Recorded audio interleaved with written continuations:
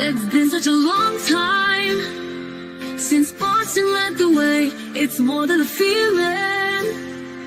It's Mike and Tom to start the day. The heart of Massachusetts should be freedom, justice, and liberty. Freedom led pilgrims to Plymouth Bay. Salem trials had justice too late. The sons of liberty spilled the tea, and then the redcoats spilled their blood. The shot heard around the world rang out from the Bay State. Boston strong and ready to defend. It's where revolution started and ends. It's been such a long time since Boston led the way. It's more than a feeling. It's Mike and Tom to start the day. Quincy Market, Freedom Trail, Charles River, Boston Harbor, Bunker Hill, Griffin Wharf, Fenway Park, North Charge. It's been such a long time since Boston led the way. It's more than a feeling. It's Mike and Tom to start the day. Boom. Good morning. Good morning, Canton, Massachusetts. Dedham and everywhere. Dude, there's people all Everywhere around. in between. Everywhere. No doubt. I think it's morning and afternoon and probably evening somewhere. Yes. Good morning, Probably Michelle. across Mary. the Atlantic. Hope Yep. you get your coffees ready. Gonna be a good day again. I think this trial's going a lot better than last trial. You think so? I do. I What's think your one? What's your one? jury, I'm looking at all this stuff, dude, and I'm confused about the Jeep. Well, Tom, I'm gonna say it was never there. I've never heard about it being there except from people telling us that it was there.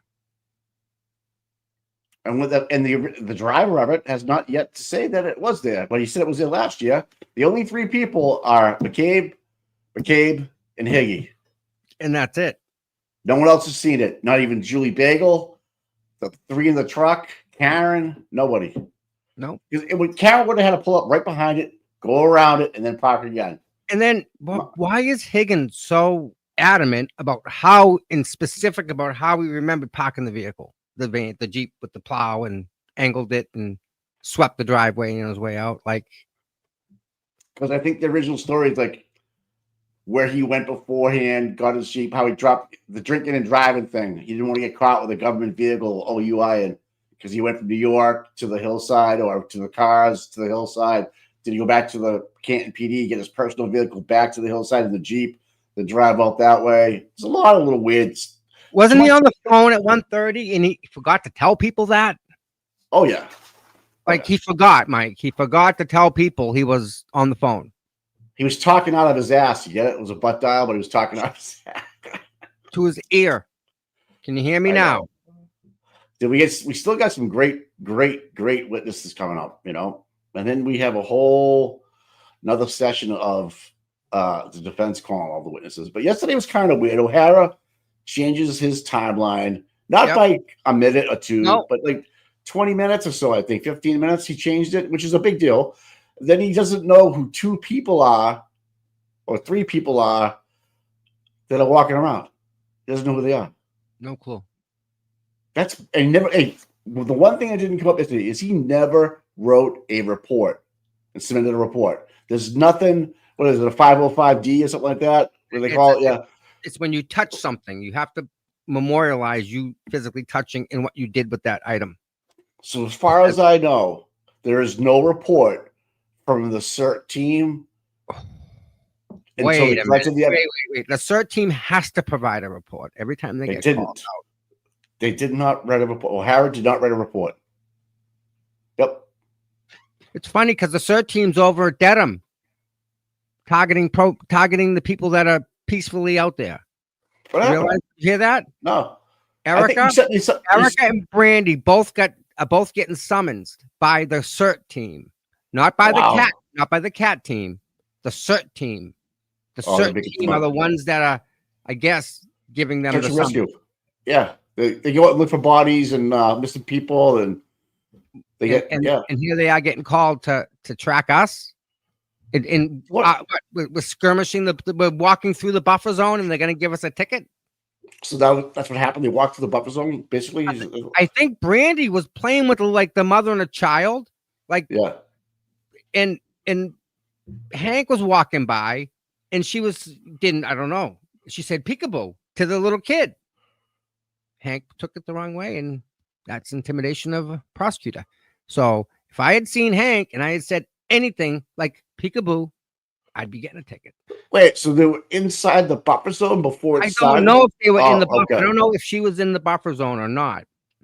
You know what? I'll play her video, Mike. It's insane. It's absolutely insane, Mike. If you wouldn't believe it. Good morning, Ducky. Yeah, dysfunctional for sure, man. That's an understatement of the world. I have to take my Floex home. I'll be right back. Yeah. I'm looking for it. Remember, like Afrin back in the day? You just squirt Afrin. I still got it. You do really this Flonase stuff. Oh my goodness. Yeah, I don't like it. Bad taste. It's addictive. I remember back in the day, Afrin worked. I'll keep it. You get addicted to that stuff, man. Yeah, I know. I knew people that were. I think the other man panned out yesterday. I think that was a waste of time. It was snowing out, Mike. Stop. Hard stop. All right. This is Dina. Let's listen to what Dina said yesterday. The second you take it off, it'll start. So I don't agree with it. I think we should be able to be down here out front, but you know what it is after morning prayer and stuff. We have to go to the other end, and I'm going to have to take my hat off. I'm going to have to turn my shirt inside out. Huh? Or the CERT team, shut the fuck. You have Hardman's team. Hardman's in charge down here, but the CERT team's here. And it's my understanding, I think the CERT team was involved. I don't know. There's Britt happens. Who's getting summons? I guess Erica and Brandy at this point. So there's that, right? Wow.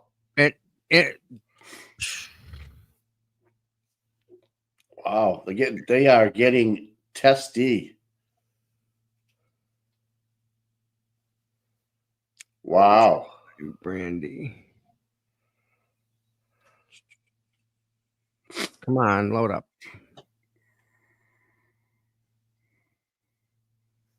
Come on. All right, so let's check out my friend, dude. Check this guy out. He's running. Okay, young guy. Let me share this screen, Mike. Check this out. Talk about taking one for the team, right? I'm not sure if you guys know Brian Foley. I don't. What's he running for? He was in DCF at the beginning.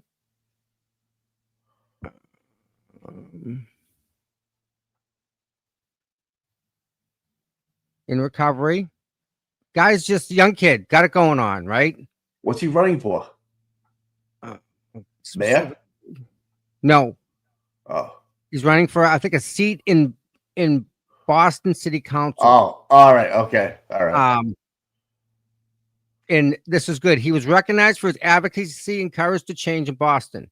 He organized flag waves and registered thousands of voters. Despite facing multiple attacks while rallying for his beliefs, he continued to fight for election integrity, showcasing his commitment to his principles, right? Yeah.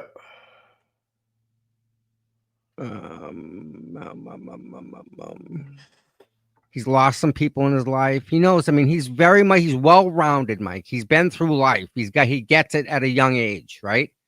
Well, that's good. Oh, this is my guy here, all wrapped up from the next day. Okay. Oh, well, you're getting a beef. Oh, wow, you're getting a beef, huh?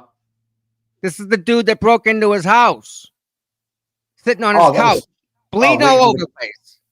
Waiting for the cops to come. Beat him silly. He's in cuffs. He's in cuffs on his couch. Nice, huh? The guy broke into his house. Jesus. He was standing over him when he was in bed, dude. He was in bed. Oh, this is what you were talking about this yesterday. Yes, he was in his bed, and this kid is standing over him. Broke into his house. Beat the bag off him. He's friggin' thumped the kid pretty good. Oh, So yeah. he threw him out the window. I was up blood over He there. was done with him. God. When he was done with him, he chucked him out the window. You're done. Out of here. So, yeah. Could have been a lot worse, in my opinion. They break into someone's house. Oh, check this out. This guy walked up to him and slapped him and then got in his car and left. And the guy's an elected official. Wow. Get up, slapped him. He's got it right here. He's collecting signatures in Southie. I mean, this guy is busy. He's all over Boston, man. Everywhere you go, he's there. Cool, man. If you're serious, oh, guess what tomorrow is? What? Tomorrow's 10 days. They got to give us back the FOIA we sent out, remember? To the Norfolk County District Attorney's Office. Mr. Morrissey, I'm waiting. Like that's going to happen. So if you guys, anyone in Boston, I suggest getting behind him. Here we go.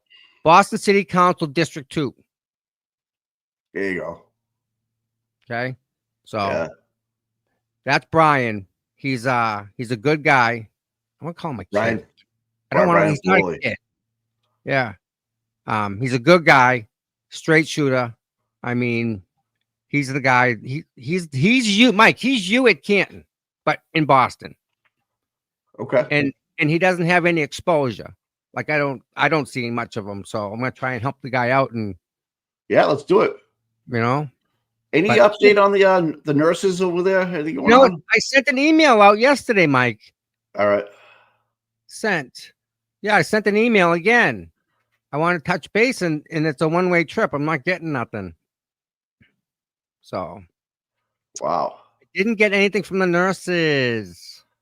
Hey, you know what? There's no buffer zone with the Diddy trial either, man. It's amazing, isn't it? In New York. Wow, really, Mike? You can go and steps of the Diddy trial and really?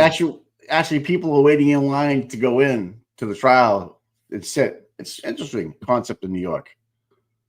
No buffer zone. No, nothing. No. Huh. You want to sit on the sidewalk? Go ahead. Really? You can bring like a flag, make a sign. They're not going to throw you in jail. Nope. Wow. This is in New York City, at a courthouse with P. Diddy in it, and you can do whatever the fuck you want outside. You can't obviously be an asshole, but you can protest. You can go watch the trial. You can get in line, just get a seat. It's actually people are making money off. People are sitting there getting $32 an hour, sitting with somebody. Yep. I mean, that'd be something I'd like to go see. P. Diddy. Start hearing all the names. I'd be interested just to see the trial, like how that progresses.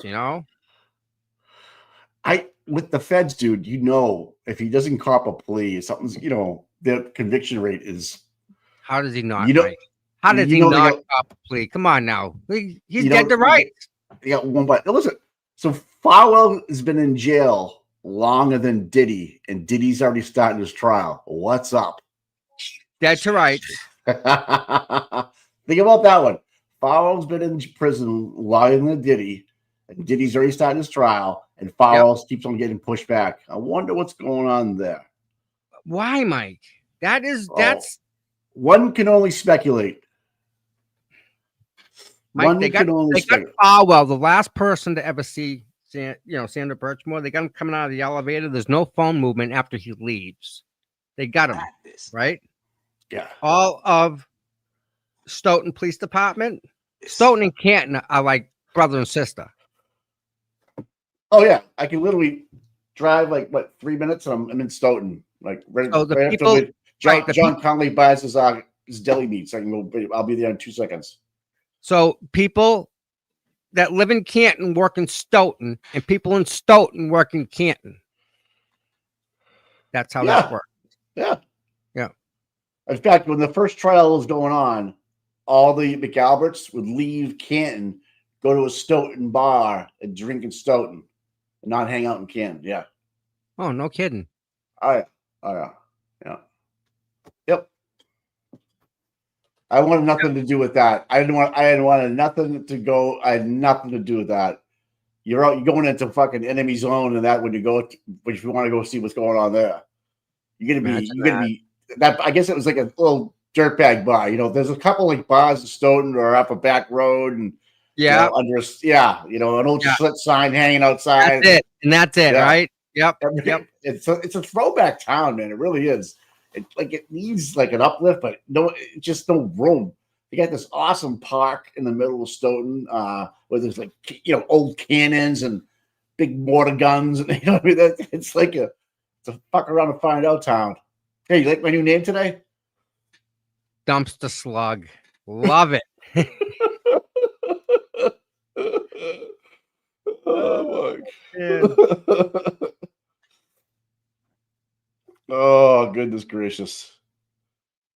Yeah, the ripping white. I mean, I was ripping fucking Paul Gallagher of the Canton PD, Canton Police going solo. Really? with a dead body in the snow, solo cups. Like this guy actually tried to keep a straight face and tried to tell us that Stop and Shop bags were fine. You know how many prosecutors would probably even prosecute the case with the chance of this getting dismissed because of chain of custody? Like show me pictures of the temporary evidence room. I want to see this. Maybe it comes out with Helena. I want to see if it's really just a fridge where everybody's putting their lunch. Honest to goodness, don't believe it for a second. Evidence. Don't believe it. So what would you collect as evidence in Canton that you need a refrigerator for, other than blood, right? And you really wouldn't be doing that because it's a homicide. CPAC comes in. So I'm trying to find the connection. Like That's it. Right there. CPAC comes in. Right. Canton does not do murder investigation. No. They don't.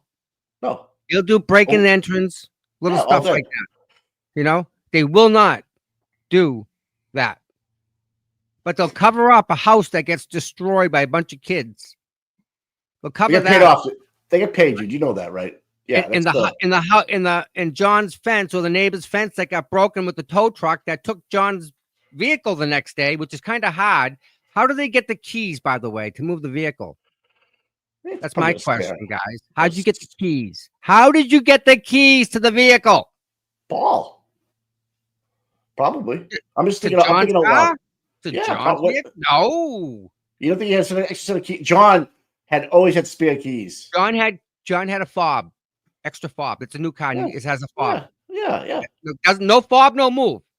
Car Right. don't go nowhere without the fob. Well, you need a key to turn it after you open it with the fob. So let me ask you a question, Mike. When you go out drinking for the night, what do? Yeah. You take the keys with you, or you leave them home? Leave them home. No, you always take your keys with you Why? to get in your house. Oh, that's different. I get. What about the I keys to have, your I, I have, vehicle? a, Same ring. I have a thing on my. I have like a. I'm sorry, man. I got a code. Sorry. But yeah. But people when they leave, they could take their keys. On their keys is the key to the house, key to the gun safe, key to the vehicle. Gotcha. Those three things he had. If he was a police officer, I promise you, those three things were in his pocket somewhere or somewhere. He had his keys. So if he had them and he never came home, there's no keys to get in the house. Again, they went into the garage, right? Right. Karen did because she had access to the garage, maybe key to the house. Code, right? Gets in the garage. I get you in the garage. What about getting in that door? It sounds like when Jen, Karen, and them, they just walked in, but I can't answer that question. Maybe she had a key. I'm not sure. I don't know. Good question. I'm sure he had a lock in his house. A house like that has a lock on it. You don't skimp on mine it. does. If you open my garage, if you get through the code to go in my garage, you still got to go through another code on the other door to get in. Yeah. Bingo. Okay. All right. So think about that. You pull in your garage. You unlock the door to get in the house. You have the key to your vehicle. You have the key to the house. You have the key to your gun safe. No, do people do this? Do they take a key, leave it in the ignition, and just use the fob to unlock and lock their door? So, like, if you leave it, you turn your car off, you get out, just shut your door, you hit your lock button, you're done. Now you have a fob. That's it. I don't know if people do that. Who knows? Some cars That's a good question. The fob just has to be within proximity. Oh yeah. I know that. I know that. Yeah. Some of the gun boxes have thumbprint. So keys today, some of the high-end keys have a spare key inside the fob. Yeah, and then you got to pull up the transmission thing. I remember Volkswagen used to do that. You have to pull the plastic up to get that to use that key. Yeah, unlock the transmission or whatever it was. I wouldn't put nothing past Paul. Did anybody watch Turtle Boy last night showing the pictures of Paul all banged up Sunday? Oh my god. So if you have a fob like this, you have a key. Yeah. Hit that button. Yep. And you have to pull the plastic covers off to be able to use this key to turn. Yep. Because where this goes in the ignition is covered with plastic. Right. So it's all right. So it's just everyone usually has a fob, and the key's usually right there. What I would do if I wasn't driving, I would drop my keys on the passenger front floor, and I'll carry them, just leave them there. When I go home when I was young, just leave them right there. So they supposedly somebody took a flatbed and took John's vehicle to an auto body shop not far away.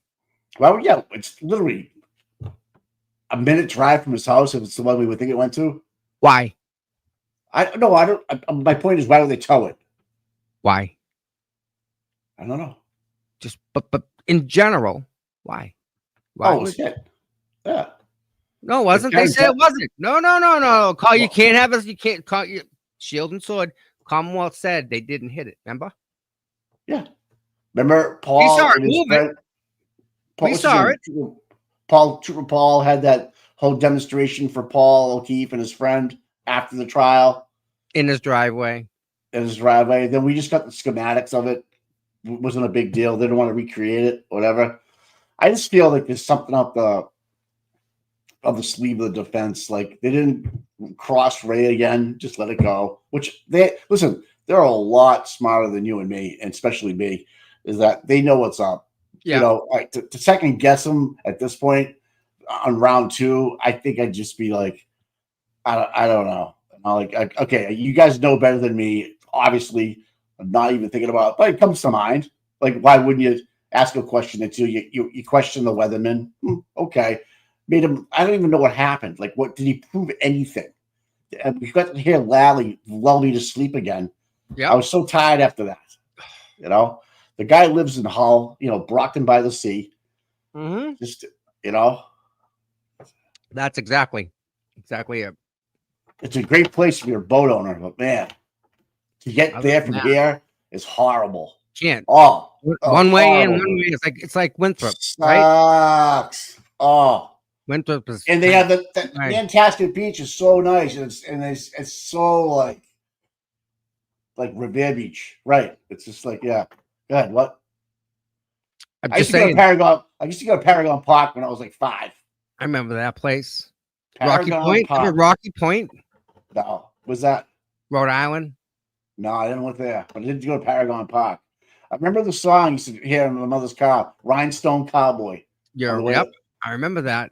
Who was that? John Denver, right? John Denver? You're a Rhinestone Cowboy. Remember that. Man. I used to be so excited to go to Paragon Park. But I was so small. We're old. We are our old parents with the music. You put that music on nowadays. I'd be driving over there to the station wagon in the back wheel seat facing outward with no seatbelts on, rear window down. Remember that? Crazy shit, dude. Mike, me and my father, my grandmother bought land in Florida, in Ocala, and we went down there. We drove down there in a wagon. I remember the same seat looking backwards. Yeah. as we're driving, my father's going slow because they're just grid lines. They just gridded it out. So it's just grid like Vegas. It's just grid. So he's trying to drive to find which grid number we're at, and it's all over. It's all not developed or anything. Dude, as we're driving, I look behind him and I go, something's not right. There was smoke and the grass was so high. He's going so slow. The bottom of the car was catching the grass on fire. So as he's driving, he's making a trail of smoke because it's all just starting to smolder and driving down the road. Oh my God. The shit we used to do with the seatbelts, we never. No seatbelt. Wore seatbelts. In a big metal box, man, remember the big wagons? I mean, you could get tossed from the back to the front. No doubt. Did you see, speaking of old cars, Mass Accountability's 81 Olds got hit yesterday. Did it? Oh, yeah. No. Yeah, no! Someone broadside. Yep. I feel bad for he's probably all right. The car's he's fine. The car's junk, because it's the 81, but you can't find. I love those cars. Yeah, you're not gonna get a door or a fender and stuff. There's GM Olds, Yep, I live right Kings Castle, and I can walk to it. Yep. Remember that place? Cool. Wow, poor guy. His car got hit. Because you can't replace that car. No. And he got hit right behind the driver's side door, so the rear quarter is just smashed. Done. Yeah. I don't know if it's a metal car too, though. So I don't know. What hit him? Do you know? No, I don't. He was all right though. He was messed up. He's pissed. Wow. Because on the books it's worth nothing, but hopefully you get insured for what it's worth. Well, no, you don't, because it's big dollars for that. Wow. Poor guy. Well, I know. It's a loss, guy. You don't see too many of those. I grew up with those cars. Those cars were always around. I had so many 78 and 79 Monte Carlos. I had many. That's an awesome car. Many. That's an awesome car. Yep. I built one. Doesn't surprise me, you fucking nerd. Well, it's a Chevy, so you use a Monte Carlo Super Sport rear end, like an 86, with like a 323 gear ratio in the back. In the motor mounts are just GM. So I took a junked IROC motor and transmission, and put it inside the Monte Carlo. Done. Again, you're a nerd. Yeah. Oh, hey. I bought the car for $600, had a 6-cylinder in it. I sold the motor for $500, so the car cost me $100, and I bought the motor and training out of a junkyard at Chuckrin's. There you go. Yeah. It was $1,000 in labor to hook up all the wiring. It's pisser. Yep. I never had one of the bigger ones. The early ones, the 70s, the 70 ones, like the 70 and the 71, like the big ones. Yeah. The 70 T-tops. I love them. I love the Montes with the T-tops back then. Mm-hmm. Why don't people make T-tops anymore? No more. Just center roof. It's easy. Because of just the structural damage that possibly could happen with T-tops now, you think? I think it's just production wise, it's easier. Less. What was the acronym for IROC? International. Yeah, but it used to be an Italian thing. International Racing of Champions. Yeah, but there was an Italian name for it too. Something. Italian something. It was. We all made fun of him. Oh, he's got a square body. Oh, look at this. 80 Monte, 68. Wow, dude. There you go. Wow. He can hang with us. Yeah, you're in the right crowd. I like the Impala. The Impala is it, man. Hey, you know what I saw the other day on, I don't know if it was a commercial or somebody had an old Chevy 454 SS pickup. Yep. Oh my. All black. They only made them. My brother had one. Yeah. 43 miles on it. Big bucks. Big bucks. What's that thing worth? That's $100,000 car. Oh, if it's you got to replace everything. Anything that's rubber. Yeah. And I have to do it with my Z. All the rubber back in the day, how they made the plastic compounds break down quicker. And when they break down, they just disintegrate. Right. So you have to replace all the rubber in the car, like all the hoses inside, the cooling hoses, and everything. Bond, like Midwest somewhere, or just north. It's just how the plastic was produced. It dies. It's like if you pick a rose, it's beautiful for a certain time, and then it wilts. Same with the plastic that when they made back in the 80s, that plastic We got There you 13 go. Kings. 13 Kings. Oh my God. Nice, 87. buddy. There you go. My buddy had an 87 IROC with a 305 stick. A lot of everything was a 305, and I think in 87 was the first year they come out with the 350 in it. It was a detuned out of the vet. That's why that 77 Cutlass is badass.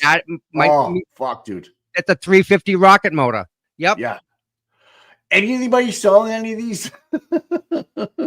And where do you live? I don't want a New England car, so I don't want anything from New England. My Bronco came from North Dakota. But anyways, yeah. Hold on. Oh my God, it's fucking awesome, man. You guys have some fucking great cars in here, man. A green Pinto. Holy shit. What do you think? What kind of car does the weatherman drive? What do you think? What do you think what do you think the car the weatherman? An 82 Zephyr. I love that car. There you go. Everybody had Monty's. What was that? What's that, buddy? Impala? No, it's a Roadrunner. I had a 69 Roadrunner. Oh my God. Where's that car today? It's not. It's gone. I don't have it. Yeah, 87 Grand National was unbelievable. Yep. I had a bunch of Grand Nationals. Actually, I had a bunch of T-types. That's the one we need. Yeah, T-type. The T-type. And they had those with T-tops. They did. They did. That car, AMC Pacer, love that car. I like the Pinto. Who had the Pinto? I love it. I had a 72 Chevelle in high school. I was the man.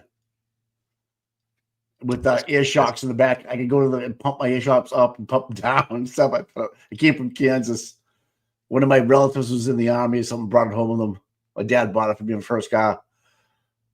Man, I watched that thing. But yeah, Grand Nationals was sick, dude. Loved them. Rear wheel drive, heavy car, but they had that little turbo. They had what? They had a 3.6 turbo, right? Grand Nationals.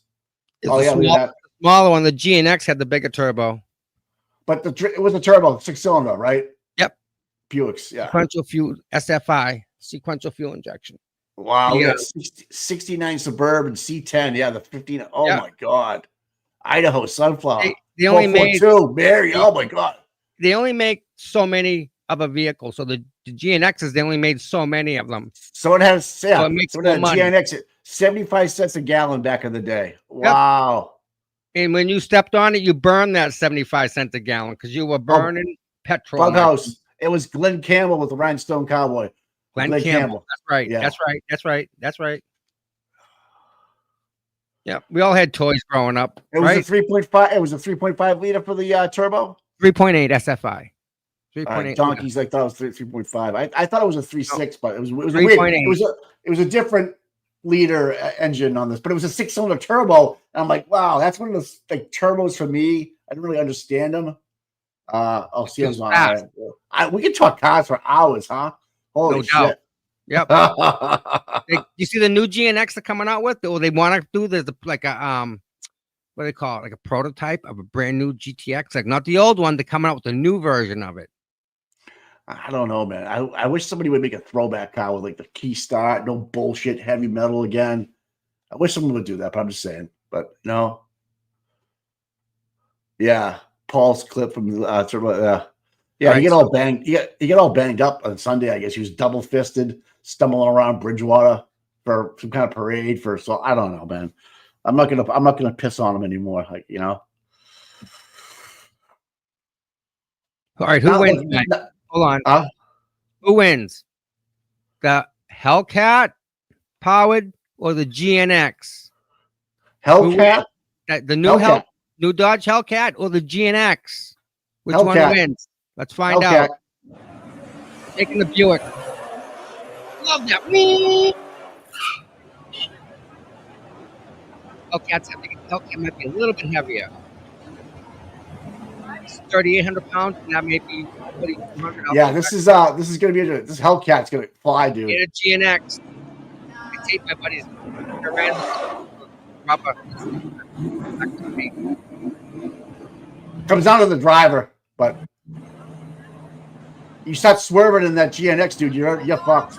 Is that's a Hellcat? But show me the front above the emblem. There's a special recess in the hood. I don't see it.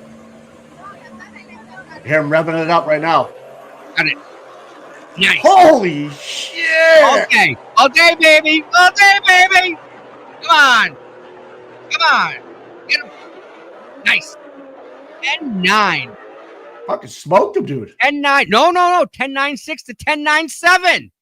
That's Oh, a wow. race, buddy. Wow. Wow. And the Hellcat was doing 126, so it was right there. He was catching him. That's a trap.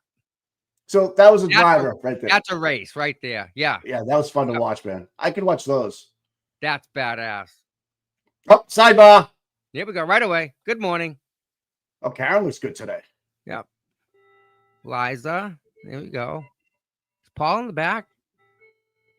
Get some volume for us, bro. They mute us. Oh, okay. No, that the same girl or different girl? Same girl, I think, bro. Okay. I didn't notice yesterday. Yeah. I don't know her. Don't know her. Mr. and Mrs. Reed. Paul looks hungover. That Paul.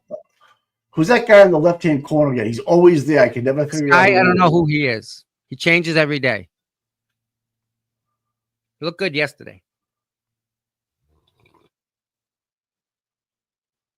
Some friends of ours.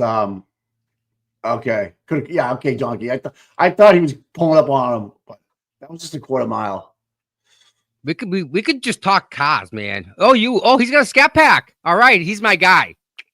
We should do a night talk conversation about old cars. Yeah. No, Donkey, my friend who lives in Florida, he has a Viper. He's got a Hellcat that runs, I want to say 8s, 9s. He's got a what's the other one? Limited edition one. Red Eye with the crate. The one you have for $1. You get a crate and a set of slicks for the freaking thing. All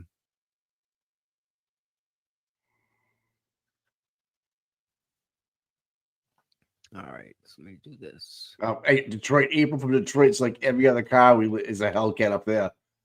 Oh yeah. So they make a Durango that's a Hellcat. Yes, he has one of them too. He had one with Mike. He had one of the fastest Hellcats in the country. They rate them. I think he was. Let me find out. This guy's crazy. He was bidding on a Mustang. He tapped out at 4.2 million. Like he was bidding on a Mustang. Wow. Yeah. He tapped out at 4.2.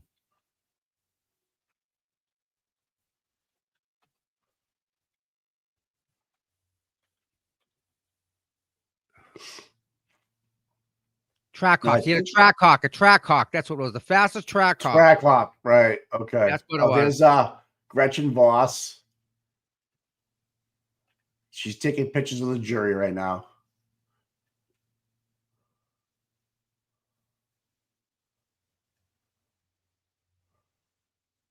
So no Aaron, no Dougal today, no nobody. And the Reeds are packing it in. And you got that dude that's always sitting at the end of the journals at the end there in the corner. He hangs out there all the time. He's there every day. Yeah. How does that dude get a press pass every day? Dude, they don't even write anything down. Okay. How are they like doing press stuff? Everyone else got laptops and stuff going on. You can tell that girl does squats. Look at her go. That dude doesn't. I'm looking for the list of Trackhawk. Where's the list? So that's Sue O'Connell's brother. Is that who that is? He does journal. He's a journalist too. There's a brother? Is that him right there? I can't tell. I don't know if they reproduce. I don't know. Looks like a brother. Fastest Trackhawks in the country. Well, I don't know if Estee's there. Probably. VA, stop it. Oh, yeah, that must be Sue O'Connell's brother. I'm not sure who it is. Can't tell from here. Looks like him. I think she might have a twin. I mentioned the word cars to Tom, and yeah, dude. someone sent me a picture of their cars. I love it. The record Oh, that's- 7.8 at 176 for a Nice dude. Hellcat. Good citizen. Nice car, dude. Nice car, 7. dude. Well, we get some car people in our chat, dude. I love it. Of course, they gravitate to us, right? I should post a picture of one of my cars, but I won't. Like, so you know, I'll be fucking run over and fucking can't. No.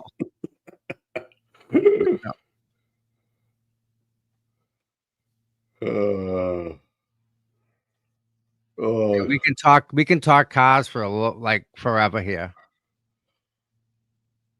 I don't know. I can have like a big garage somewhere, like an airplane hangar. Yep. We all pull in, Oh, just yeah. hang out, and have a bunch of tools there. We can pull our cars in and tweak them, and then take them down the fucking airplane strip. Whoa! Right? Do I have it? It's funny because I know a guy that has a collecting edition of vehicles. Like, Oh yeah. It's in Boston. I'm sorry, Yeah. it's in Cambridge, I think. Right. It's in a building that has no windows.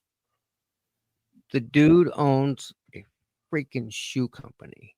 And he Yeah. collects vehicles. I remember when Chambers had a Bugatti. Yeah, something. he It got was- one of it was them awesome. too. Yeah. Quirk, guy from Quirk Chevrolet had a Quirk. Corvette, an old Corvette in his wall. Like they really craned it up and put it in there. A lot of guys with F1 money, like they'll put their F1 cars in and stuff like that. Yeah. Yep. And it's they open dealerships just to play with their cars. Like Yeah, if you it's want just- Audi, like racing dealerships, they open a dealership and then they become part of the Audi team, so they can Yeah. get Audi parts for their team. So, yeah. That's fuck you money. Oh, without a doubt. Yeah, I'll just do a couple. I'll get a dealership. I have this one guy. He does 10 dealerships, Mike. Yeah. 10. That's The 10 problem- headaches. They are a pain in the ass, dude. They Really? Yep. But Yep. they're a cash cow though. If you get them going Right. right, they're a cash Yep. cow. Yeah. Glenn Campbell did Rhinestone Cowboy. I guess you guys caught my version of Rhinestone Cowboy. My brother had a freaking Ford EXP. That thing was the bomb. If you had that car today, 4-cylinder, peppy, stick, a lot of fun. A lot of the older cars, right? The old Datsuns. My friend had a Chevette that was a stick. What did Starsky and Hutch drive? It was a Dodge. Yeah. Was it a Was satellite? Was it a I don't know. satellite? Or was it Equestrian's asking. I forget. I know the car. It's red with the white stripe. yeah, with the white? I want to say it wasn't a Roadrunner. It was not a Roadrunner. Maybe a satellite. Gran Torino. What was it? Lee and I worked for Ernie Bach Jr. and Senior. What a shit show. Oh yeah. Oh yeah. Oh hello, Liz. Liza's Liza. beautiful. I think Yeah, she's she's- like the Dude, backbone. she's a of that whole- smoke. I don't know what. She's a smoke, dude. I don't know what's going on. Yeah, These smoke. brilliant too. Oh my gosh. I'm surprised nobody's locked that down yet. Put a ring on that. And she's No, I think she's with the guy. I think they're good. Yeah. She's not dating Sue. She's not dating Sue O'Connell's brother. No, he's a little better looking than that. All right. Little, yeah. 78 Datsun 280Z. Everybody's saying it's a 74 Gran Torino. Yep, Not Skin Hutch. that's a Ford. That's about right. Yeah. It could have been a Ford, right? Yeah, it could have been a Ford. Yeah.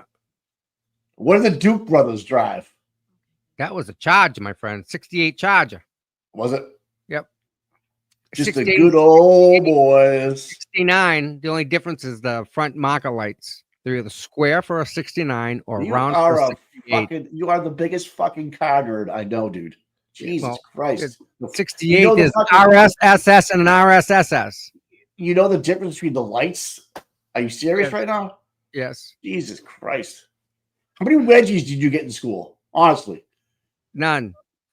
I played sports my whole life. I didn't. I'm kidding with you, dude. I'm kidding No. with you. We used to go around the Okay. locker room and try and give everyone else the jock straps with the cups and just friggin' rail on them, Yeah, Karen does look beautiful today. She always looks good, man. From what's going on in her life, man. I couldn't wake do it. up and No look way. that good and Nope. confident. And, the jury picks up on that stuff right now. Like, they're looking at her like we're looking at her going, this girl's got her shit together. There's no way. There's This no one's in way. charge. Right? Copo. Usually, Who's got it? Someone talk Copo. That's my language, my God. There we go. Copos. I love Copos. what's My a friend- Como? My friend who tapped out has on the Mustang has a 68 Camaro. It's a Nicky. If you know what that means, you'll know what a Copo means. He has a Nicky, one of like 4 in the world. He's got one starting, beautiful show car right there. It's a Nicky. So if you know what a Nicky is, No, it's a dealership back in the days. You could order whatever you wanted. Like I want an all aluminum 427 in that. Okay. You couldn't just order that car with it. You had to order the car and then separate had to order the motor, and only the dealership could put it in. So I know it's I know you're talking about. Yeah. you built it. You can do that with vets. You do it. You Yeah. got your vet built and then sent to another place and built up again. Yep. Yes, it's like Hennessy, just like Hennessy, and Hennessy, all yeah. the other performance ones. Like yes, yep. All right, no volume yet, bro. No, they're up. It's up. Pretty sure it's up. She drives a Subaru. Yeah, definitely a pre-owned Subaru too. Definitely Definitely a pre-owned. a pre-owned. She's not paying sticker for anything, and she definitely bought it like a Planet Subaru, like in the South Shore somewhere. Corporate office production order. It's corporate. She's donkey dogging, throwing the knowledge around. No, today. he's right on the money, dead on. Yep. You had it was a specific number for that motor. So you had to order that motor specific and you'd get it. And then you take Liza's divorced. I thought she just had a boyfriend. Oh, wow. She's divorced. Who the fuck would let that go? Who the hell would divorce her? She'd win. Shit. She'd win. Just take it all. Here you go. You win. I'll walk away with my life. Pursuing Colin reminds me of Milhouse from The Simpsons. I love it. That is so on the money, bro. That is so Andy Bear 17. That's so on the money. That is it. I was trying to put that face. That's her brother, isn't it? I don't know who that is today. Somebody. 305 or 350. Yep. 87. Yep. So it's funny. A kid had an IROC. International racing champion. Something. It's a big block Chevy. My friend had a IROC, and I raced him with. I had a 85 Z28, and he had a 87 IROC, and I beat him by like 2 car lengths up at Westgate Lanes. And they're all like, "Oh, you got a hyper chip. You got a hyper chip." And I'm like, "No, I got nothing. Stock." What the fuck is a hyper chip? It recalculates the fuel curve for the computer. Fucking nerd. So, like, if the computer says I need a gallon of fuel, this chip. Little had an opportunity to review the redacted exhibits from yesterday, and I don't think there was any objection to them. Yanko is the guy. Yeah, there's more Yankos out there than Nickies. Yep. 69 Shelby GT500. Yeah, well, that shit's the bomb. Thanks for the sharing your cars, guys, man. Yeah, this is awesome. I mean, really, I'm really. Oh impressed. yeah, remember the 66? Yeah, the half years. I remember the half years. Jessica knows that smell. She's been to the drags. She knows that smell of burning friggin' nitro, right? That smell in the air and the rubber, the mixed with it. Yeah. Donkeys. Didn't the one generator convention have the 389, 427? I don't know. That's a Tommy question. Didn't the first gen Camaro had for the Copo? It was a 427 or a 30, maybe a 302 also. The aluminum. Was it 84 Corvetto? Dog year for that one? Justice of the Superior Yes. Court Yeah, right. It was the fuel injection one. Yep. Crossfire fuel injection. Yeah, it was horrible year. Oh my god, horrible. Yep. Yeah, that crossfire fuel injection. Yep. CFI. Fucking quadrijet. Yeah. Take them off. We have the volume all the way up, pal. Yeah. Yep. Everyone said yes and nodded affirmatively. Bev. Oh, were you at Paulie last night? I must look like that in the morning when I first wake up too. With all red eyes, I get going. Did anyone happen to see, hear, or Oh. read anything about this case since we left yesterday? No. Mustang GT, yeah. All right, Mr. Brennan, your next witness, please. Thank you, Your Honor. Come on. The Commonwealth calls Connor Keith. Connor Keith. State Yeah, trooper. next contestant. Come on down. State trooper.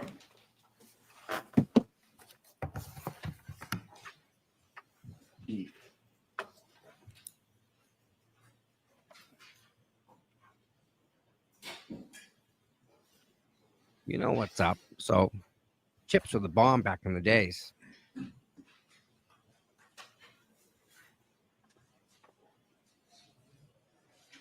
I don't see him on the list, man. I don't see him on the maybe get up there. Hold on, sir, follow me. Yeah, I don't see him, man. I got Kearney, Juvenile, Clean, Knowles, Levinson. He was definitely on the defense He's a witness cop. list. He's a He's- cop. All right, so the defense is going to call him for sure. And he's not on the list for both. Nope. So he was a defense witness All originally. right, Mr. Brennan, whenever you're ready. Thank you, Your Honor. Good morning. Good morning, sir. Could you please introduce yourself to the jury, spell your last name for the record? Sure. Yeah, my name I'm a is douchebag. Connor Keefe. The last name is Keefe. Mr. Keefe, where do you work? I work for the Massachusetts State Police. What's your position with the Massachusetts State Police? I'm assigned to the Norfolk District Attorney's Office. Are you a trooper? Yes, When did you first start beginning working as a Massachusetts State Police trooper? 2017. Did you go to basic training? Yes, the Academy. How long was the academy? 18 Approximately weeks. 6 months. Did you have any further training after the academy? On the job training? Yes. Yes. In various specialties. What's your role at the Norfolk County District Attorney's Office? I am assigned to the homicide unit where we investigate homicides, unattended deaths, suicides, stuff like that. And I'm also a digital forensic examiner at the district attorney's office. Did you have a Oh. role in investigating this case? Yes, Were you assigned investigator in this case? I wasn't the main investigator, but I was involved. Yes, Did you deal with any of the digital forensic evidence? yes, Specifically regarding the digital forensic evidence, did you meet anybody to obtain a phone? yes. Who did you meet? I met Jen McCabe and Kerry Roberts. When you met with them, did you have to obtain anything from them? I obtained a consent form and their cellular device. After you received their devices, where did you bring them? They were brought back to the forensics lab located at the Norfolk District Attorney's Office. And what, if anything, did you do with either or both phones? I conducted a forensic extraction on those devices. An extraction, is that a copying an image of the phone? Yes, Is that different than analyzing the phone? yes, Were you involved in analyzing Kerry Roberts' phone? no, Were you involved in analyzing Jennifer McCabe's phone? no, Was your role limited to attaching it to Gray Key and doing the extraction? that is correct. And did you do that? Yes, In addition to the phone extractions, if you take us back to January 29, 2022, were you involved in going to 34 Fairview Road in Canton, Massachusetts? yes. Do you know about what time you went there? Approximately 5:30. What was your PM? role at 34 Fairview Road that evening? I was asked by my supervisor, Lieutenant Brian Tully, to assist in processing the scene at 34 Fairview Road in Canton, Massachusetts. When you arrived at 34 Fairview Road, was there anybody else there? Yes, Who was there? Lieutenant Tully, members of the Massachusetts State Police CERT team, the Special Emergency Response Team. Are you part of the CERT team? I am not.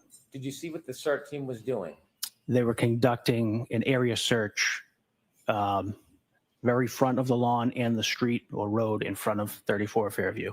Did you have any role in that actual searching of evidence? No, I did not. What was your role, limited role that night? To process any evidence that was discovered during the search. When you say process the evidence, can you explain briefly, what does that mean?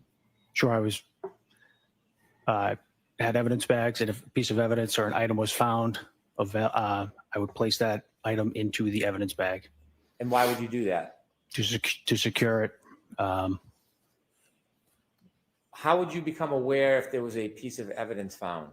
The CERT team would alert the supervisor, Lieutenant Tully, or myself that there was an item or a piece of evidence, and Lieutenant Tully would then take a photograph of it, and then I would secure the piece of evidence in a bag, evidence bag. Do you know if those photographs were time-stamped? I believe so. Your role was to put the evidence in the bag and return it to the evidence room? Correct. Did you do that? Yes. If I could begin, I'd like to show you on the screen a series of exhibits. If we could start with Exhibit 74, please. I just think they're trying to get out in front of this guy, the Commonwealth, just because he wasn't even on the That's not even the right That item? shoe. Yes. What is it? That is a black Nike Wrong, shoe. Mike. That's wrong. Did you see that item that night? Yes. 74A, please. It's got a black sole, right? 74B. I've never seen shoes with black soles. That's weird. Thank It's a you. different. Is that the same sneaker? Yes, sir. After you were alerted to that sneaker, did you place that sneaker into an evidence bag? Yes. Did you bring that item with you today? Yes. Do you have gloves? Yes, sir. If this comes out with a black sole as opposed to what A white. what Buchanan did, there's going to be an issue here. There Legit issue. This better have a black sole. Please, thank you, Your Honor. And Ms. Gilman, you can take the photo down, please. This is fucked. With the course. Because I have pictures of Buchanan holding up a white sole shoe. Yep. Legit. It's not the same sneaker, Mike. If this comes out with a black sole, people, Let me ask you a few questions before you open it. Could you stand and show that bag? There's red tape on it. What's that for? To secure the bag closed. If the bag is open, is it then retaped? Yes. Do you write on the outside of the bag? Yes. Why do you do that? To memorialize the date, time when the evidence was collected. Could you open the bag and show us what's in it? Yes, sir.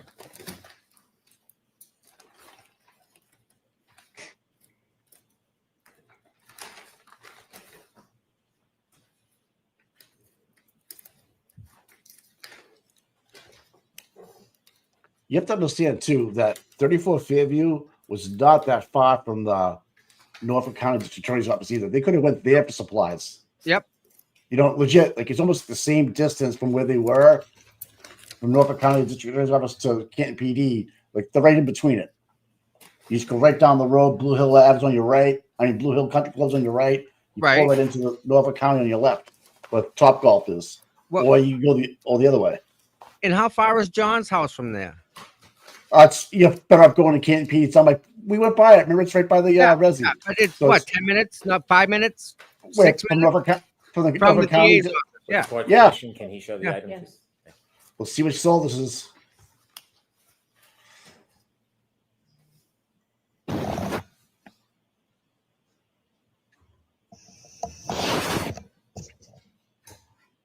It's not showing the soul. Trooper, is that the same item that you found that night? Yes, sir. Let's get a white soul. Placed back in the bag? I'd ask for this to be marked as an exhibit. All right, any objections, Tina? White Let's get a white soul. soul. White soul. All right, good. Okay.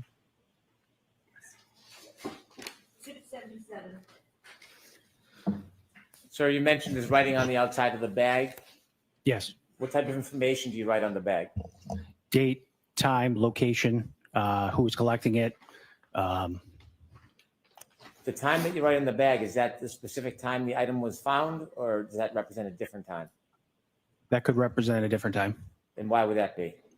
If you're processing multiple things at once, you're bagging things at different times, then when you seal the bag, that can be the time that is annotated on the bag. Can the item be found before the time on that bag? Yes. Would you ever write a time later than when the item was found? Yes. I'd like to move now to Exhibit 75, please.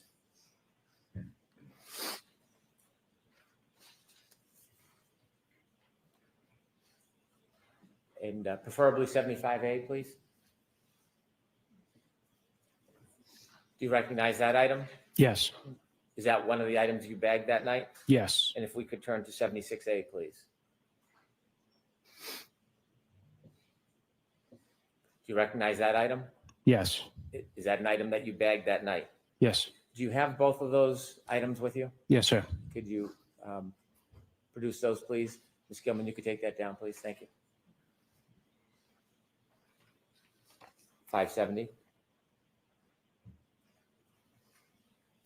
Yeah, I mean, still, they only showed one. Court Commissioner, You're I right. asked We didn't see both the shoes. trooper to open the bag and show the jury.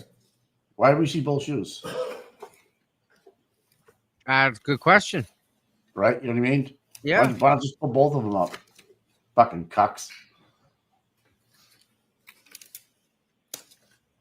Oh, Aiden's saying that Bukaki's going to be called in today. Oh, really? Yeah. Sounds like another pot of coffee to me. I love me some Bukaki. Sorry, Buchanan. Jesus. I get Sue O'Donnell's brother and Buchanan mixed up all the time. Jesus.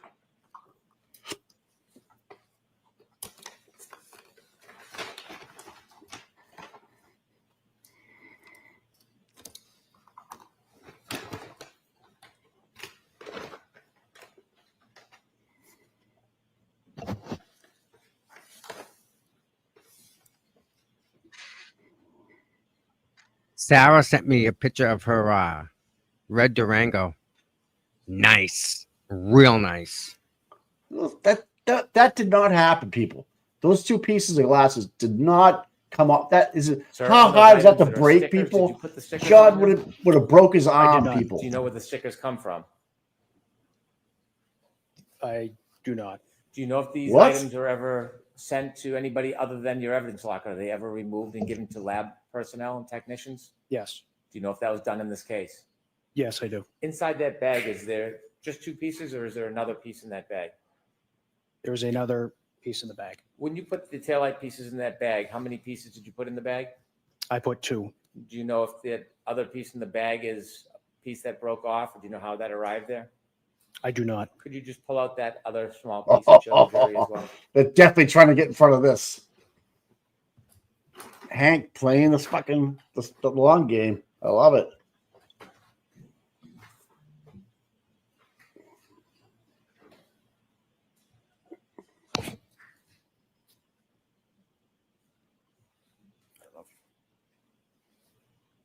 Is that smaller piece consistent with the same color as the two bigger pieces? Yes. Is it consistent with the same material? Yes. If you could put that back in the bag, please. I'd move this into evidence, please. Okay.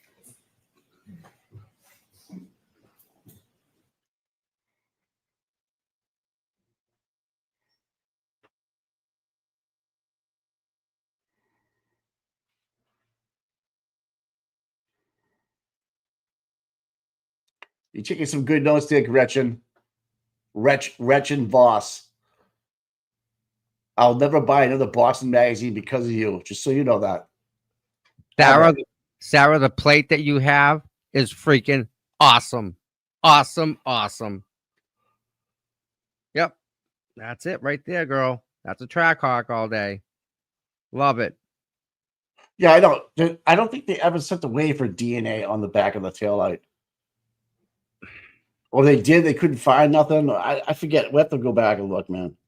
Because we don't know who the fuck he's calling every day. We can't do our homework. Mofo, Jarhead Marine said on the stand, right? And then he said, Jarhead Mofo. Oh, we gotta pick a new pope. Oh, Oh, yeah, we do, don't we? So, Mr. Brennan, I leave it to you and the witness how you do that part. Yes.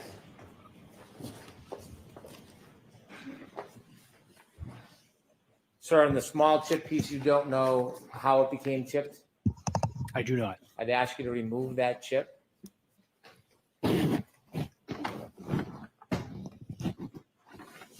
Like you to safely secure it, bring with you, and bag it when you leave. Yes, sir. And then I'd like to introduce that exhibit.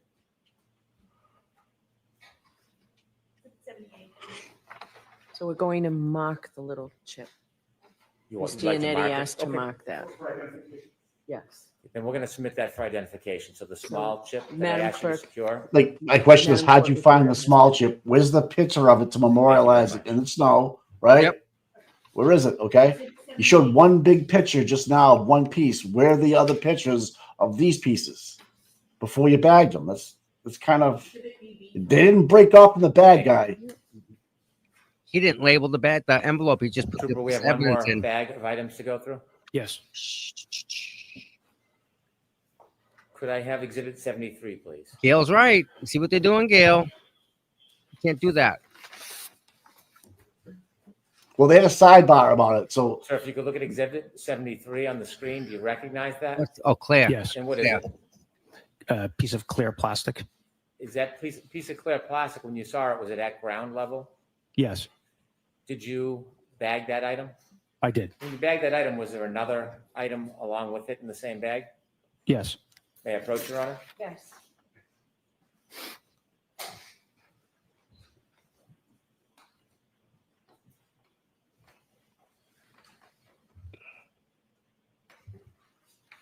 I'm showing you a photo. Do you recognize what's in it? Yes. What's in it? The piece of clear plastic. Is that Baby the second Buchanan. piece in That's the what he bag, looks like. Separate from the last exhibit? Yes. Fair and accurate depiction of how you saw it that morning? Yes, sir. I'd move this into evidence as an exhibit, please. There's no objection, Ms. Giannetti? There's no objection. No. Exhibit 79. With the court's permission, could we show exhibit 79 to the jury? Yes. Ms. Gilman, would you be able to close? Thank you.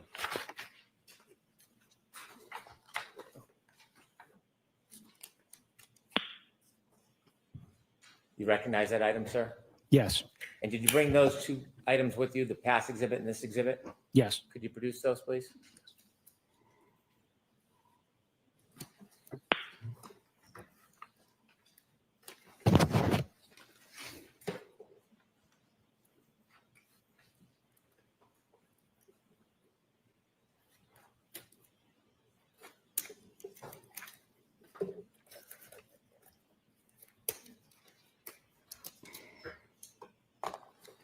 Are these different in color than the last pieces you showed? Yes. With the court's permission, could the trooper show these pieces? Yes.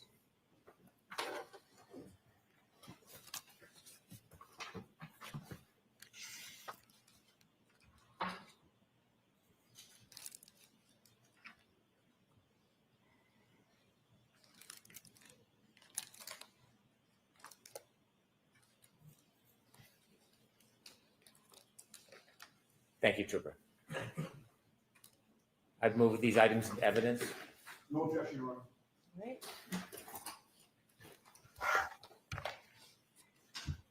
Exhibit 80. Thank you.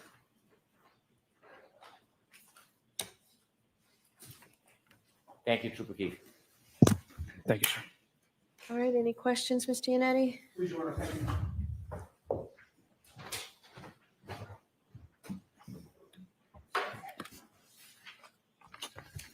Good morning, sir.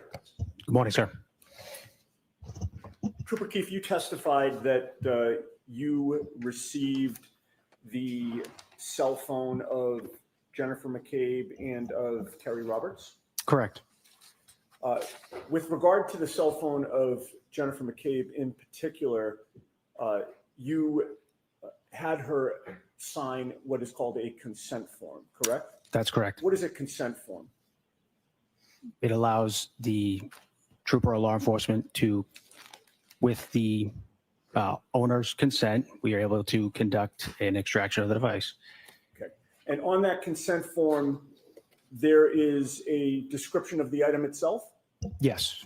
In this case, it would have been an iPhone 11. Yes. And there also is an identifier with regard to a specific phone called the IMEI number. The International Mobile Equipment Identifier. Okay. And that would be included on the form as well because it identifies the specific iPhone 11 that Jennifer McCabe had, correct? Correct.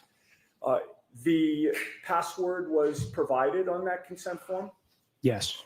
and the form was signed, correct? Yes. By both Jennifer McCabe and by you, correct? Yes. And there was also a second trooper that would have signed the form as well. That's correct.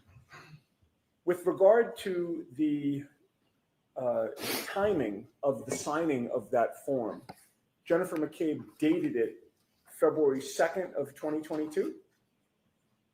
Yes. You also dated it February 2nd of 2022, correct? Correct. Jennifer McCabe did not list a time, but you did, correct? I would have to look at the consent form. Okay, so your memory, you don't remember what time you indicated or if you indicated a time, but looking at the consent form would refresh your memory? Yes. May I approach, Your Honor? Yes. Well, this is going to get good.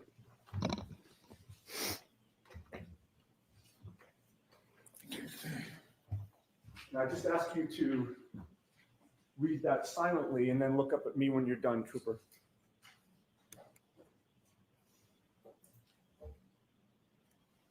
Having reviewed that form, does that refresh your memory as to whether you indicated a date and time? I did, yes. And what was the date and time that you indicated? It was February 2nd, 2022, 12:08. And that would have been 12:08 p.m.? Correct. 12:08 p.m. The document that I handed you is not an original, correct? No, it's not. Does it appear to be a precise copy of the original, however? Yes. May I offer that into evidence, Your Honor, Is please? there an objection, Mr. Brennan? No, subject to redaction. Okay. So don't put it up on the. I will not. Exhibit 81. Uh-oh. Now, Yanni's up to something, dude. as of Yep. January 29th of 2022, you were colleagues in the same state police unit as Michael Proctor, correct? I was. At that time, was the unit called the CPAC unit or was it called Norfolk County Detectives? I don't recall when it changed. Okay, it's been called both, correct? It has. As of January 29th of 2022, there were only 10 troopers in the unit, including supervisors, correct? I don't know. It's a small unit, is it not? Relatively small. Within the CPAC or the Norfolk County Detectives, every case that comes in is assigned to one particular trooper as the lead investigator in the case, correct? That is something that a supervisor would do, not me. And have you been assigned as the lead investigator in other investigations? No, not a homicide investigation. No, You have not yet. no. The lead investigator is the trooper who is responsible for the case, correct? Yes, Michael Proctor was the lead investigator for the investigation into the death of John O'Keefe, was he not? yes. If somebody asked within your unit while this case was going on, whose case is it or who has that case, your answer would have been Michael Proctor, correct? Yes, The two of you have worked cases together in the past, correct? a few. You've worked on this case with Michael Proctor, correct? Yes, And in fact, within your work on this case, you actually partnered with him for certain assignments within the case, did you not? you'll have to be more specific. Sure. So for instance, on October 21 of 2022, you and Michael Proctor interviewed Sarah Levinson together, correct? No, I don't recall that.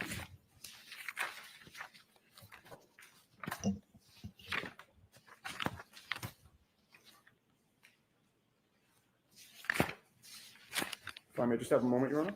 Okay.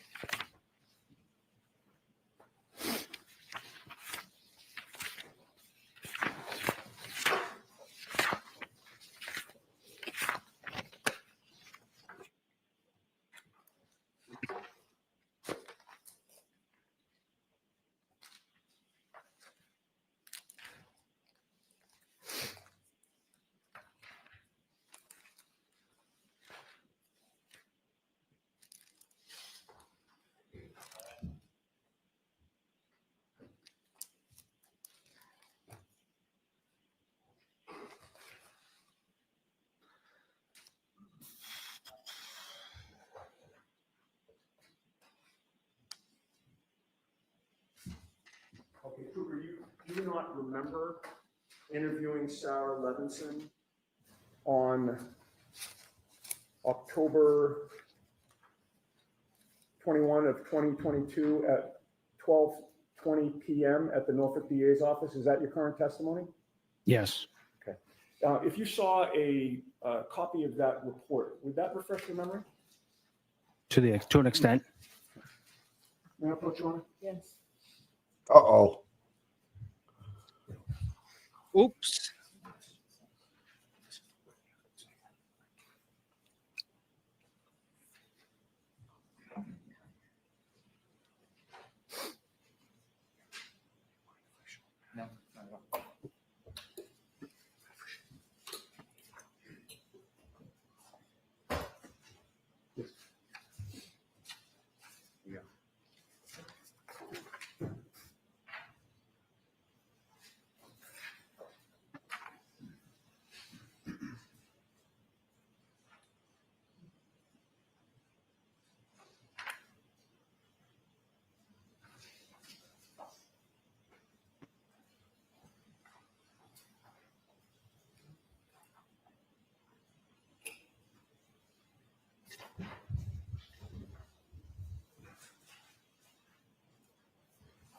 I've placed a document in front of you. I would just ask you to read that silently to yourself.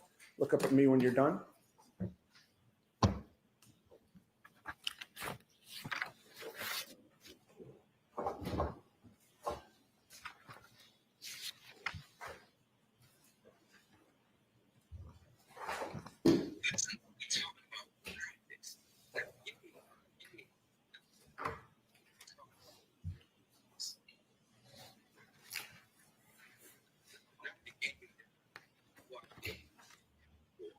Well, this is going to get good.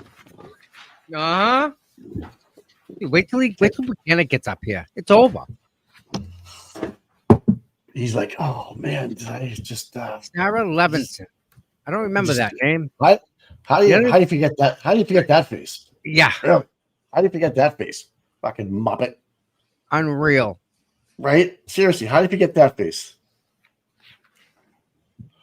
Didn't they ask if he was a police officer prior to going to Norfolk County District Attorney's office? Because it's like he get just Well, he's been a willed in trooper there. since 2017. Where was he before that? Right. Good question. Right. Right. I don't know how he looks like. He's maybe 30ish in his 30s. And then he went right to the DA's office. Wonder who he knows. Yeah. He's upset. I hope Proctor didn't sign his name to this report. Trooper Keefe, just so we're clear, I'm not going to ask you any questions about the specifics of what Sarah Levinson said, so you don't have to brush up on that. I'd just like to refresh. Take Sure, a look, sir. go ahead.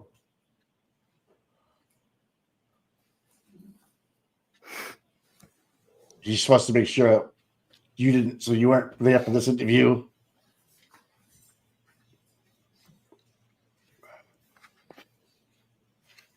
And remember that he did not testify last year. Nope.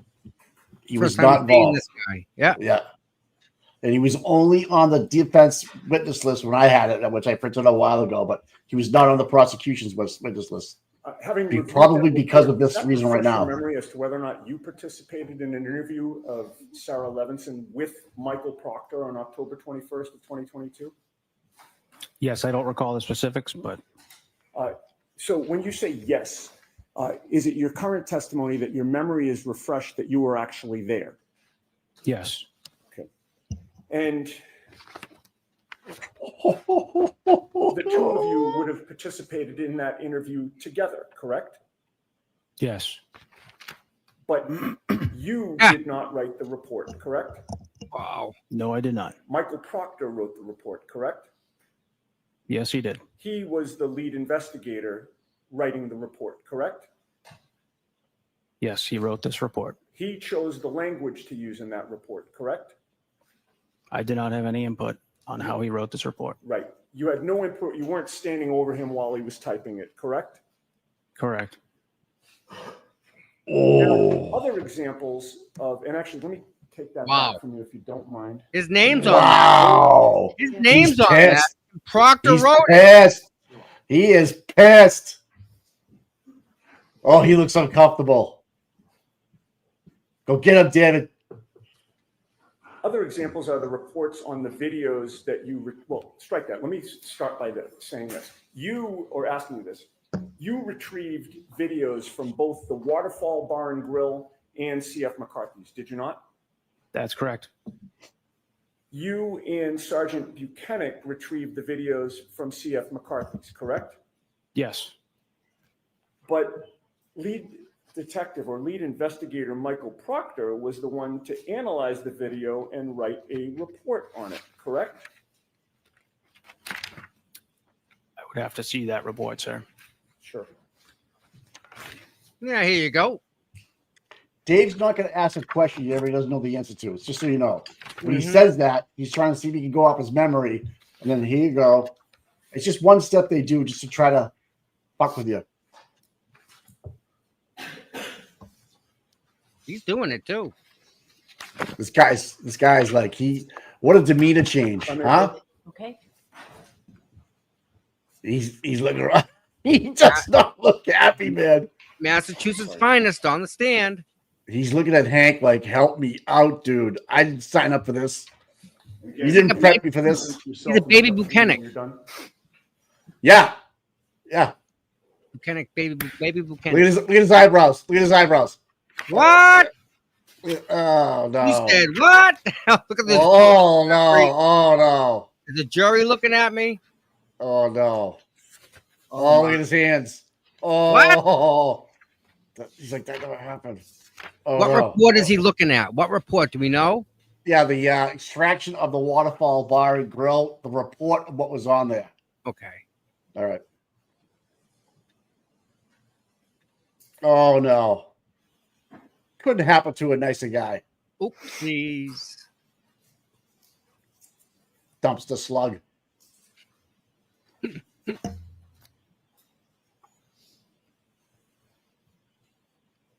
He's praying. Yeah, he's got his fingers crossed like, oh, no, this could be my career here. If his name's on it, he's responsible. You know that. Doesn't matter what Proctor wrote. His name's on it. Well, He's done. Did he sign the other one? Did he sign it? Okay. Yes. Having reviewed that report, does that refresh your memory about Michael Proctor being the one to write the report on the analysis of the Waterfall video? Sir, I only obtained a copy of the surveillance video. I Right. did not do any analysis on the video. That's my question. It was Michael Proctor who did the analysis, correct? Yes. Anning and And Crawford. by the way, I said Waterfall. Is that CF McCarthy's there, or is that Waterfall? This is CF McCarthy's. Okay, I meant CF McCarthy's. He was the one to review that video, correct?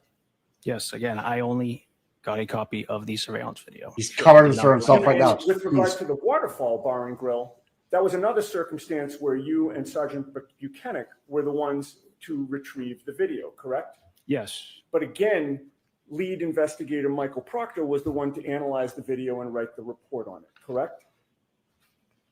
Yes, I would have to see that report as well, sir. He's pissed. Now, another member of your unit was Trooper David DeChico, correct? Oh, donkey lips. Within That your boy. unit, did Trooper DeChico have a nickname? Look at, for he's the person? rattled. Objection. May we approach? He is rattled, dude. Look at him. Nickname. What's his Wow. Donkey lips. DeChico. nickname? What's the Chico? Yeah, DeChico's name is Donkey Lips. Donkey. Lips. That's what Turtle Boy calls him. Donkey lips. Wow. We are witnessing This is- the death spiral of the Norfolk County District Attorney's Office in real time. Yep. Everybody back at the DA's office packing their desk up right now, going, "We out." Wow. Dude, think about this. The Look doors who- stop. Look who left. I know. Right after the last trial, look who left. Oh my god. This guy's not a happy camper. He got thrown under the bus. I don't think he knew it because he wasn't called last year. He thought he was like, okay, He said, what? I hope, right, So where's the chain of custody from? Okay, so you took it from the Waterfall, you brought it back to Nova. What did you do? What did you do then? How did it go in? I see what you did there, Connor. Trooper, in terms of the troopers that were in your unit as of January 29th of 2022, which members of the unit had the least amount of time in the unit at that time? I don't recall. Who's the Were rookie? you one of the newer members of the unit? As of January of 2022? Yes. Yes.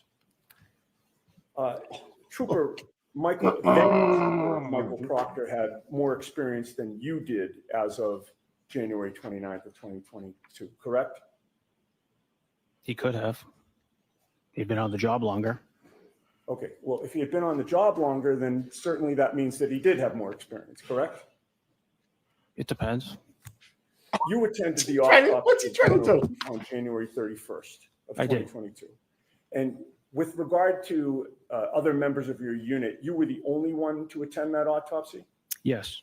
That was done at the medical examiner's office The medical examiner's office in Sandwich, Massachusetts. in Sandwich, Mass. And it was Dr. Irene Scorti-Bello who performed the autopsy, correct? Yes. Had you met her prior to that day? No. Had you spoken to her prior to that day? No. Did you know before the autopsy was performed that your former colleague, lead investigator Michael Proctor, had discussed the case with Dr. Scorti-Bello without telling us what you knew of what was said? Objection. With regard to Dr. Scorti-Bello's knowledge of what the state police theory was of what happened, did you have to explain that, or was it your understanding she already knew what your theory was? Objection. What, if any, conversations did you have with Dr. Scorti-Bello about what your unit's theory was about what happened to John O'Keefe? Objection. There was no theory. Okay. You did not provide any theory to her, correct? I did not provide a theory. You learned at the autopsy from your observations that John O'Keefe had 2 black eyes and a swollen right eye, correct? Yes. You also learned that there was a small cut above his right eye, correct? Yes. And there was a small abrasion on the left side of his nose, correct? I would have to reference the report for the exact words. Okay. Here we May I go. have a moment? It's a report, Bill. These guys, you don't understand, they're not going to come without receipts. The lawyers just don't do that, you know? There's no trust me, bro. May I approach, Your Honor?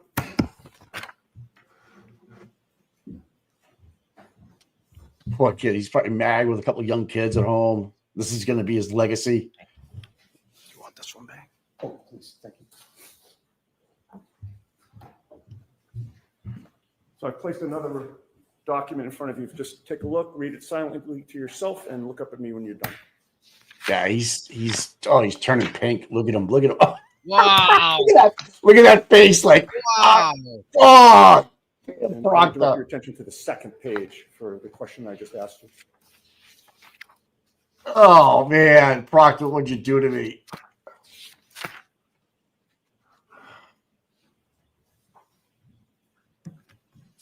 Wow. Having reviewed that report, Trooper, is your memory refreshed as to whether you observed a small abrasion on the left side of John O'Keefe's nose? Wow.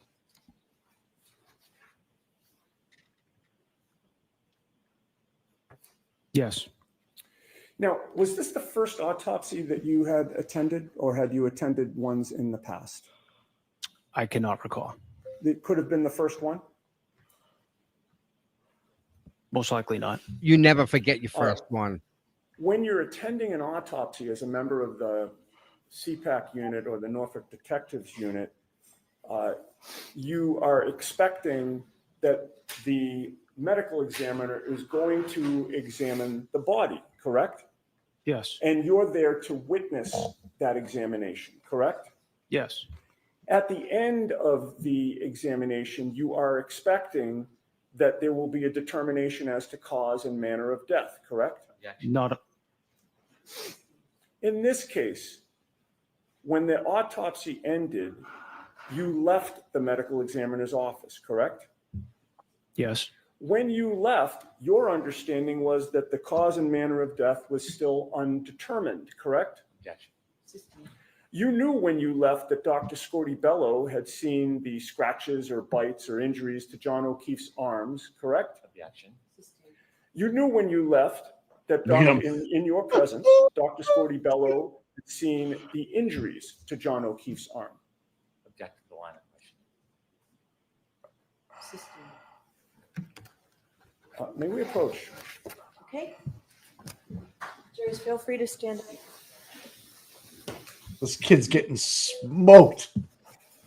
Proctor did this guy bad. He did him dirty, dude. Yeah, not good. Did him dirty. Wrote the reports. This is going on the board. Oh man, Scorti-Bello. She absolutely knew. Remember, because the text messages from Donkey Lips, I would have gotten her to say homicide. You know, Blasted him. You're a rookie. I could have gotten a homicide ruling out of that. What are you doing? Remember that? That's it. Yeah, that's coming out too. Donkey Lips. Oh, and Proctor. Yeah, he's looking for help now. Mike, he can't get help because he wrote the report. Doesn't matter. Proctor wrote it. His name's at the bottom. If it says Proctor and him, he's responsible for everything in that report. Every single syllable, every single letter, even the form, all him. Right. Now, it's not uncommon for sometimes, like, to say this is an autopsy of a guy that was in a car accident that went over the guardrail, blah, blah, blah. You know, I don't know. Who knows? I don't know how it works, but or an OD. I don't know.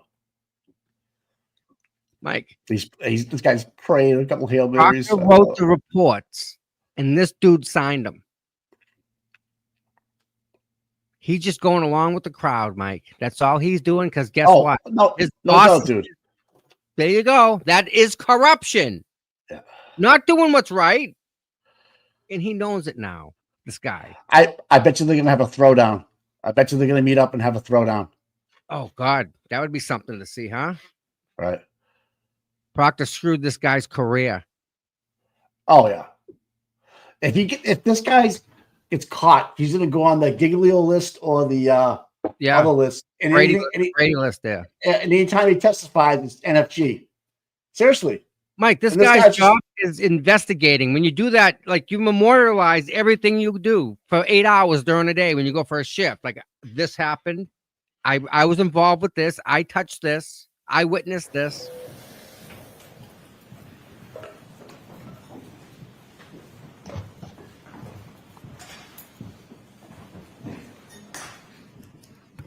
Were you watching Dr. Scorti-Bello as she was conducting the autopsy? Yes. Did she appear to be looking at John O'Keefe's body? It's the same thing. Just ask a different. What direction were her eyes facing when she was examining John O'Keefe's body? I don't recall. Okay. Was she looking at the ceiling, Trooper? She was doing her job conducting the autopsy. And in order to do that, body. I'm sorry? She was looking at the body, I assume. Thank you.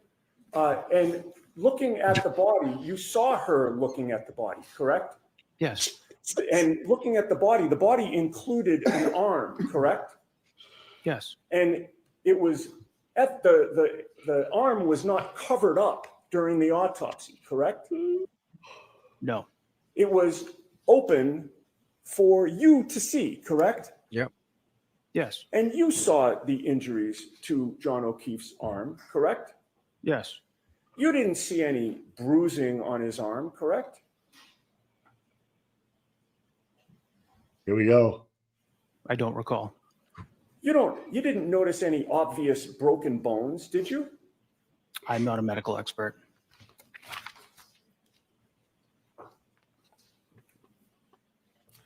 And it is common practice for the state police to attend autopsies when there's an undetermined death, correct?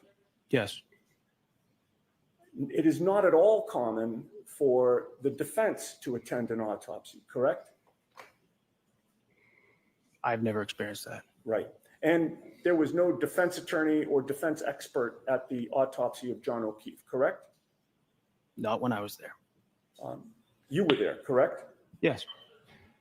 And there was nothing that prevented you from giving input to the doctor as she examined the body, correct?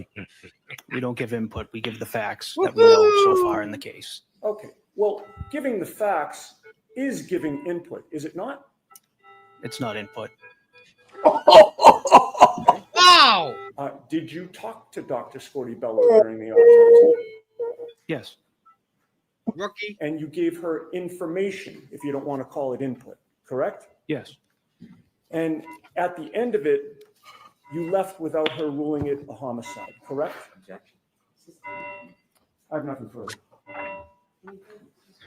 No, none, thank you. All right, you're all set, Trooper.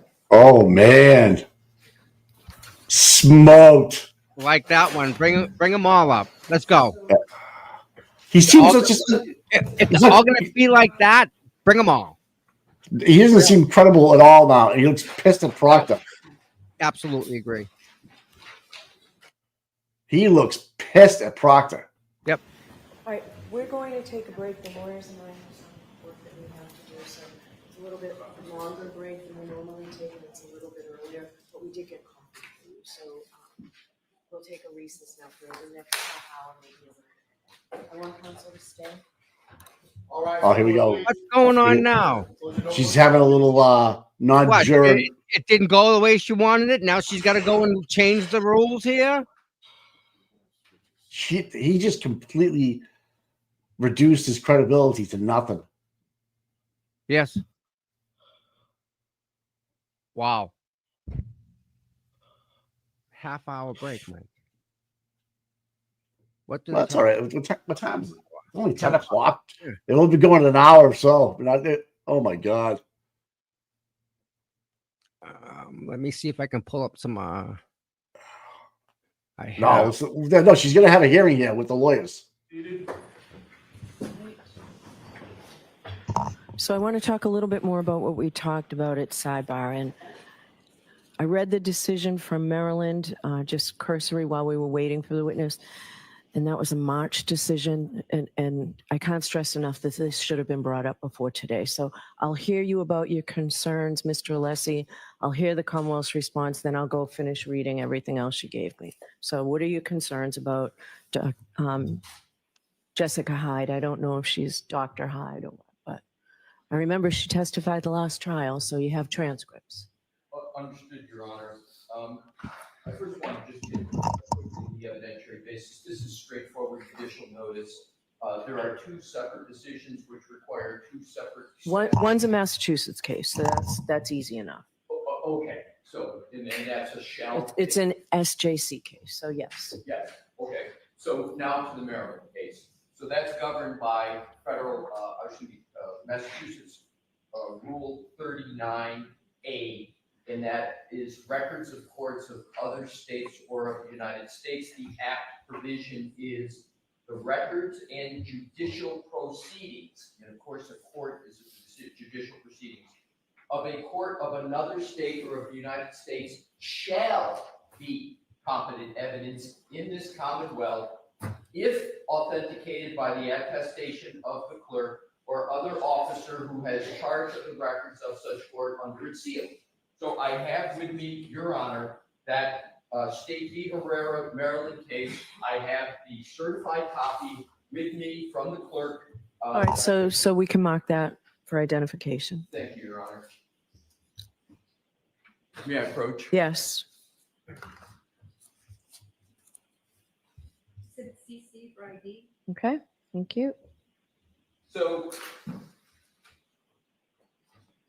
assuming Your Honor determines that the seal is the seal, it is a mandatory under the rule that it shall be competent evidence. It shall be in evidence. And to the extent the Commonwealth seeks to argue relevancy or materiality, that argument is precluded, Your Honor, in the best evidence of that preclusion is the immediate section below in Rule 39, which is notice of foreign law, which is not this, but it says there, the court shall upon request take judicial notice of the law of the United States or of any state, territory, dependency thereof, or of a foreign country, whenever it shall be material.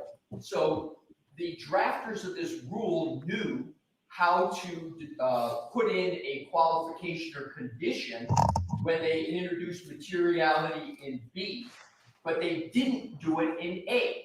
Okay, so focus on what it is you think Jessica Hyde should be prohibited from testifying about. Oh, Your Honor, I am not seeking to prohibit her from any testimony under this rule. What I want to do is to have it admitted in evidence, have it published, and question her on what she presented to the court in the Maryland case, what was presented, her report, because it was deemed not reliable. And that is what. In one area, right? One specific area? Well, you can call it. The decision. Right. Oh, yeah, just what's in the decision, but there's two parts to that decision, two areas. It's FLH, frequent location history. Right. But what the court also got at was Apple source codes, that she didn't have the Apple source code. Nobody in the country has the Apple source codes, right? Point exactly, Your Honor. So what is it so you want to put in her report and question her about a proceeding in Maryland? I need to know exactly what you're asking If I could me proceed to allow. Give you the answer, Your Honor, I Go will ahead. explain it. It's a very short answer. Okay. What I want to do is with regard to her 227 timestamp and her anticipated testimony on that, where she uses a tool, Cellebrite, to determine and come to a conclusion about that timestamp. She is not using Apple source code to find out where that's located specifically in the phone and what it means. She is using a surrogate to do that. And I want to cross-examine her on the topic using this decision to say, in Maryland, you tried to do the same thing with regard to FLH. You tried to use a surrogate approach and make an opinion about whether that is in fact what's in the phone. She can't do it, and that means her testimony on 227 is not reliable. I'm not looking to exclude it. I'm looking to cross her on her reliability for the conclusions I anticipate she's going to make on 227. So if she is not asked about that, then what? Oh, if she's not asked about the 227, and I want to think about it, but I'm 99% certain I am not going to pursue that at all. Okay, what do you say, Mr. Brennan? This is an attempt to try to malign a witness with something that's wholly unrelated and not relevant to what she's going to testify to or the basis for her opinion. It is not a law that is admissible. It's an opinion. It wasn't even about a specific case. It was about a peer review. And so in a Daubert hearing, the court did not allow testimony on significant location. That's not the case here. Try to conflate the argument saying it has something to do with Apple 227. There is absolutely no basis for that argument. They want to say that another court rejected something about you, therefore the jury should reject you. There is no relationship between what she is going to testify as a basis and that opinion. That opinion did not say she was wrong. It said that it was not admissible under Daubert, unrelated. Nobody has the Apple source code. No expert can testify about Apple source code. It's only owned by Apple. And so using the words like surrogate is a way to try to cheapen her testimony in front of the jury. Here, number one, what he said, I really can't follow him. I don't understand, other than he's trying to draw some type of relevance and materiality. There's none.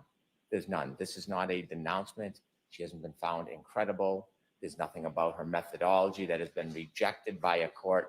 This is on significant location. And although she looked at it, that's not part of this opinion whatsoever. And so because another court didn't allow something under a Daubert, has nothing to do with this case. Nothing. And what is it that you expect her to testify to, Mr. Brennan, regarding the 207 stamp? We did not have this issue with Mr. Whiffen, right? This was not raised with Mr. Whiffen. Oh, it was. The 227 timestamp. No, that that was raised, but this, what was problematic in Maryland, the same thing that was problematic in Arrington.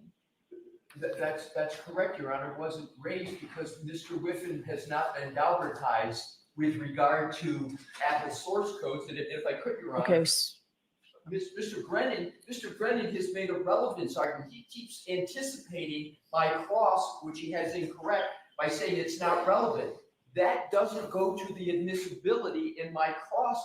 I'm entitled to cross her on her reliability. And if I could, Your Honor, in the State Herrera decision, if Your Honor would look at page 3, please, at the bottom, the paragraph, it says, in assessing the reliability of an expert's methodology, I get to do that on cross. It's not limited to a Daubert hearing. Every expert can be crossed on their reliability of their methodology. And that's why we're here. With regard to the Apple source code, if Your Honor would please turn to page 6, the last paragraph, it says the issue raised in this case stems from the fact that Apple's algorithms are proprietary and the expert did not have access. That's exactly the situation here and what I want to cross her on. So in conclusion, Your Honor, the fact that how she tried to get around the Apple source code, her methodology in the Herrera case, she got Daubertized on because it wasn't reliable. That's exactly what I want to cross her on, is her reliability, how she's trying to get as he should. In this case, yep. It's just basic cross-examination. You can see the plan to dehumanize somebody. Oh my God. Oh, Mike. To suggest horror. a conclusion that has no basis in fact is an attempt to just dehumanize her and limit her testimony and credibility without any basis in fact. It's exactly what he In does. that case, it did not deal with the search of a tab and a suspended state in Safari. It didn't deal with the timestamp. Nope. It was an entirely different issue. Yep. By their analysis, if an expert goes into court on a motion on anything to do with data forensics and the court says that issue is not admissible, they should be impeached when they go and talk about a totally different issue in forensic data analysis at another case. They have not shown any evidence that this issue has anything to do with her effort in the timestamp. They just used the word methodology. Her methodology was questioned in an opinion in a different court. Has nothing to do with her opinions here. What information do they have that her methodology in this analysis has been rejected by any court? 100%. What evidence do they have that the methodology used in this case is unreliable or improper? They don't have any. In fact, they called an expert themselves in the last case who tried to provide what he believed to be methodology, and they presented that. They proffered that evidence as reliable. No different on this subject. Herrera case is a totally different subject. Your Honor, first of all, as the court has noted, the first trial is the first trial. This is this trial. I wasn't at the first trial. The most important and probative aspect, Your Honor, is I don't want to have to give away my entire cross in this argument. No one's asking you to. I'm not asking you to. There is parts of Ms. Hyde's slide that go to location. There's a good part of her slide presentation.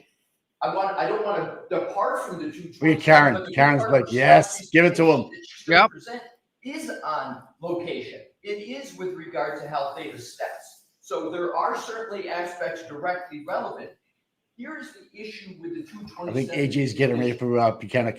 There is, for her methodology, she's claiming a certain conclusion and opinion about the 227.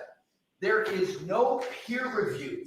There is no article that she can cite to support her methodology to come to the conclusion that the 227 timestamp, one, doesn't exist anymore, or two, doesn't mean that the search occurred at 227. That's what she's opined on in her reports pre-trial, and that's what I anticipate she's going to opine on when she takes the stand. I'm entitled to cross her on that. We can't be saddled. It's irrelevant what our witnesses said in another proceeding. It's what this witness is going to talk about in this matter, and I'm entitled, and my client's entitled, to have me confront this witness on what she's going to testify and her methodology. So my point is, Your Honor, this decision, how do you impeach an expert? one of the fundamental ways you do it is, and I don't mean to dehumanize Oh, her. I won't even use the term galvanize anymore. She's been deemed unreliable. Attorneys who do experts all the time, that's the verb you use to shortcut it, but I won't use it. I have no intention to dehumanize her. What I intend to do is to impeach her on her reliability. So in conclusion, Your Honor, the Herrera case, she was deemed not reliable. That's competency.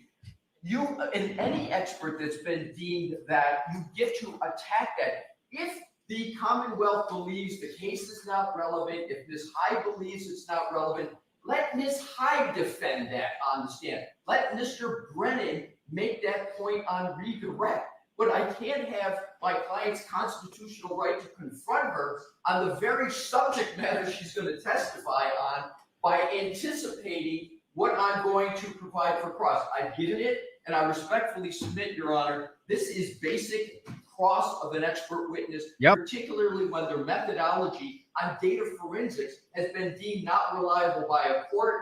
And one part is the location. She has in her PowerPoint, she's going to testify. Do you intend to introduce that, Mr. Brennan? It's not significant locations. There are locations in the database Ah. that develop the opinion that the timestamp for 227 is not related to the search. They're conflating the issue. She has not been deemed unreliable.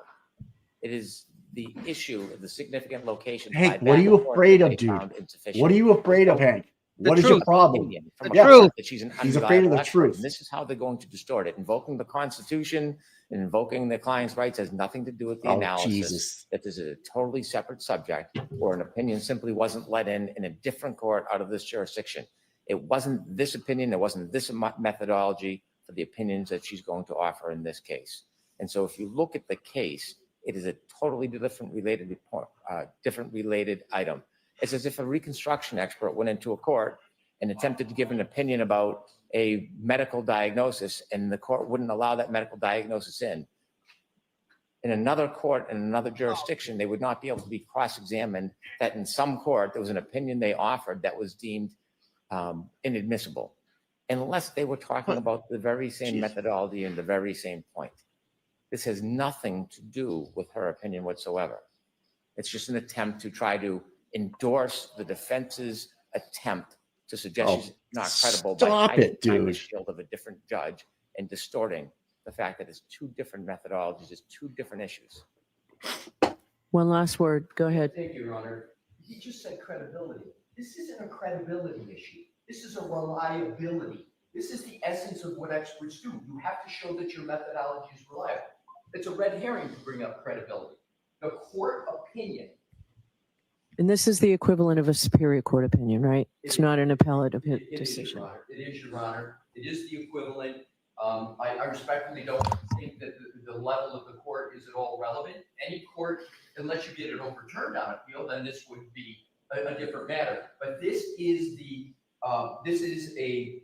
valid case, and even if it wasn't, it shall be in evidence. So there's two issues here, and I think the Commonwealth is conflating that. The question first for the court is this admissible? Can it come into evidence? To me, that's a non-issue. Rule 39 says ipso facto, yes, as long as I've got a certified copy. So it is in evidence. I don't know why we're perseverating respectfully on whether I can question her on something that's going to be in evidence about her. Final point, Mr. Brennan incorrectly says that this wasn't about her. The final sentence, the decretal section on page 7 says, accordingly, defendant's motion to exclude expert testimony regarding the significant location data obtained from the forensic cell extraction is granted. She's the only expert, and her name is mentioned throughout this opinion. It's all about Ms. Hyde. And I'll conclude my last point, Your Honor, where I started, and that is Ms. Hyde's methodology. With regard to her PowerPoint, you heard Mr. Brennan's answer. He is going to include, he has included in her PowerPoint locations, steps, etc. It's exactly what was at issue here. The 227 timestamp, she has no, and this will be developed further on cross, She has no peer-reviewed article to say that how she is determining that that 227 timestamp should not be in the data. She has nothing to support that, just like she had nothing in this case with regard to data forensics. Final point is, if the Commonwealth believes that this is irrelevant to what Ms. Hyde did, let them come back on redirect on that. I shouldn't anticipatory have my cross-examination struck before I even get to pursue that with the witness. And I believe once I pursue it with the witness, it will become evidently clear that it's a proper basis for cross-examination. Good job, buddy. And Good Mr. job. Thought about if the Commonwealth does not get into the 227 timestamp, whether you think you're still entitled to do this? Your answer, or your Honor, my answer is I would be entitled, but I would say this: if they don't get into 227, I won't go after it. I won't pursue it. I won't pursue use of this opinion. We necessarily would have to on some basis, because in order Oh, for the witness to explain he to the knows. jury He her absolutely opinion knows. that Ms. McCabe did not delete any Safari browser searches, she would have to identify the search, where it is in the databases, and how she can tell, how she knows that it wasn't deleted by a user. The same with the second part of the phone calls. But if I could avoid talking about 227, I would, but it is necessary for the basis of her opinion. There's just no way around it. And again, this is something that after a defendant expert may or may not testify, could be addressed at that point. There is no burden on the defendant. I'm not being presumptuous, although there was a offer of proof earlier on similar evidence, but not knowing the court's wisdom on whether I'll be entitled to rebuttal, I do not want to lose the opportunity to address points that were made in the opening that have absolutely no basis in fact and have not been proven in any way to this point in the case. So I asked earlier whether the defense intended to call Mr. Green, and you believe that you do, right? Your Honor, we have not made a decision on what data forensics expert we're going to call, but if I could just 10 seconds. Okay, but then answer my question after your 10 seconds. But I will. Mr. Brennan can't have it both ways. He can't say, yes, I need to address the 227 timestamp, and then deny me the ability to cross-examine fully on this expert's methodology and to impeach her and to get at her reliability and her competence, which is a key issue of crossing an expert. Her competence has been determined in this decision. And it is her, because it was her report that was the basis for the court to not allow her to testify. They can't have it both ways. You can't say, I need to do it in direct, but no, I want to handcuff the defense on cross-examination. Now to answer your question, Your Honor, we are going to have a witness that is going to address the 227 issue. Whether it's Mr. Green or somebody else, we haven't determined. My point on that, Your Honor, is we shouldn't be limited in our cross-examination of the Commonwealth. No, I'm just thinking it in terms of whether this might be appropriate for rebuttal. That's. Yeah. And Your Honor, my point would be that's obviously going to be Your Honor's decision ultimately. But again, the Commonwealth can't have it both ways. They're the ones who are triggering this issue, and I say triggering in a legal sense. They are putting at issue the 227 timestamp with this issue, with this witness. If they weren't doing that, I wouldn't be having this discussion at all. But they're putting it at issue. I have the right, respectfully, to cross-examine on the issue that they're putting in issue. And Look at you, Nettie. Look at you, Nettie. Just, with wow. having a pre-authorization of rebuttal to deal with it. They should have to meet their burden of rebuttal depending upon when the evidence comes. But I don't believe just because we may call a witness, that should dilute my ability to cross-examine this witness on an issue they're raising. I'm not raising it. You can see why I wish I had more notice on this, right? Your Honor, I have no good answer for that. So I will do what I can in the next half hour. I might need more time on this, frankly, but we'll see. She's here. Your Honor, may I ask one thing? May I, Mr. President? I just want to know, is she here? She is, Your Honor. Can she stay another day if need be? I think she'll do what the court directs her to do. She would have to leave by Friday. She cannot be here. Well, may I approach? Yeah, why don't you come up? Hank's in job, trouble Bob. here, man. Hank Yep. is not going to win this. No way. Well, she's not going to be able to testify today. That's for sure. Unless he made a great point, man. He's awesome, They're, dude. they're the ones bringing her in, and the defense isn't being allowed to question what they bring in. That's bullshit, Mike. That's Right. not right. Wow. To limit what you can question on somebody they bring up, I don't know. Wow. Wow. That was awesome. Man, Jesus Christ. look at the girl at the. Which one? What's Gretchen Voss? Gretchen Voss is the only one without a computer. Why don't you keep your seat up, Gretchen? No, and that let, like, dude a at little- the end doesn't have a computer either. Oh, that's a. Oh, Jesus. Who is that? I don't know. Can't see. Can't see from here. Looks like a guy though. Can't. That a dude?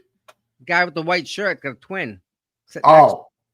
Just twin No, bro- the guy in the red, the red jacket. That's a guy.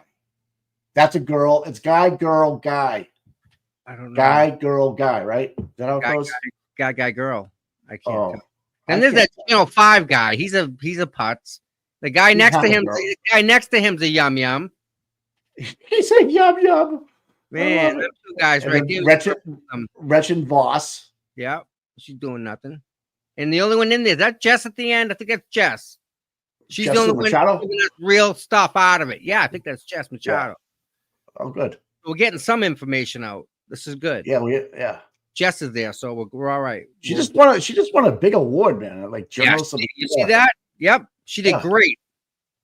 Good for her. I'm happy. I love Jess. Jess is awesome. Gotcha. They're moving her away from that corner so she can't listen to the sidebar. Is that why? Yeah. Huh. Yep. Look at Gretchen, you little weasel. Goodbye. All right, so I guess we're now at break. Yeah, she's gonna get on and fill up her tumbler with whatever it is, claw stuff. Yeah, whatever she's having today. Wow. Carl Keep, I guess Carl Keep is already spotted at the bar down the street already. Already, it's only 10:30. It's 5 o'clock he somewhere. Yeah, he just drank his career away. Yep.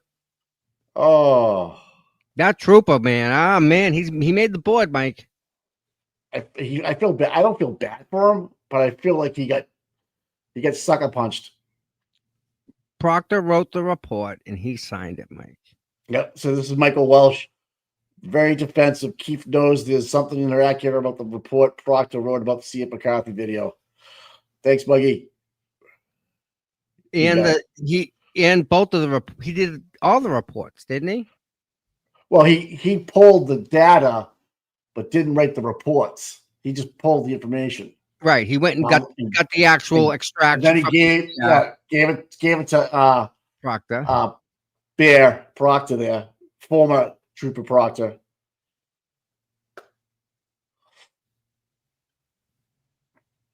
Oh, Jessica! Remember Gay Jim's imitation of Jessica Hyde with the headband on and stuff? Yes. Oh my gosh! Yep. That was a great video. That was one of his best. He did with the court reporter with the CPAP mask and everything. Remember, because we lost like a camera. They only had that camera down by Jessica Hyde that was just facing her face, and all you could see was the headband in her face. It wasn't like a big, it wasn't like a big camera. Oh my god! Yep. And you know what's funny? It's like last year, there's a lot of stuff that went on during the trial that I didn't even know about because I was outside with the camera running around. This is the first time I've actually got to sit and absorb what's going on. You know, you're outside, you don't hear as much. Right. Bedrow just tweeted, so trying to discredit an expert by arguing that the witness analysis is not reliable on a key point is now maligning a witness, says the guy who thinks ARCA is full of corrupt paid for liars. Right. Now it's dehumanizing Hyde. Oh my God. You can tell Bedrow doesn't like, He's got some choice words for Brennan. I shouldn't say he doesn't like him. Yeah, He says this is an absolute joke on Brennan's part. Absolute gaslighting joke. yeah, without a doubt. Yeah. We don't give inputs, we give facts. This is Connor O'Keefe. Oh, dude. But he signed his name to the friggin' report, Mike. Oh my God, there's a picture of Jessica Hyde on Twitter. My goodness. I'm gonna send it to you, Tom, while we have a break. It'll be in your X. Yeah. Oh my God. This lady's cray. Cray. Oh my God, is that really her? Is it? Yes. No. Yeah. No. Here's some dramatic gay bitch. This is for you. Oh my God, I love it. But to look at the We have the best freaking viewers there is, Mike. Oh my God. I love me some flaming hot Cheetos. Look at this thing. Look at this thing. You know what? Mr. O'Connell likes this. This You know? is where is she? What's it say here? Oh, I don't know. Can you zoom in on that thing? trying Don't to- zoom in too close. I don't want to get sick. I can't get no closer. That's all right. Institute of something. I think it's the Cheetos Institute of fucking Hot Cheetos or something. Oh gosh.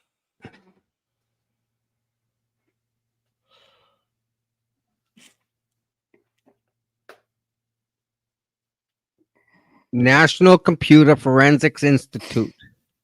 All right. That's where And now she gets dehumanized in a Maryland SJC court and is I'll show you how I found it, Mikey. You ready? wow. You're gonna like this, Mike. This is how I found out what it was.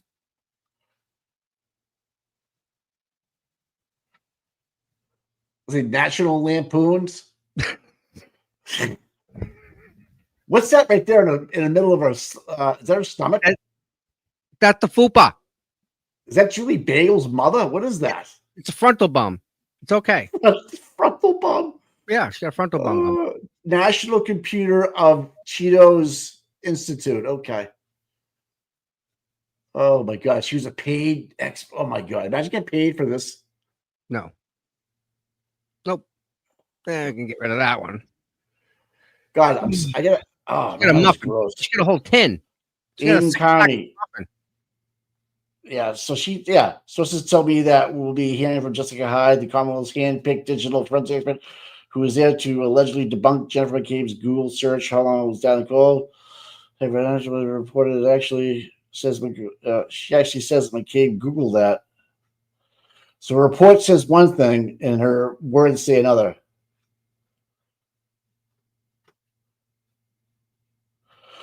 Aiden also quotes, Connor Keefe is just like all the state police detective is a smug prick who knows that John's injuries do not align with the motor vehicle collision. Oof. I could have got a homicide, you rookie. Yep. So this is the shoe they found outside to the left. Yeah, what's this big old, what is all this about? And this is the shoe to the right. Nike I don't makes, know. I'm telling you, Nike makes shoes. They make a, Each one has a model number. The black shoe and the white shoe, two different model number shoes, Mike. why don't we get both shoes? Why don't they have both shoes, by the way? I don't know. You know, why have both shoes with us? Mike, What? is that the right foot? That's the left foot. Is that a left foot shoe? That's a left foot shoe, right? It's the same shoe. Okay. Same foot. Yeah. I can't tell you, oh, this is me. he looks, he's trying to grunt one out, dude. He's like, oh, and then here I come in here. Oh, but it's dunking on your ass.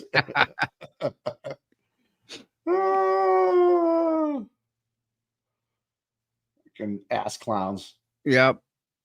To this day, the state police Oh. still have not said who specifically found the taillight during the team search. The person who found the Tommy, taillight. you gotta play this. This is dramatic gay bitch. Uh-oh. Uh-oh. Doing Jessica Hyde right now. It's coming at you. Yeah, we about can this turn- hot. You guys ready? This is gonna be let's go. good. He's funny. He's awesome. It's all about this hot. It's all about this hot. It's all about this hot. It's all about this hot. It's all about this hot. It's all about this hot. It's all about this hot. Wow. You imagine having that dude in your crosshairs, him looking through the scope, looking at you, man. Oh no, you're done, dude. No. Good. Oh God, we should get more of him to do so. We should just do like a whole lunch of just dramatic gay bitch doing his shit, man. Oh, Auntie, you killing me, dude. Oh God. Let's check on Twitter and see what else they picked up. The Commonwealth and Mass State Troopers have nothing to hide. Clearly, just look at how Clerk Jim reacted. Thanks, Pablo, and happy birthday or whatever. Hi, Kathy. What's up? Pablo sends $10. Goes, say hi to my girlfriend, Kathy.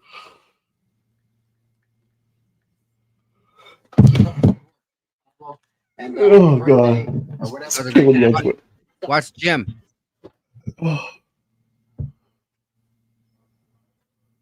Nothing. Oh. Yeah, look at this. Look at the smack. Look at this red tail light. Yeah, this is crazy. Okay. That was caused by an arm. Okay. All right. No. Who's smoking crack this morning? Who's smoking crack? Oh, you guys are liking my commentaries, huh? Right, yeah. I try to, you know.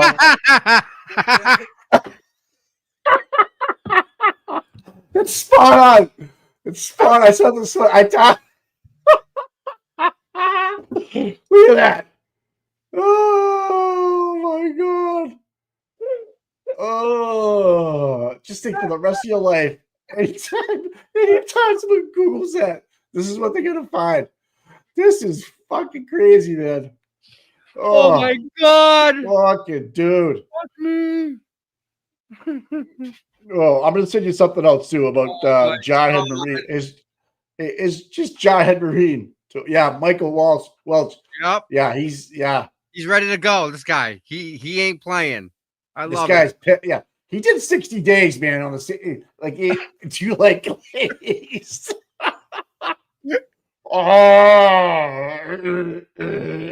Oh my word. God. Gosh. Oh yeah, this is another. Yeah, that's a good one too, man. Hey, I just sent you a video. Oh God. Track off. Get a track off. A track off. That's what it was. The fastest track off. Track off. Right. Okay. So there's Gretchen Boss. What's playing? She's taking pictures of the jury right now. Why do I hear it? Good, what? I'm hearing something. I don't know why. That was me, dude. Danielle's posted a clip. Sorry. Yeah. So, can you see this? Yeah, oh yeah. This is one of the best, guys. And I want people to remember what that little mofo Jarhead Marine said on the stand, right? And then he said, but we never went anywhere near that taillight. Oh, really, mofo? I got you busted, you little bitch. All right. Busted. Oh my God. This is good. Here's another one from Danielle. She's great, by the way. Oh, she's funny, dude. Thank you, Danielle. Oh, Good my morning, by the way. Oh God.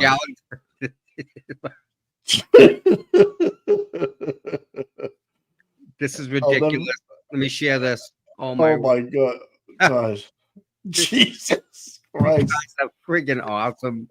Check this out. Get a chance to look around that living area at the Sure. items. I didn't look around, or just with my eyes. Did you get a chance to look around the items? I didn't look around, or just with my eyes. Oh my God. $322,000 he paid that mofo.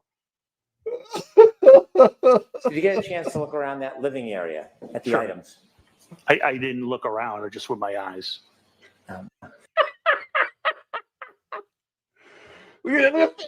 I just sent you another one, dude. You got to go. I just sent this to you a little while ago. It's from Danielle. If you can find it, it's in your messages. Yeah. Oh man, I need to laugh. Oh god. Yeah. This is the stuff. This is the stuff I. Yeah, thank you. This is me and you, Tom, this morning. Trackhawk. Yeah, Trackhawk. A Trackhawk. That's what it was. The fastest Trackhawk. Trackhawk. Right. Okay. That's what it was. There's Gretchen Voss. She's taking pictures of the jury right now. Yep.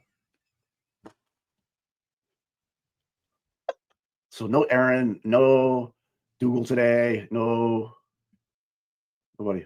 And the Reeds are packing it in. And you got that dude that's always sitting at the end of the journals at the end there. Yeah, he hangs out there all the time. He's there every day. Yeah. How does that dude get a press pass every day? Dude, they don't even write anything down. Okay. How are they like doing press stuff? Everyone else got laptops and stuff going on. Let's how that go with the squats. We don't know. That dude doesn't. I'm looking for the list of Trackhawk. Where's the list? So that's Sue O'Connell's brother. Is that who that is? So he does journal. He's a journalist too. Is it brother? Is that him right there? I can't tell. I don't know if they reproduce. I don't know. Looks like a brother. Fastest Trackhawks in the country. Oh my God. I don't know if Esky's there. Probably. VA, stop it. Yeah, that must be Sue O'Connell's brother. I'm not sure who it is. Can't tell from there. Looks like him. I think she got a twin. I mentioned the word cars to Tom and yeah, dude. Someone sent me a picture of the cars. I love it. The record 7.8 at 176. Oh, Mike, we got the best freaking people. We really do. Danielle, stop it. Killing me, man. Oh, man. You're a funny motherfucker, man. That was good shit. Woo! Oh, man. I didn't know. Oh, dude. What? Oh. I feel bad for this guy. Dude, let me share this. Dude. This is horrible. Oh, man. This hurts. Oh. You ready? Oh, this is, yeah. Right? I don't want to see it. I don't want to see it. I don't want to see it. No. Hit play. Oh! Bad hit. Right down the side of the car. That dude was taking the left, too. It's all completely. He must be so pissed right now. Hey, I want the car. He's listening to reggae. He's listening to reggae right now. I want a demolition derby, that car. I want it. You fucking idiot, dude. Yep. Fuck, man. Oh, he's pissed.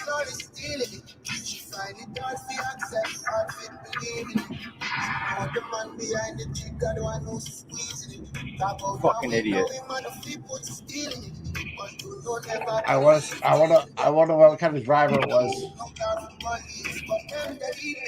Poor kid. That's a good car too, man. I know. Damn it. Yeah, look at this right here, microdots. Look at this. What would you rather have? This is how they did John O'Keefe dirty. This is what they thought of him. Yep. This is what they thought of him. Cop. And they had, they could have went to the police evidence and got the stuff, but yeah, nah, we don't need that. Fucking nuts, dude. O'Keefe should be outraged with this shit. They Outraged. should. Absolutely should. But nope. But they did more for the Rubber Ducks. Yeah, they're right. They're 36 pages or something like that. Yep. I hit the cameras they pulled for the Rubber Ducks. Then the Ponce and Washington Street, D&E, Elise's Table, Chai Jewish Center, Cabot Duvall Fieldhouse, Transfer Station, traffic cam from Pine Meadow and Bolivia Streets. Boulevard Street, yep. When the Canton Police Department was investigating the death of a Boston cop, they didn't bother asking for a single neighbor for their surveillance cameras. Crazy, dude. Yep. Crazy. Oh, yeah, no. Oh, my.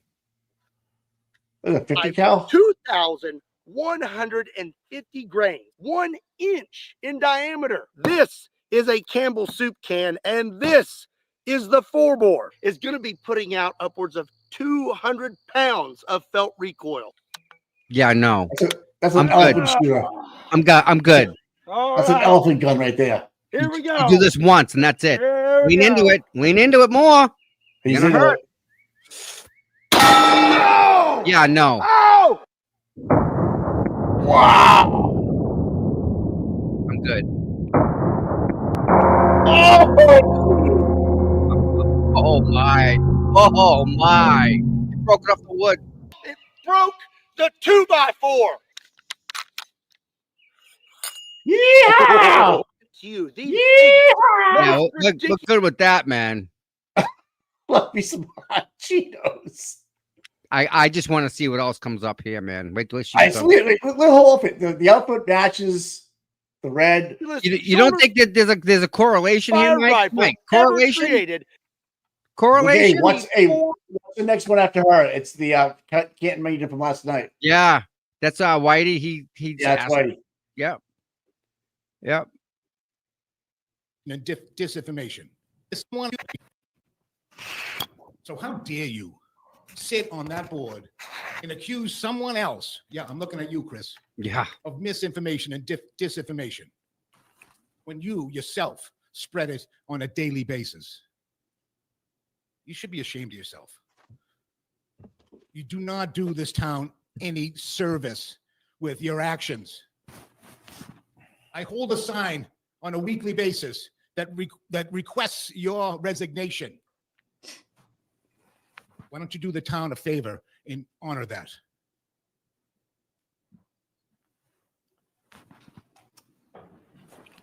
Just name and town, please.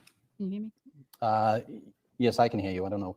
Give it another tap. Just Another tap. okay. That'll work. Here we go. Brenda Sweeney Canton, my humble opinion. From our Select Board Administrative Code, the board recognizes that it both represents and is accountable to all citizens of the town. It's time to establish policy holding leadership accountable. We want consequences, keyword consequences, for elected and appointed positions in town enforceable by policy. The reprehensible behavior of the Police Audit Committee Chair Bob McCarthy was an absolute total disgrace. True. Shame on the former and current board members that played a part in that. True. Shame on Randy Scollins who appointed him. And let's True. not forget the role town council played in that debacle either. Yep. Mr. McCarthy's behavior is a direct reflection on all of you. And spare me the cock and bull story. Nobody could do anything about it. That was your intention when you manipulated the article. Yep. 323232 sound familiar? What a disgrace. Commitment, decorum, and accountability are paramount and need to be formalized into policy. Not a vote by your buddies and sorry we couldn't do anything about it, but consequences driven by policy. Mr. Alberts missed 20% of these meetings since his election. That Wow. lack of commitment is unacceptable and needs to be addressed. Wow. We also witnessed Mr. Albert threatening physical harm to a restaurant patron and laughing with a gang of thugs in the process. Whoa. That event itself warrants automatic dismissal. Your apology was full of excuses without accepting responsibility, Mr. Albert. What a joke. You don't get to play the victim card. The only victim was the person you threatened. Public pressure is part and parcel of being a public official. If you're so stressed out, you're lashing out, you shouldn't be making decisions that affect the lives of 25,000 people. The position requires effective leadership. If you can't take the heat, get out of the kitchen.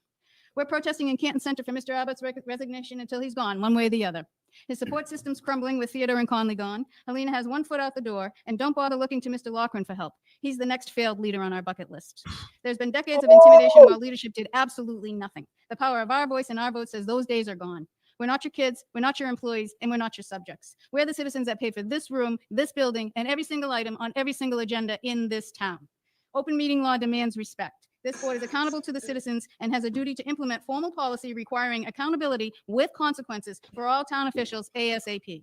Welcome to Canton's pep rally. We're here to remind you that gavel is not a crown. Everyone sitting in those chairs acts appropriately or they lose their seat, period. And we won't lose any sweet sleep over it. Remember, we're the Terminators. We'll be back again and again. Oh, sweetie. Man. So Chris Albert went into a restaurant and berated someone because they were wearing Free Karen Reed shirts. Oh, that's right. Not good. He's slowly.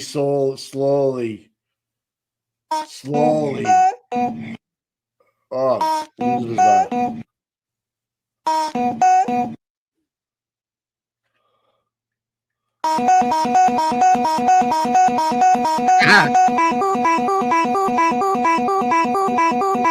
All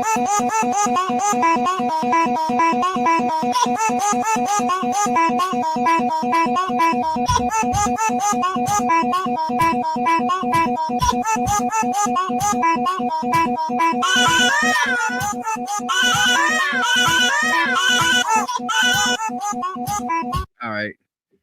Thank you. Me look at the DoorDash charges on my statement every month.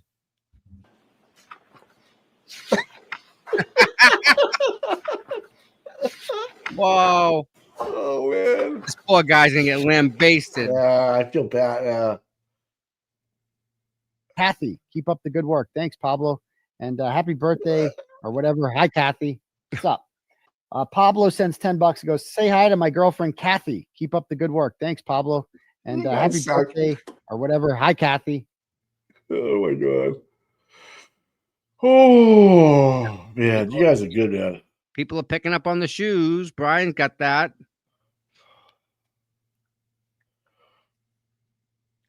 Why in the world did no detective assigned to 34 Fairview death of John O'Keefe not seek the Arlo security camera footage from the cop neighbor's house located across the street at 32 Fairview? Why didn't the homeowner offer up any footage? Does the presence of a camera assume or dispel the capture of the incident? Was it an epic fail? That's the neighbor's house. That's what it would see from his house.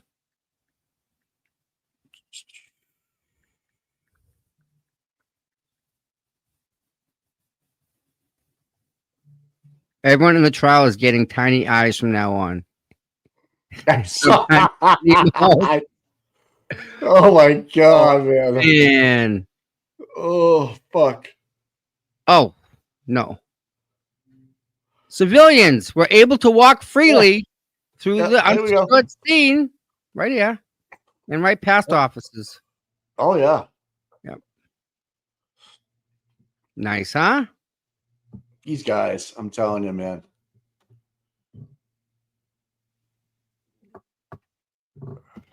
Cincinnati courthouse.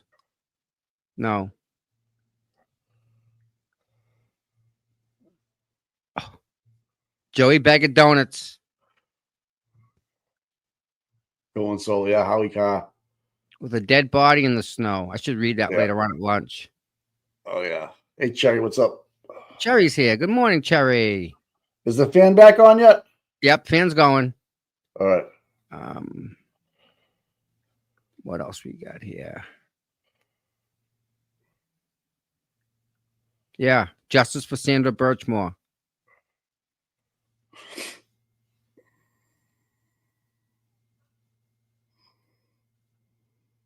Oh, that's funny. CEO of IKEA was just elected Prime Minister of Sweden. First thing he'll do is assemble his cabinet.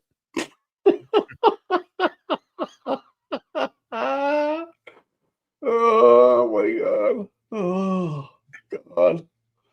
You need to step back a bit. You are beginning to negatively impact Karen's trial. You can't threaten her supporters for not showing up outside of the courthouse and call them disgusting. Please stop. You are going to cause more harm than good. Please die in a fire. Oh, beautiful. Love that response. You win. That's good. Oh man. Love it. Oh. Emily D. Baker. Yeah. She's great. Let's listen to Emily. I briefed my superiors, yes. Okay, other than briefing, was there a formal report written? No. No. Or a formal interview conducted? How do you say this so confidently? Anyone in law enforcement is going to look at this and go, what? And he's just like, no. No. Who writes a report? Literally everyone that collects evidence. No. Nope. I think we get along good with her. Why would I do that? Yeah. I am perplexed by his incredulity at the suggestion that you would, I don't know, write a report when you collected evidence or uncovered evidence. Yeah, I briefed my superiors, yes. Okay, other than briefing. She's awesome. I love she's her. smart. Yeah, she's good. You see this? A raccoon? Raccoon's trying to smoke a meth pipe. Pet raccoon. What? Mike. Come here. Hello? The raccoon has her meth pipe. As what? Oh my God. Her meth pipe. He's playing with the meth pipe right now. No, don't reach for it. That's evidence now. Oh, I don't want him to have Well, that. that's why I'm gonna do it. Hey, buddy. Huh? It's okay. Oh my Okay, God. you're on.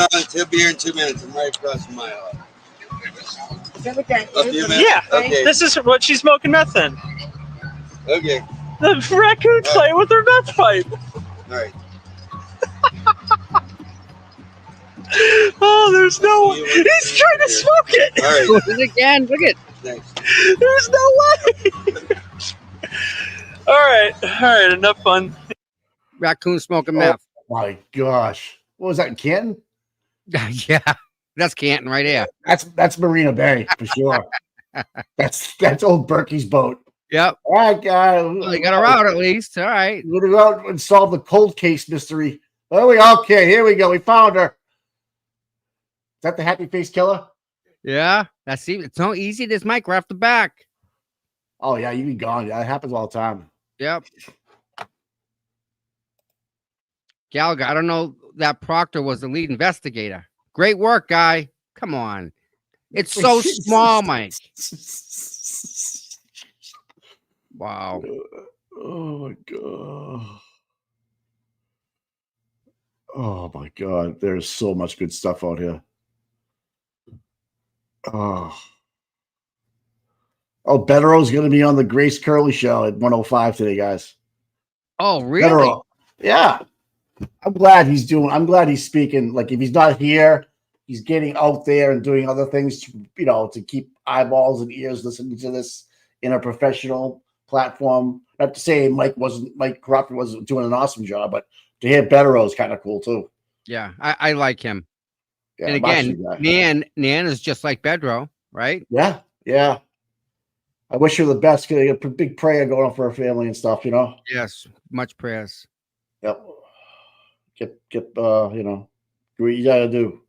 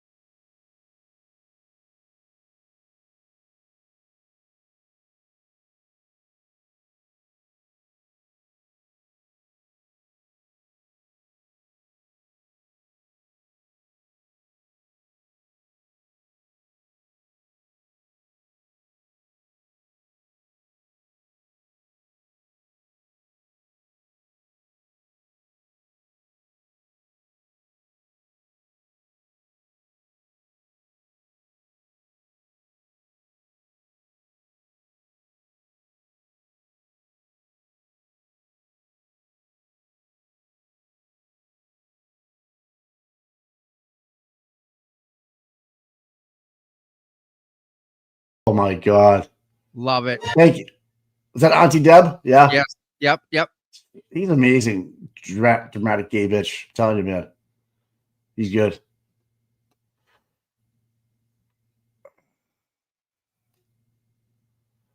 What's going on here? This is interesting. Thank you. Pause this. Recall.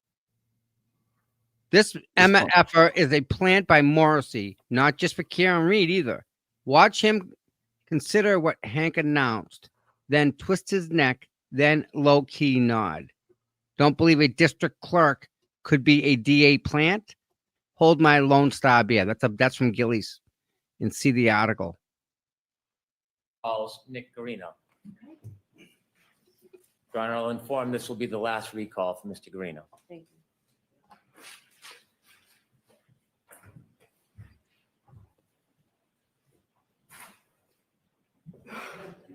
Just nodded. Thank you. The Commonwealth At recall. who? At what he said. Watch. Nick Watch Garino. Jim. Your Honor, I'll inform this will be the last recall for Mr. Garino. Watch him. Yep. Okay. Yep. I got you. Thank you.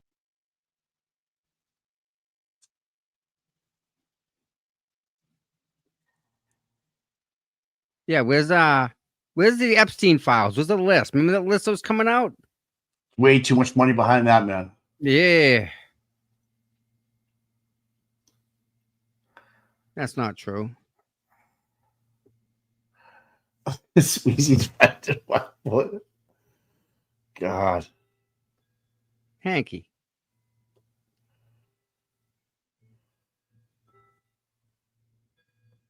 All right, yeah. That's it's anonymous. Oh, no, Matt, yeah. there were other people. There were other people that there were people that participated in the search that were not CERT team members. Right. Kevin Albert. This is downtown Canton, yeah. This is that the Jewish thing that signed that yeah. Yeah. Why they do that? I don't know what happened. I really didn't pay attention. I got other things in my life to worry about. Unnecessary. Right. No need for it.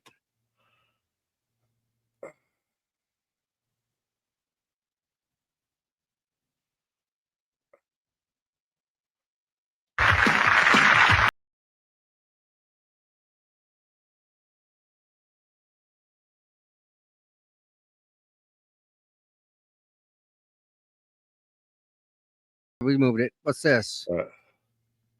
Oh, someone hurt the poor dog. Good. Who's this?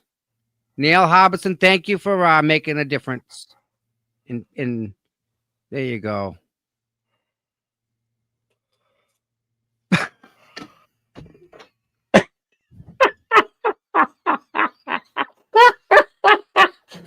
Oh my God. Really? You know what Really? that looks like? Remember that movie Cher was in with the song? Yeah, The Mask or something. What was that? Oh, he had elephantitis or something? Oh my God. Oh, The Mask. Yeah, that's what it was. Oh my God. Oh yeah, well, this is a bullface line. Bullface line. Yeah, lies. Oh God. Oh my God.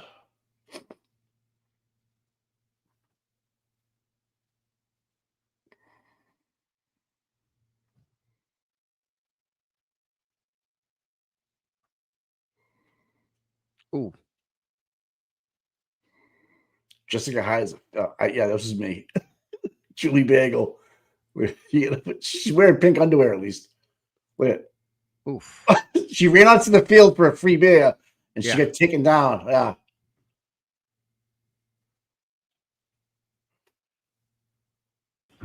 Thank you. I have no further questions.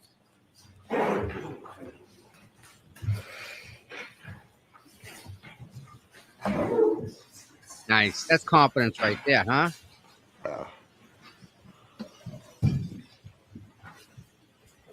Good morning, ma'am. Good morning. Oh God.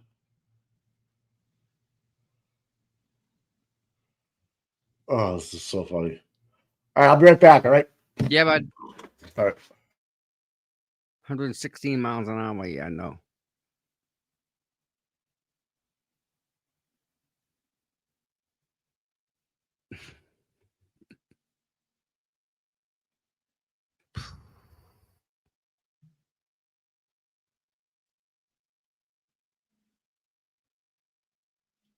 You guys on Twitter are something else, I tell you.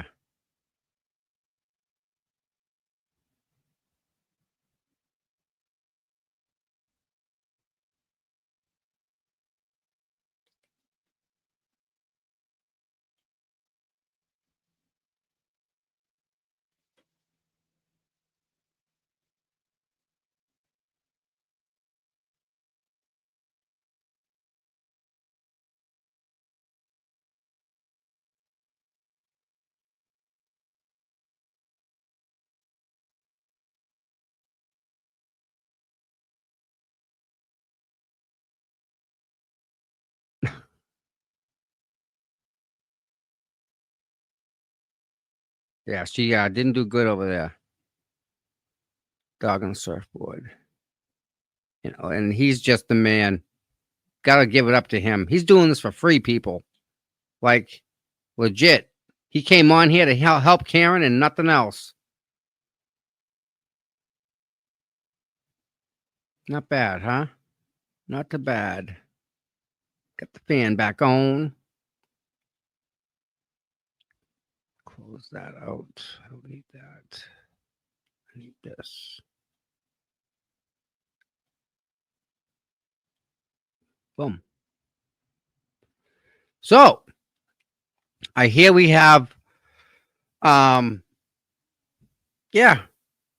Dave, my pleasure, my friend. I mean, I'm glad you're all enjoying yourselves. Oh, while we're on break, can we just hit that like and subscribe button, guys? I keep forgetting about that. That little thumbs up, that helps a lot. If you're not a member, please subscribe. So when I go live, you'll get the notification.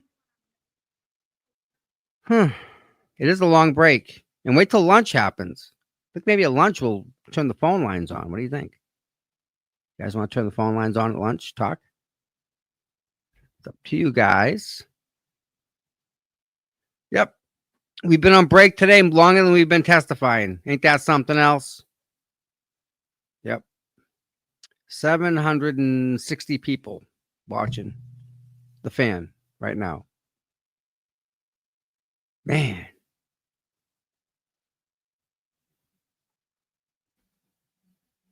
See what else we can do.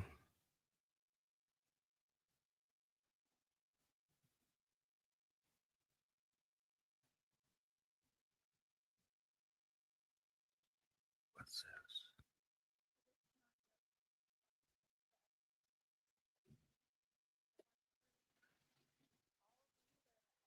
I got Aiden getting assaulted by Joe Daniels. I have some of that. That went live. So let me do this. Let me stop this.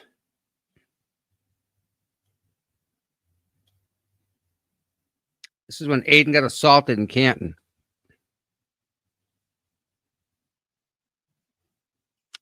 And where's my button?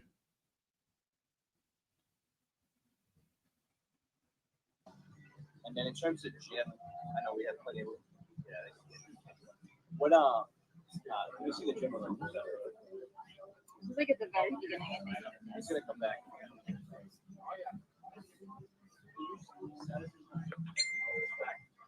Solid crowd developing here. Again, we're just trying to stimulate the economy, man. Keep in mind, Chris Albert's also a selectman in this town. He should want people from out of town to come here and spend money, which we did. Like, not to brag or anything, I spent like $85 in here for a dinner for two. It was good. I tip well. And like, oh, what happened? That's stimulating the economy. This is a tax base. CF McCarthy's pays taxes, unlike Chris. They pay their taxes. And, you know, that's good for the local economy. That funds the schools. It funds the roads, all that stuff. It pays the DPW, it pays the police, it pays all that stuff. And so we're stimulating the economy. And we have an elected official, a member of the Board of Selectmen, telling us to get out. We're not allowed here. I mean, can you believe this? This is outrageous. I've done nothing. She was touched. Like, that really pissed me off. Like, that scum, Sam is his name. He smelled like shit. He touched you. What they want, they go up and touch her. He's not allowed to touch you like that. Again, what they want me, they go up, they touch her, they want me to knock him out or something like that. I'm not falling for that. You'll see the whole video, guys. So, to Colin, do anything. Oh, you'll see the whole video, guys. He has a lot to say. We got crowds developing across the street. Everyone in town's talking about this now. Oh, is here. Hello. It's been crazy. Yeah, I know. Well, I didn't do any. So Jill Daniels is being charged, and so is Jim Ferris. They're both being charged with assault and battery. They're going to get summons. They can't get arrested. So police have to witness it. They have to be there to actually take someone in cuffs and see it. But they've seen it on video from multiple angles. Dozens of witnesses that all told the police this. I mean, she was insane. You should have seen when she drove up here. Like, that's how they park.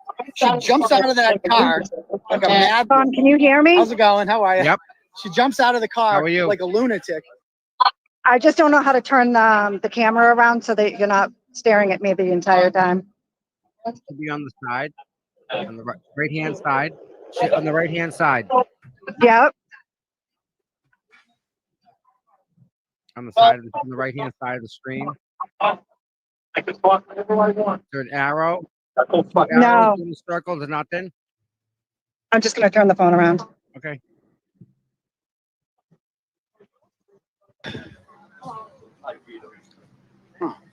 Piece of shit.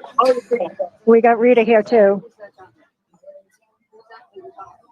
Trying to get the best views for everybody here. We got Tom DeRosa on live. Oh, so we got this is here now. Into a thing. This is turned into a thing. DeRosa on I can't even go Oh yeah, upstairs. this is turned into a thing. This is turned into a thing. Poor Aiden. I can't even go out to dinner and We can't have getting news assaulted crew by the McAlpers. across the street. We have Channel 10 here. Oh my God. Looks like Ed Yeah, Daniels might be Chris here. Albert, Colin Albert, Chris Albert Jr., Ryan Nagel, Julie Nagel, all of them. They'll went, get the fuck out. You can't get the fuck out of Canton. You're not welcome in Canton. Get the fuck out of here. And then Jim Ferris just came up. They all started crowding me, and Jim Ferris came up and he hit me. Oh, it's a McCabe. We got a McCabe. Oh, there Jen it is McCabe's again. car. That's Jennifer's Jen Jeep. McCabe's car.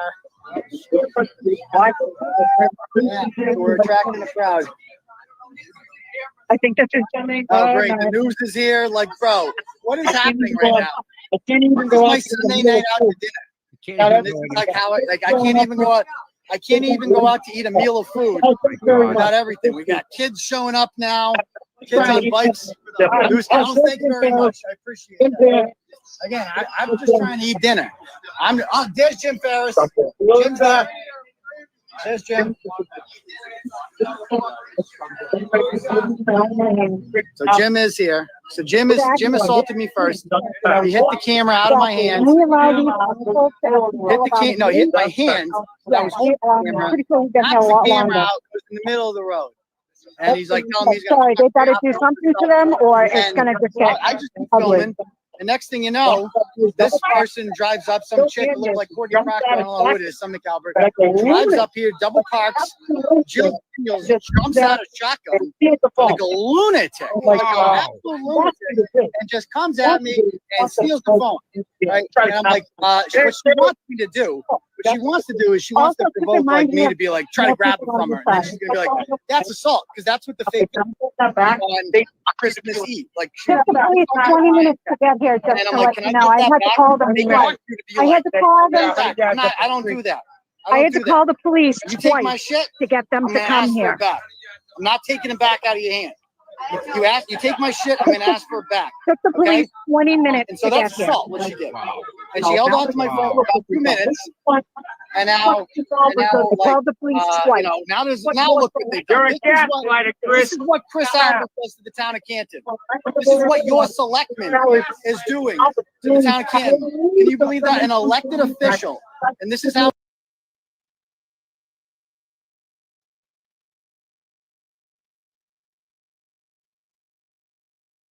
Unmute your microphone. You can. All right. I appreciate the time. I appreciate people's patience. So, in reviewing the rules, I look at Rule 2.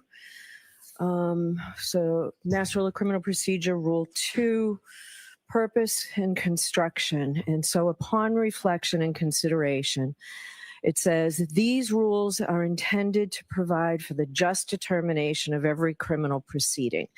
They shall be construed to secure simplicity in procedure, fairness in administration, and the elimination of expense and delay. Also looking to Commonwealth versus Durand. I don't have the site. I know it's from 2016, 2017. A judge, Robert Kane, was the trial judge. So because none of the purposes here in Rule 2 are served by the admission of the Maryland trial judge's decision, particularly were offered without notice to the court previously. I'm excluding that decision. Your rights are saved, Mr. Alessi. We've got that decision marked for identification, and you certainly are free to cross-examine Ms. Hyde regarding her methodology. So that's my decision. So bring the jurors in, please. You are unmuted.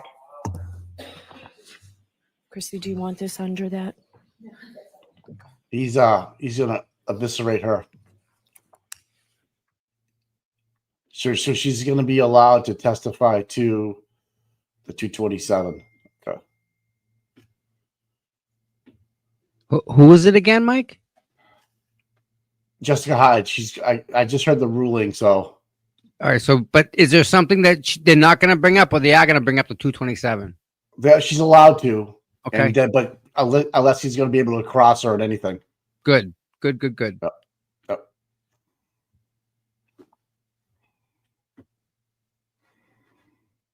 You know, they moved Jess Machado so she couldn't hear the sidebar, but that saw Tara that. Keegan, the friggin' the Klinger stage 9, she's all over that. She's right there.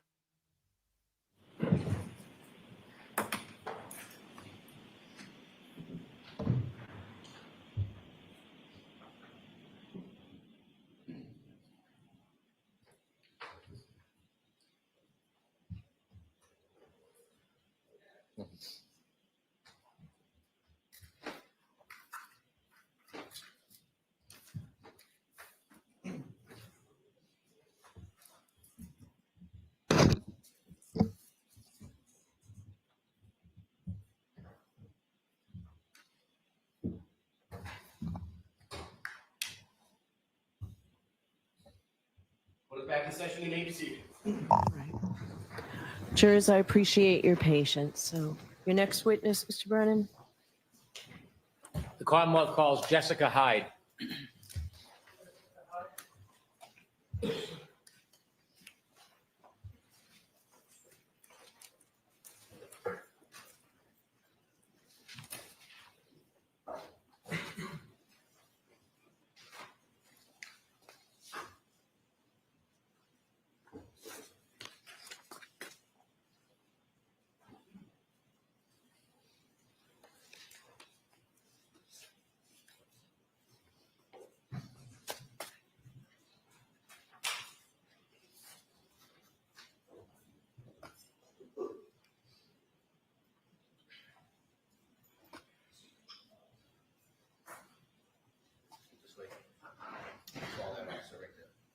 Follow me, please.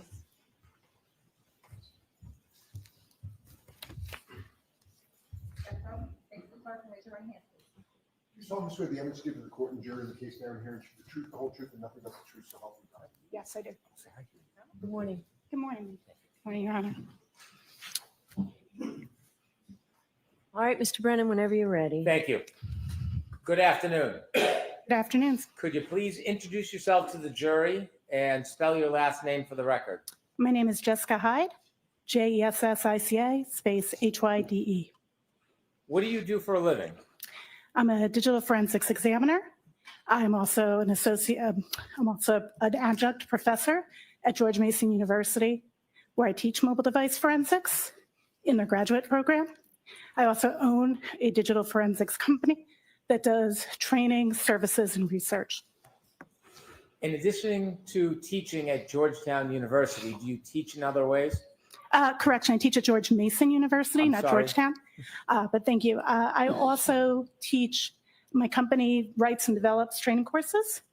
I teach a mobile forensic analysis course and a data structures course there to law enforcement, civilians, et cetera. Do you engage in any other type of academics or research? I do. I do other research as part of some volunteer activities I do in the digital forensics field. So I'm the chair of DFIR Review, which is a body that reviews practitioner-created research so that it can go through peer review. I often do reviews as a member of a reviewer for Forensic Science International Digital Investigations Journal, which I was a previous associate editor of. What does peer Oh, I'm review? so sorry. What does peer review mean? Peer review means that when a study is done or a research paper is done on a topic, that an assessment is done of it. There are 3 types of assessments that can be done. One is a methodological assessment, where you read through the methodology of the academic or practitioner-created paper and state if it is acceptable or not. The second is you conduct your own testing using the same methodology to conduct a peer review with your own generated data sets. And the third is if the original author has shared their data sets, reviewing their data sets and checking that against their work.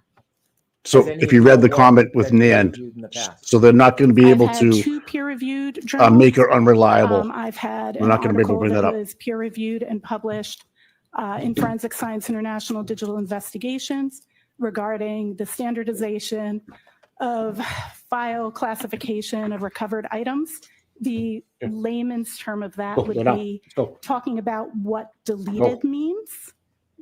And then I have another paper that's been accepted that I was a co-author on in terms of timelines and correlations of forensic evidence.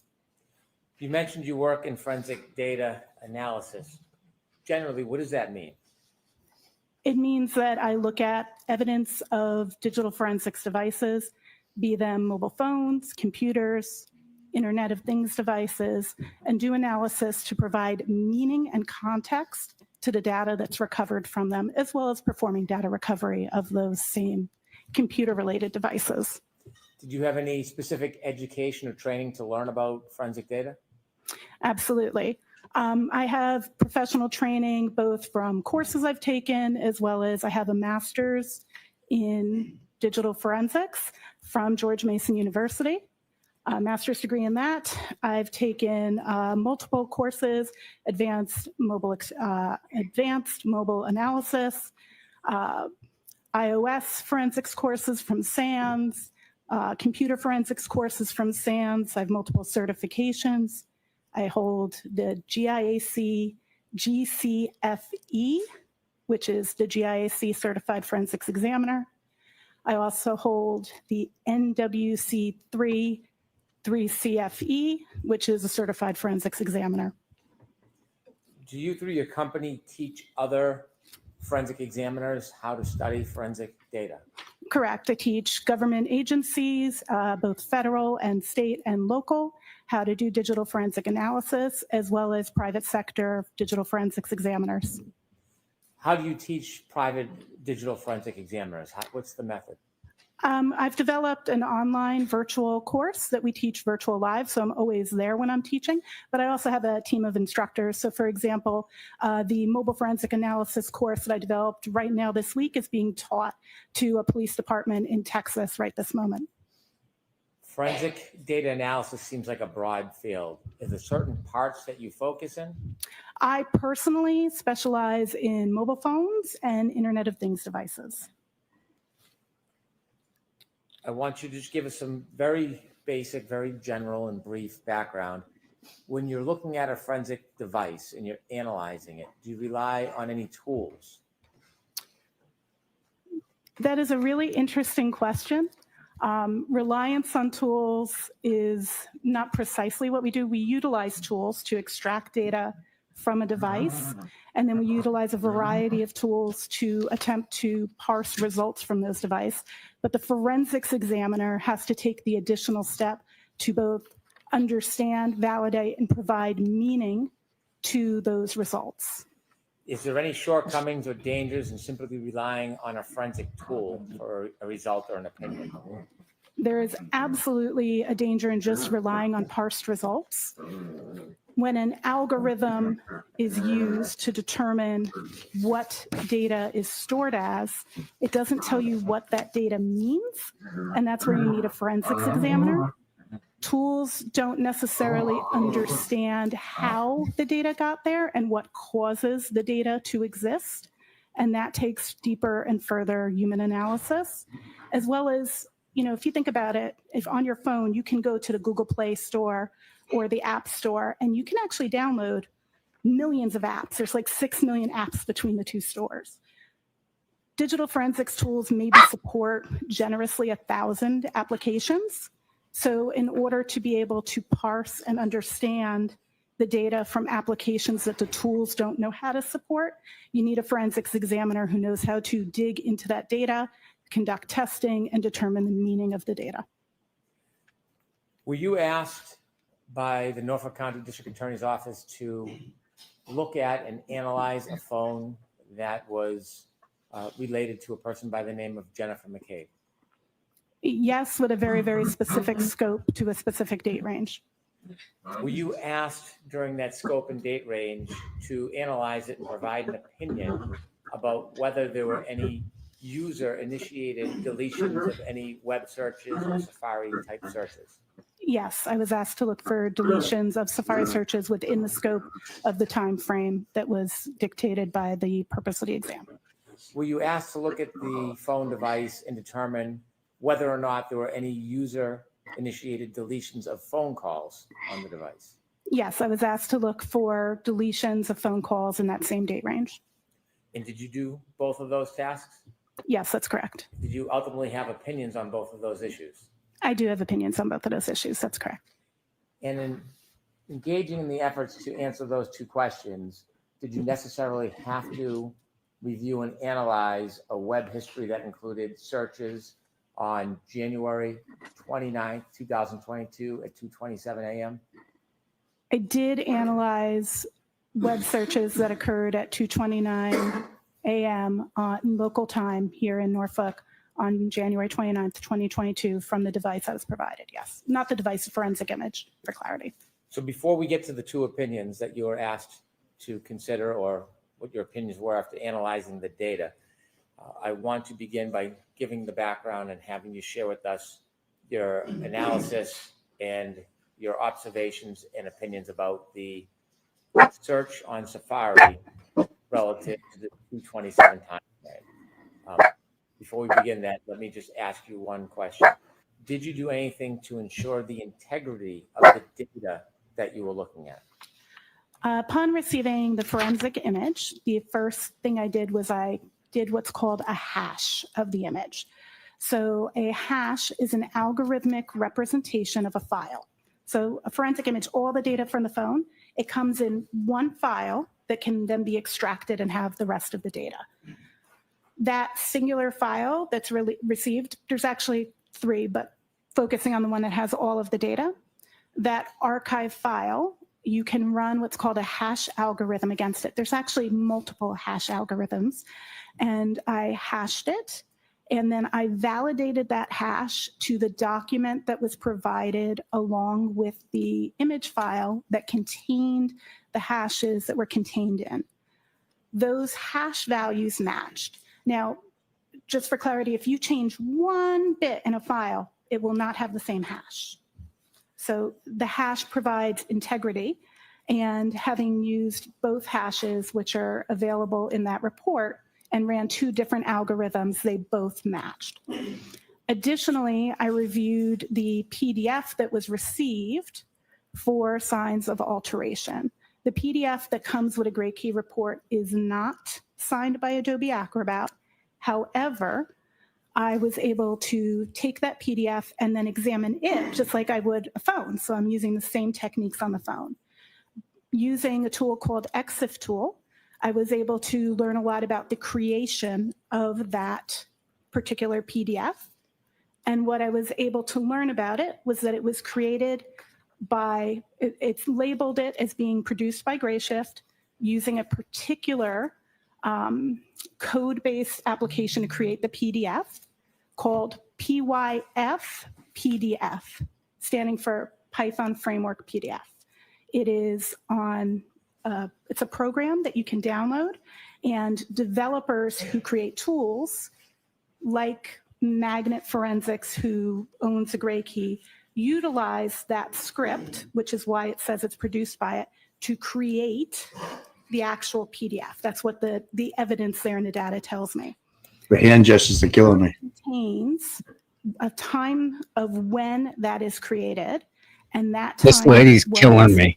And I know what she's talking February about. 2nd, 2022 at Her hands are shaking. See, that's the global constant time. Think what's in the UK at 22:49, which local time would be 5:49. Her head's way far ahead than her says mouth. that it That's was why she's created doing that. approximately 2 hours and 45 minutes eight after the steps- document 8 said the steps ahead image in her head. started. I think she's trying to blend in with all the other troopers with the bald hair, just trying to match up. So that provided some You know, level the- of certainty with that the- that Well, document yeah. was The factual. cone head. And on top of that, I think Auntie I Deb's gonna have a further field day with this opened the headdressing. file Of that PDF. The in glasses, what's called too. a hex editor. Oh, which yeah, lets he me got see, the like, glasses, Every definitely. byte, every 1 and 0. And from doing that, I looked for tag markers that are made sometimes in some I'm already bored. modifications of I'm already PDFs fucking. You already lost me. called I'm done. SMPs, which is I'm thinking about what's downstairs for lunch. What are we doing? format We got of hot markup, meal. We have cold cuts and I again. did not find Did any John evidence Conley bring the of cold those cuts from tags. Pages yesterday? I know. That's what I want to know. When you're trying to beating all of determine us, that whether guy. there's And integrity in is the data, potato salad any better than it Are was? you able to tell whether or not there's been any alterations or tampering before the item is put on the gray key machine to make the extraction? That would be when you're talking about if the physical device had been manipulated. Is that Yes. correct? Yes. I cannot tell if the physical device has been manipulated prior to it being imaged. I can only validate if the image was correct. In theory, all of the data of anything that you did on that device would still show in the evidence of device logs and whatever locations that were touched or communicated with. But at that point, it's the same as any user interacting with the device itself. After the phone's extracted or at the time it's extracted, does it have the history of the device on that extraction? Yes. Could you rephrase? Yes. At the time the phone is extracted and the copy is made in the PDF and the digital copy, does the digital copy and the PDF contain the history of searches and calls and other items on that phone? The forensic image itself contains a variety of different artifacts or traces that are left behind by activities that a user does on a phone. Yes. You use the term artifact. What does that mean in a basic sense? An artifact is any type of evidence that is left behind on your phone of an action. So, for example, The if you fingerprint. receive a call, there are multiple places in the phone that show that a call was received.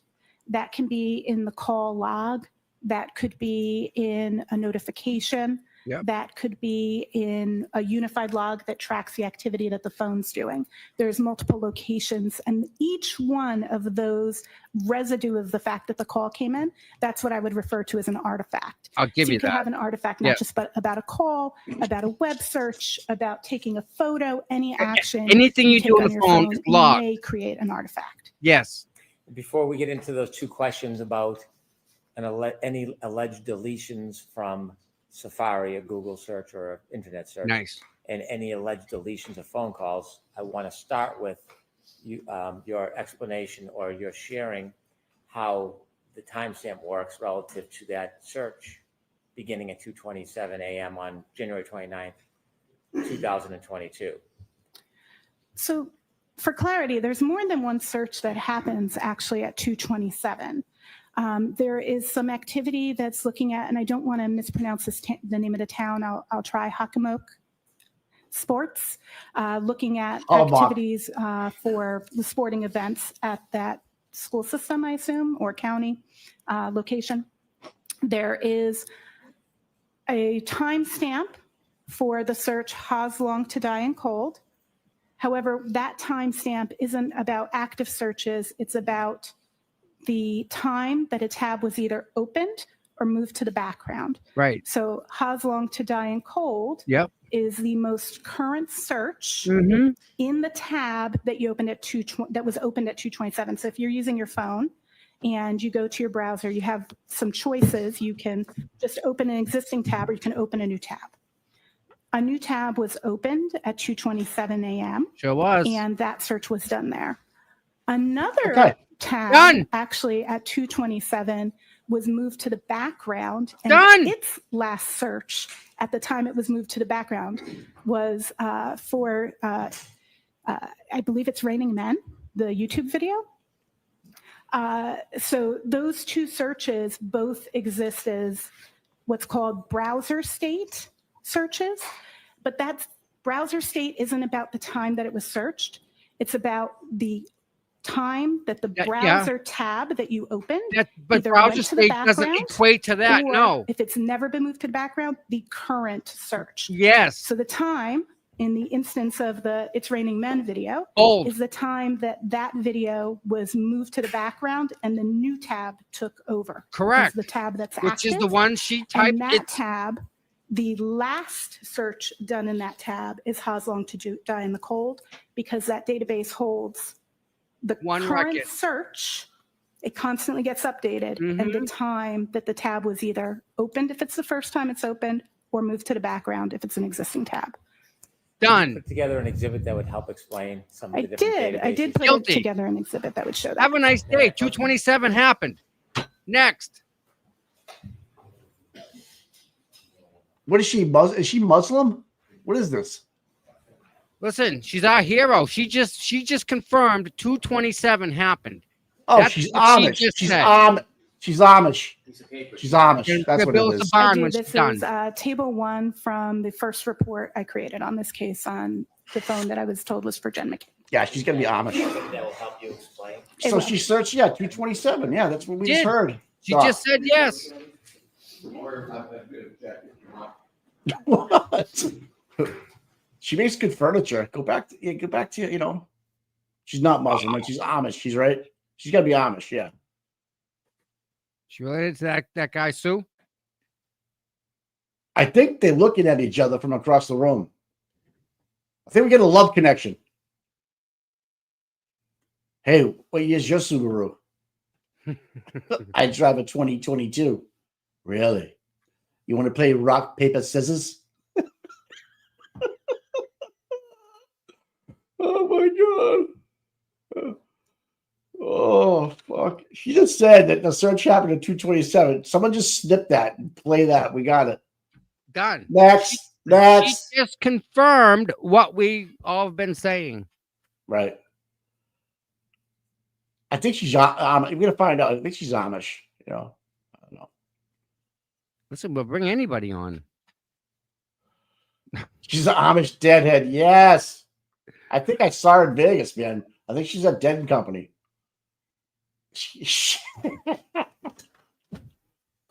You guys heard that, right? That's not me. She just said that. Yes? Yeah. I think she's nervous because she knows what Mr. Bob Alessi is going to ask her, and she knows if she was sitting in the back room where the witnesses are and the door was cracked open, or she is absolutely because she took a break and Hank went back there and said, "Hey, listen, game on. Listen to me. Look at me right here. Right here. Game on. We got to go out there. You got to do your best bullshit." I heard that. I heard that the actual search was done on a new tab that was the active tab. So when you open the new window, it took what she had and put it in the background because It's Raining Men was up. That's what was up. New tab. Right. Put this in the background. That's right. That's right. New tab. How long to die in the cold? Right. That's what she just said. That's what I heard. At 227. Right. And then she did 227. Then Raining Men came forward again. I don't know, man. I don't know. I see the new piece. I wonder when did they have their furniture sale going on? I got to figure that out. I'm Googling it right now. I think she came up with like a U-Haul truck and is selling furniture this weekend somewhere at a flea market. We shouldn't even be. Why are we at break? Hank just objected to his own witness. I think they tried saying the tab was moving in the background at 227 and House Long was the last to be searched in the active tab. Yes. So done in the morning, but kept the 227 time. I don't know about that. It doesn't. Everything. Mike. So the search has to have a time. Period. Stop. Yes. Right. Every single thing you do on my phone right now is asleep. If I wake it up, once you hit search, it puts a time to it. Yep. I don't care if you do it at 6 o'clock in the morning again. It has to bring what's up front of the window, whether it's Yahoo or Google, whatever comes up in your search, that goes to the back. Right. That's what she just like said happened. Someone just texted me. They just saw Connor Keefe at McDonald's filling out an application. That's sad, huh? That's too bad. Oh God. This may have backfired on Hank. Listen to attorney Neil Gallagher. Jessica Hyde. I'm sorry, but she is a terrible and reckless expert witness. Presents horribly. In my opinion, she's also sweating more than a hooker in church. I'd be sweating too. She knows the less he's coming. A lot of sweat talk lately, huh? Yeah, that front bum is got to be just soaked. Soaked, right? Just soaked. Especially if she's selling furniture this weekend, we got to find out where, because that's the only reason why she's getting paid. Remember, she had to leave by Friday. She had to open up the tent wherever she was going. Probably a state sale somewhere going on. I don't know. Javier, let me tell you something. If this Google thing falls through, there's going to be a lot of people in prison going to want to get out.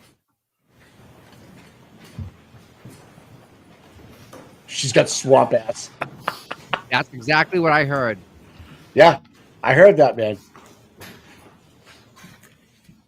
Before we look at any chalk, I want you to explain back and the recorrect. entire basis Here of we that go. chalk and your ultimate opinions that are reflected in the chalk. So let's start from the beginning. May I And- look at my copy of the chart or no? Why don't I just Your ask you? Honor, See if you can answer the questions. and if you Yeah, let's see what you got, girl. Yes, Your Honor. When you looked at the phone to analyze it, were you trying to determine when a particular search was made, specifically the search "How's long to die in cold"? Correct. I was People are looking for laughing. two searches, both I'm how all glad long you're to laughing. die in CIKD and how How long long to to die die in in cold. stand right here. So That's as what we a have. forensic examiner, How long to die do in you begin the cross-exam? process to try to identify and determine when that search is actually made? So the first thing we would want to identify is what application was being used at the time to make the search. So looking at that date time stamped, it was able to, on that date, be able to determine that Safari was the application that was being used as the Google browser. And Yes. then you would begin looking at the artifacts for Safari, both those that are parsed by the forensics tools, but then further looking into the data structures that hold that data itself, and then ultimately conducting testing to determine why a certain artifact exists. So you mentioned the beginning step is the forensic tool or tools. Did you use forensic tools to get information or parse any data regarding this potential search at 227? Yes, I use multiple forensics tools. Can you share with us the multiple forensic tools that you used? Absolutely. I used Celebrate Physical Analyzer. I used Magnet Axiom. I used just the tools I used at first. I used iLeap. There are further tools I used later, but those were the three that I started with. What tools did you use later? Later, I used specifically, I've used Sanderson's Forensics Toolkit, the forensics browser in Sanderson's Forensics Toolkit, which helps exploit SQLite databases. And then I further reviewed in a tool called Rabbit Hole. To begin with, Celebrate, is that a tool that you're familiar with? Yes, Is it a commonly used tool in the industry? yes, commonly used mobile forensics tool, Is it reputable? highly reputable.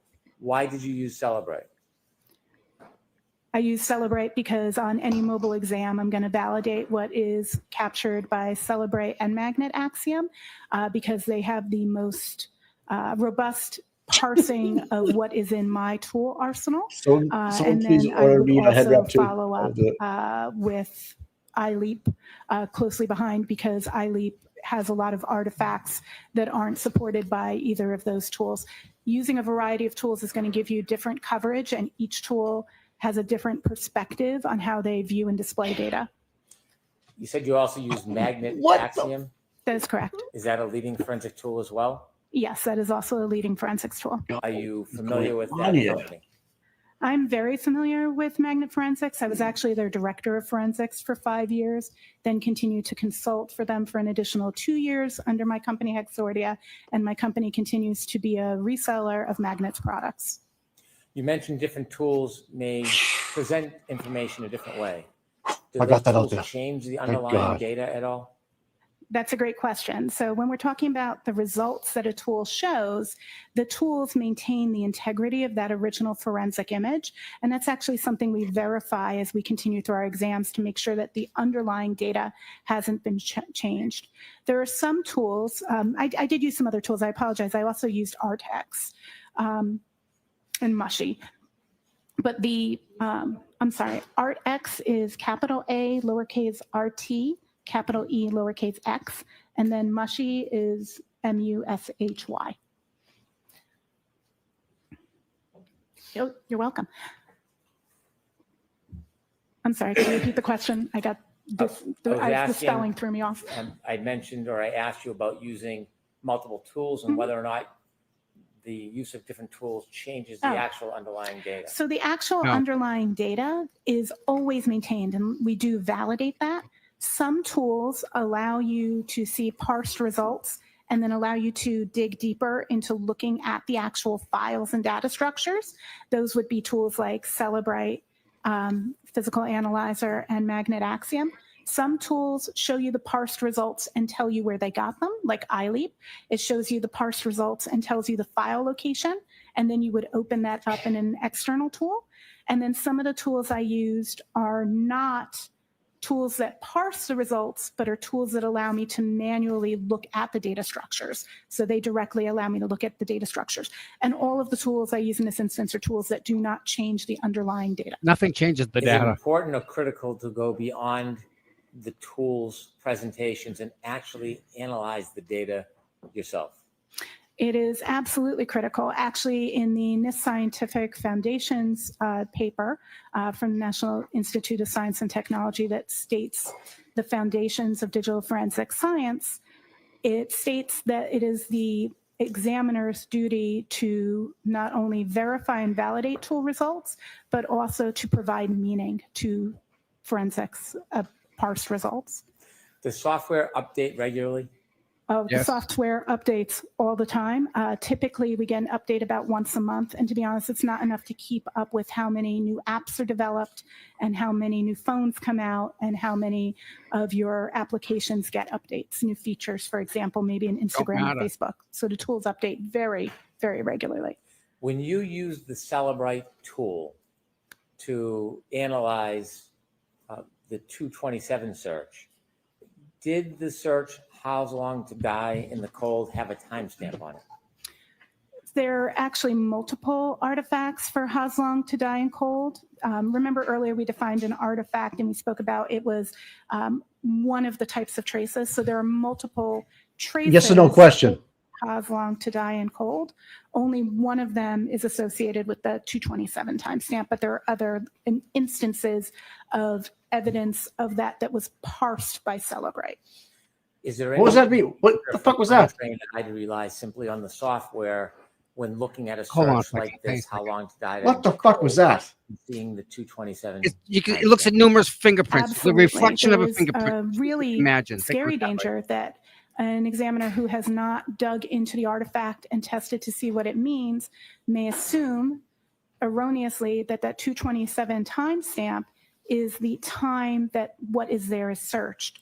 The search in that field of that artifact is going to always be the most recent search in the tab, but that timestamp actually means either the time that tab was backgrounded or if it's the first time the tab's been opened, when it was opened. So you could erroneously implicate a search was done hours or some time period or even days before it actually occurred. Some of us leave our tabs open forever.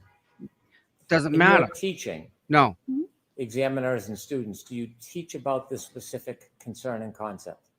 Yes, I teach about this concern both in my mobile forensic analysis class, my mobile forensics course that I teach at George Mason University in their digital forensics master's program, and in the data structures course where we specifically learn how to analyze these databases in question.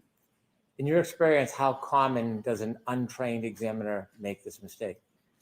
I wouldn't be able to speak to how common an untrained examiner does it, but regularly my students get those questions wrong on earlier examples I give them in class to kind of indicate to them that they could easily make mistakes without understanding meaning, and I use it as a teaching aid. So teaching, 90, 100 easy students a year, I regularly see that in untrained examiners that I'm teaching in my class, but I wouldn't be able to say that across the discipline. You mentioned that Celebrite showed the search on the report as How's Long to Die in the Cold with a timestamp of 227. Is it 2740? Yes, that's correct. Do you know whether or not Celebrite has updated its software?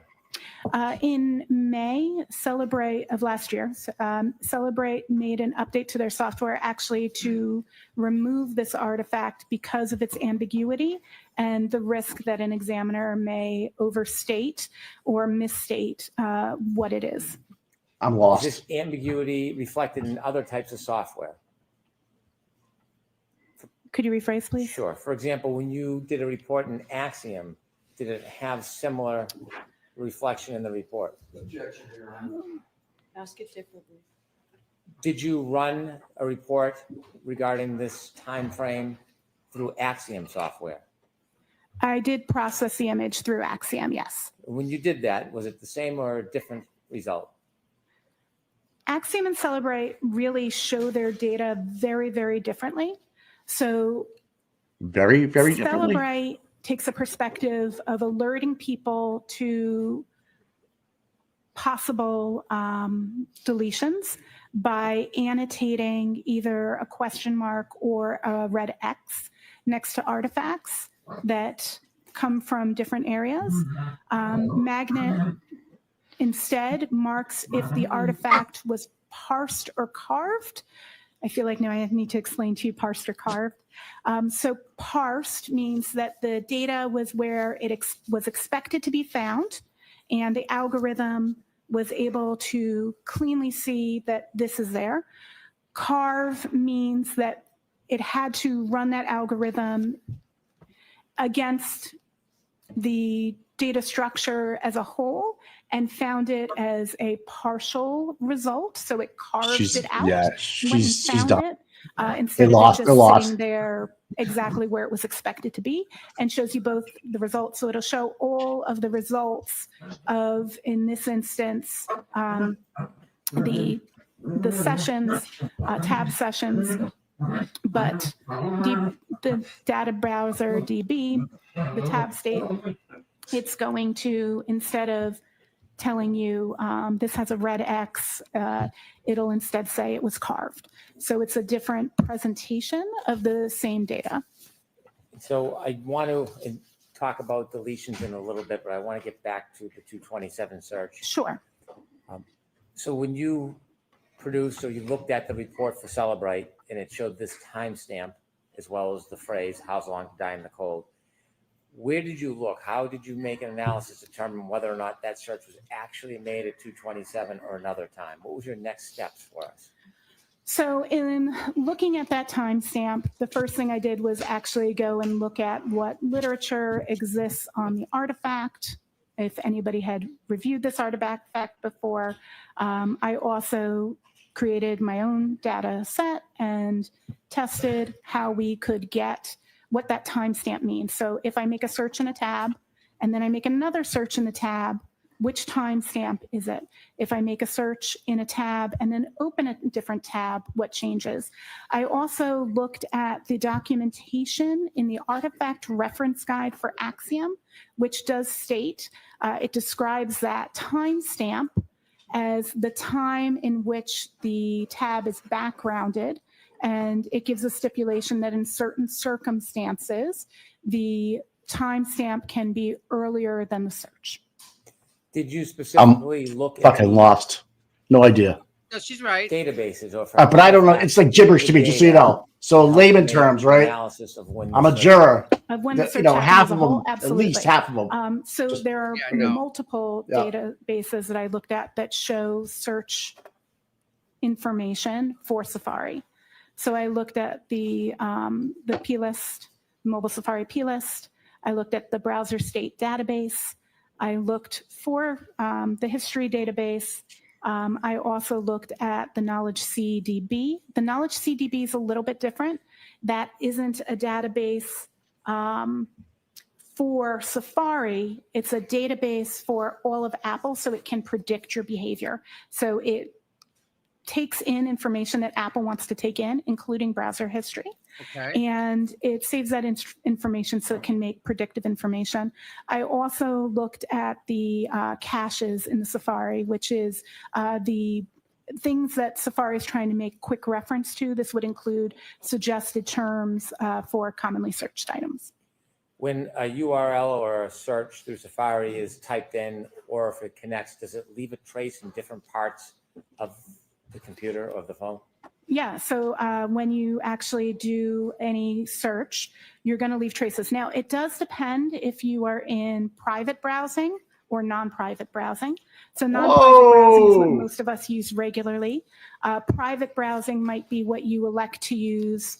Well, some people would elect to use it if they're doing searches they wouldn't want their spouse to see, like maybe they're looking at porn, or maybe you're doing something secure like looking at your banking information. You may intentionally use a private browser. For Google users, this would be the equivalent of incognito in Google Chrome. And you may intentionally use that. And so the artifacts for that are more limited than the artifacts for non-private searches. So some of these artifacts only exist for non-private searches, and some exist for private searches. And in this case, she's getting paid by Pornhub now, for sure. Non-private or private?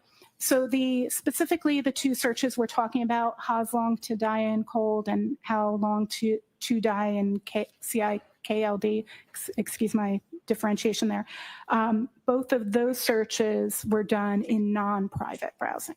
So they weren't hidden? I don't understand the question yet. Was there any applications on to mask those searches?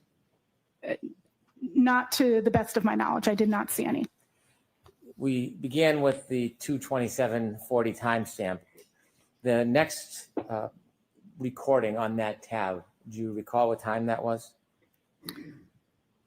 I believe the next, and I'm trying to remember the chart from memory, if that's correct. So I believe the next thing we're looking at is the 623 suggestion from Apple search terms for how long to digest food. Am I matching what you're seeing on your chart? Well, let me ask you. Okay. When you saw that, do you look on the same tab or a database? Where do you find that information? Fair. Understood. So all of those databases I was just mentioning before, we're looking at all the parse results from all of those. And I was looking in the entirety of the scope from the time of midnight till noon. That was the time frame of my scope of all of the content that was done in the tabs for Browserscape DB, Cloud Tabs artifacts, History DB, Mobile Safari plist, Knowledge C, each one of those. And then I was combining them to timeline out the activity. At 62351, did you look into how long TIDIE in CIKD? So that would be the next thing that we see after the Apple suggested term of how long to digest food. That's the next thing we see is we see an entry of that. There's two immediately next to each other. I don't remember the precision on the seconds of which one's first off the top of my head, but one is in Knowledge C and one is in the Mobile Safari plist. Can they appear in different rooms in the data bank in different places, the same search?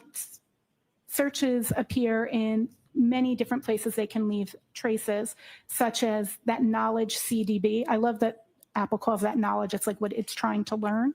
So the Knowledge CDB, what Apple's trying to learn about you, as well as in that Mobile Safari plist, as well as at the moment of that search, which I don't have the device in that moment, but just so there's an understanding, that open tab, the URL would have been updated, or URL is the website, would have been updated to that search at that moment. Had we imaged it at that moment, it would have been how long to die in CIKD.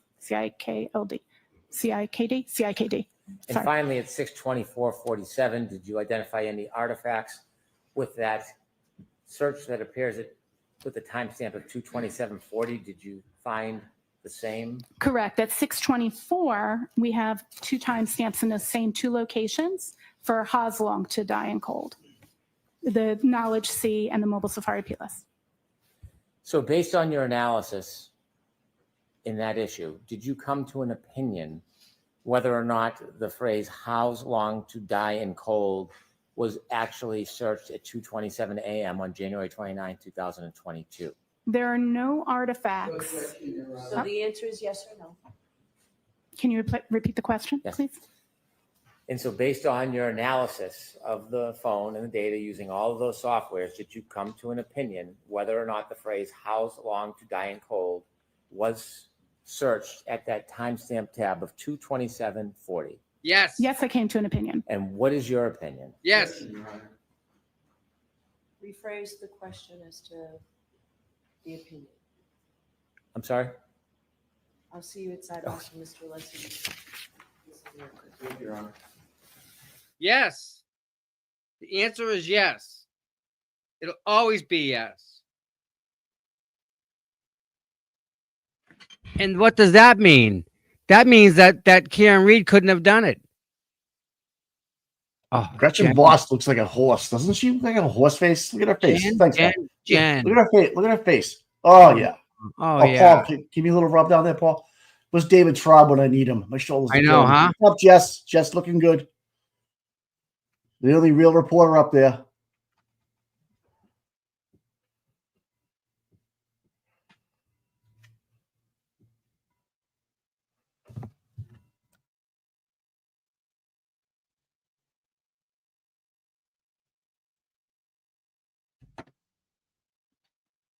Man, what do you guys think so far?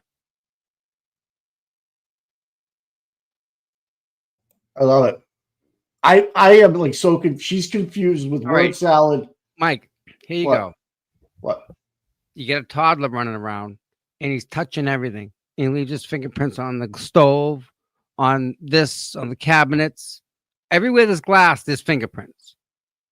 It kind of proves where that child went, yes? If he walked through the kitchen and touched things Yeah. as he went through. Yeah.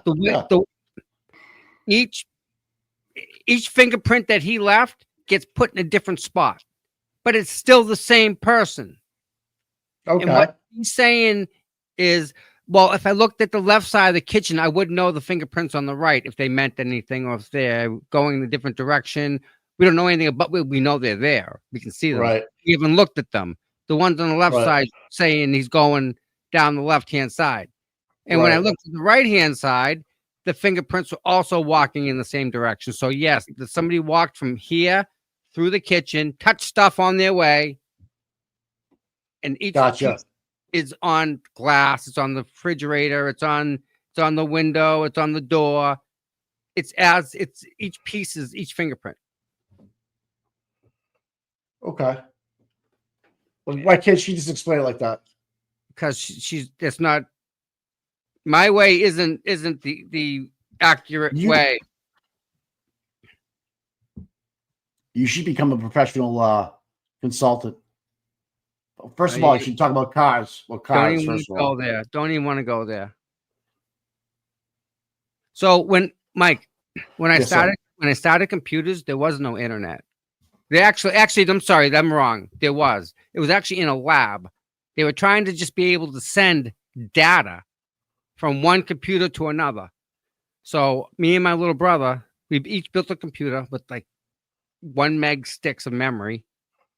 And we hooked a null modem cable up to computer so we could play a game against each other through the computers.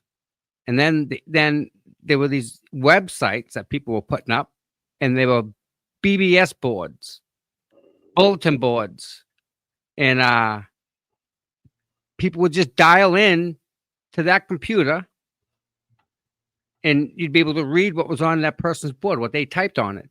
So it was like a newspaper for the most part. You go to someone, Gotcha. you hang up and you dial another phone number with the computer, and that calls his computer, and they talk.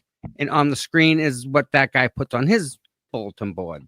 Yeah, You can- you already lost me, dude. You lost me, dude. I'm sorry. No, I'm just. All right. Mike, you have a house. Dave's channel has a house. Dumb it down. Just keep it down. All right. Trying. All right. Trying to figure out how to put it. I don't know. Let me think about that one.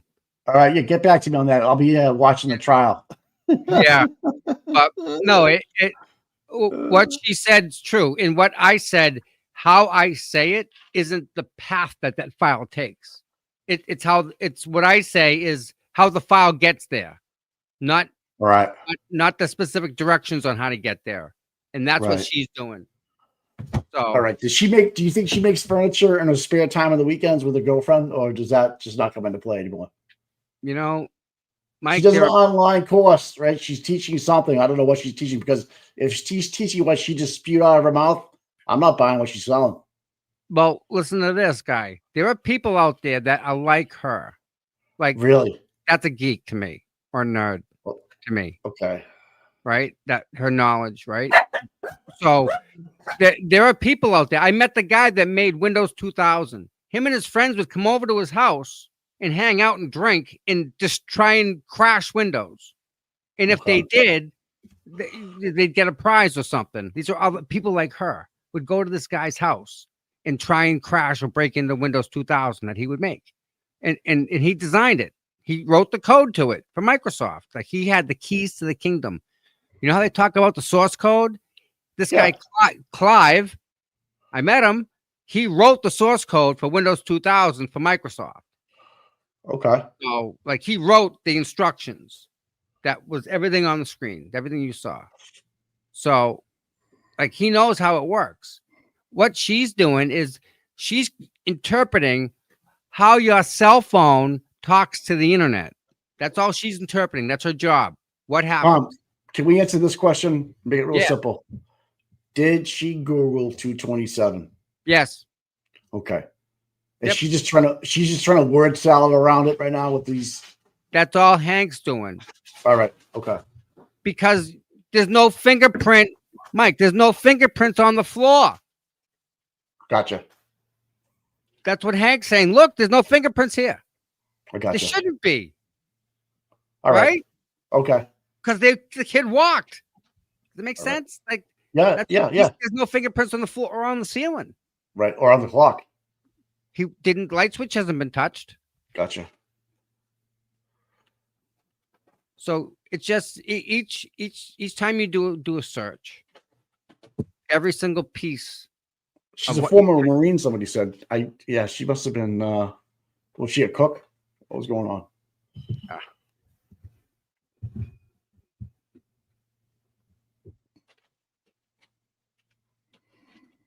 Here we go again. What's the matter about? The prosecution is trying harder to prove Jen McCabe not guilty than to prove Karen Reed guilty. Yeah, oh yeah. Big time. They're trying to defend Jen more than they're trying to convict Karen. That's part of the deal. That's bad. It's part of the deal.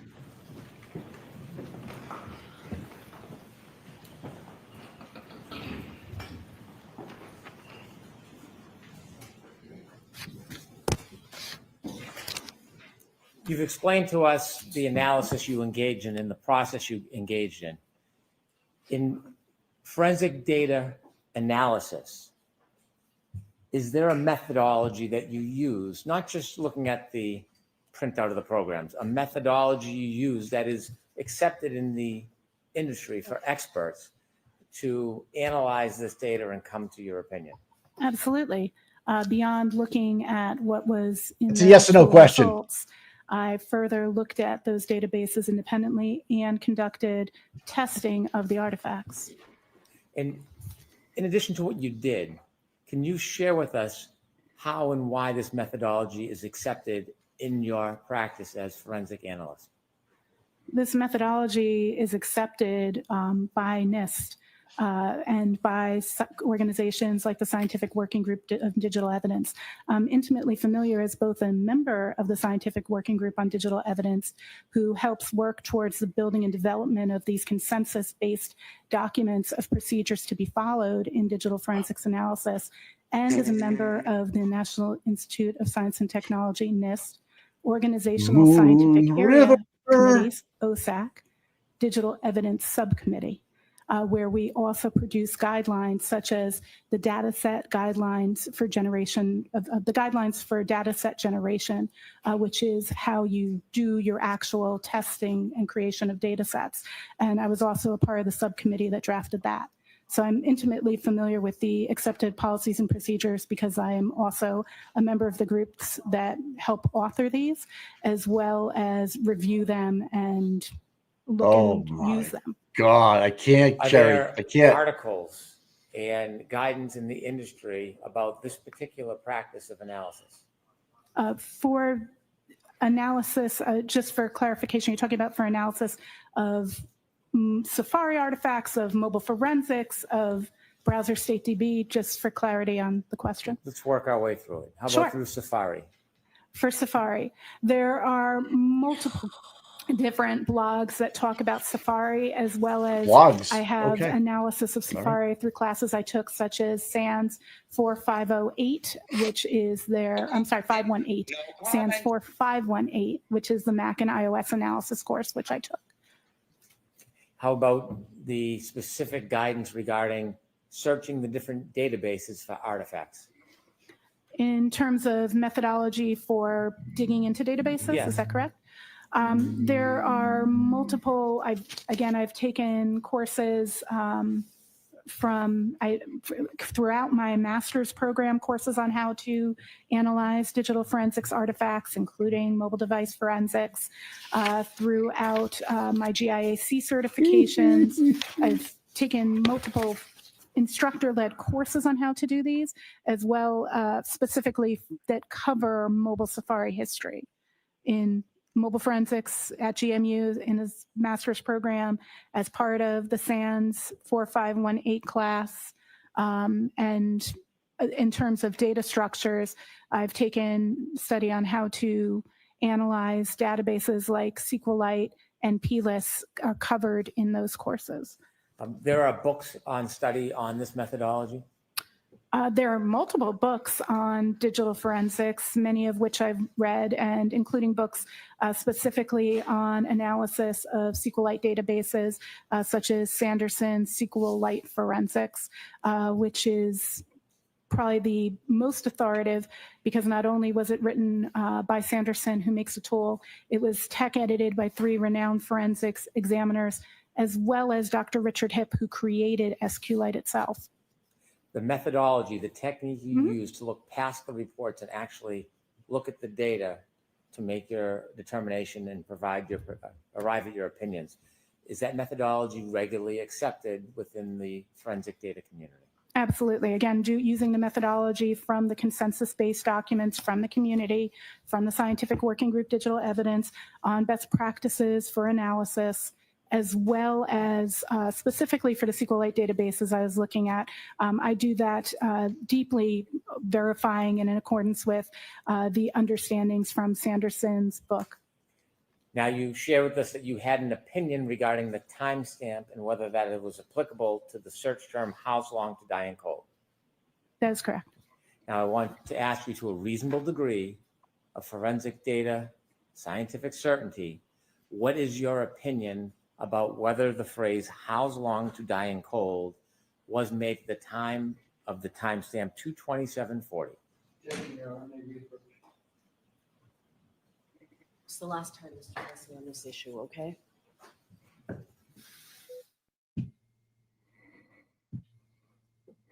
So I want to kind of furniture she's selling this weekend. It's interesting. She's Amish, right? Does she have kids? Because that needs to be discussed. No. Just make up as many words as you can, and they'll believe you. Just talk long enough. Oh my God. Forensic. Oh my God. Flip thinks she looks good. Oh my God, Flip. We gotta talk, bro.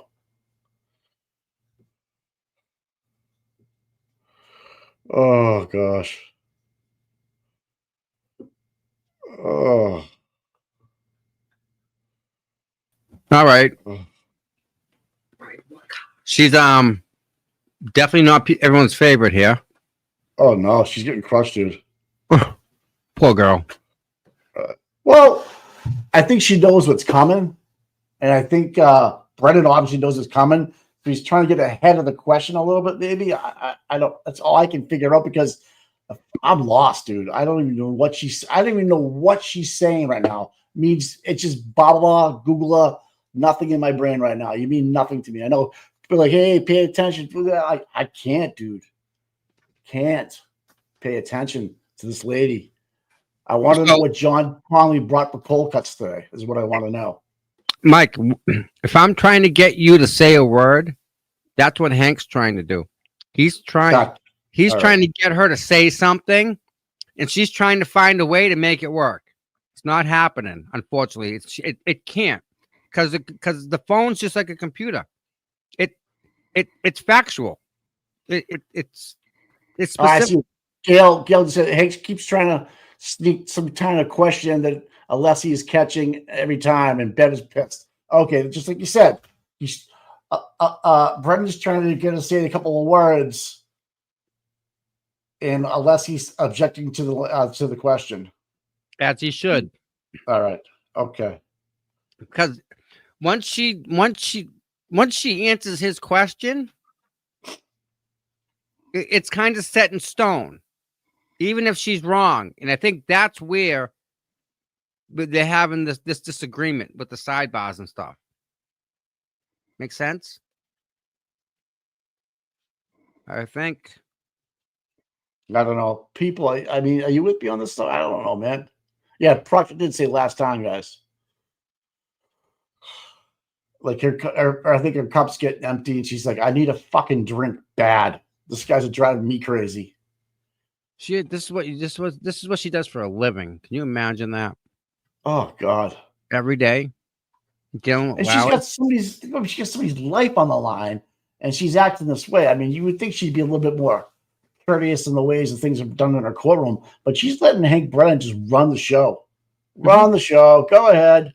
And when they object, I'm tired of you objecting. Well, it's for the fairness of the trial of my client, Your Honor. I don't care. Wow. It's just like, what the fuck, man? Oh, God. Yeah, she sounds like she literally mumbles with a head. I can't wait for Auntie Deb's take on this. Right. Oh, my God. I mean, to me, 227 happened. Just you don't need this dribble drabble. So, Mike, my phone. Oh, here we go. Now I got the Tom CPO. Go ahead. Yeah. Right now, I open my browser on my phone. Right. That's logged. Okay. There's a timestamp. Okay. It says I opened my Chrome, my Google Chrome, and I have 1, 2, 3.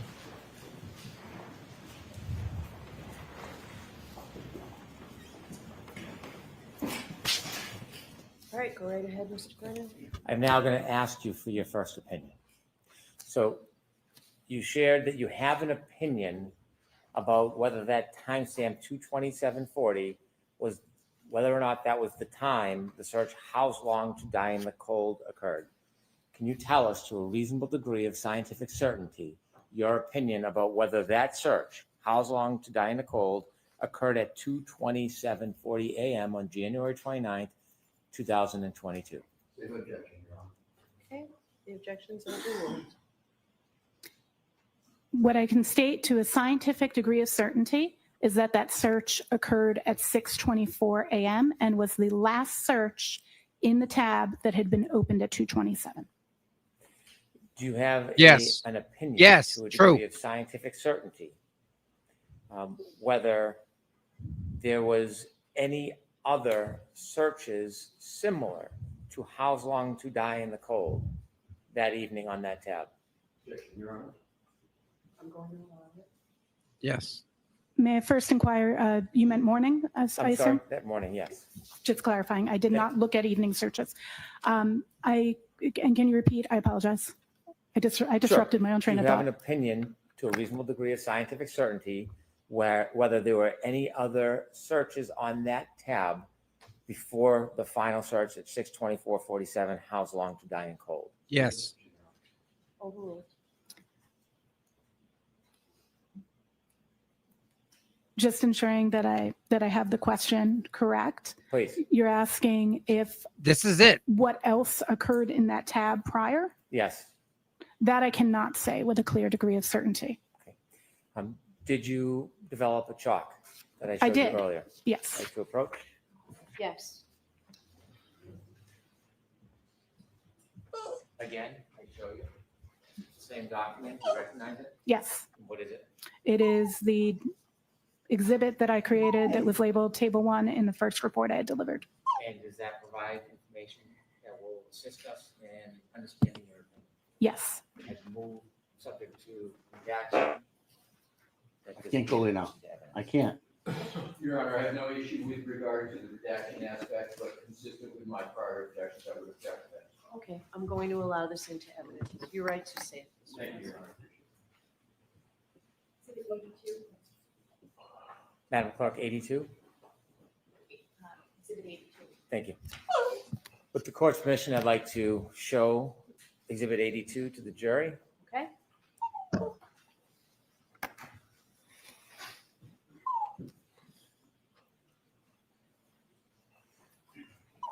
Could we enlarge the first two?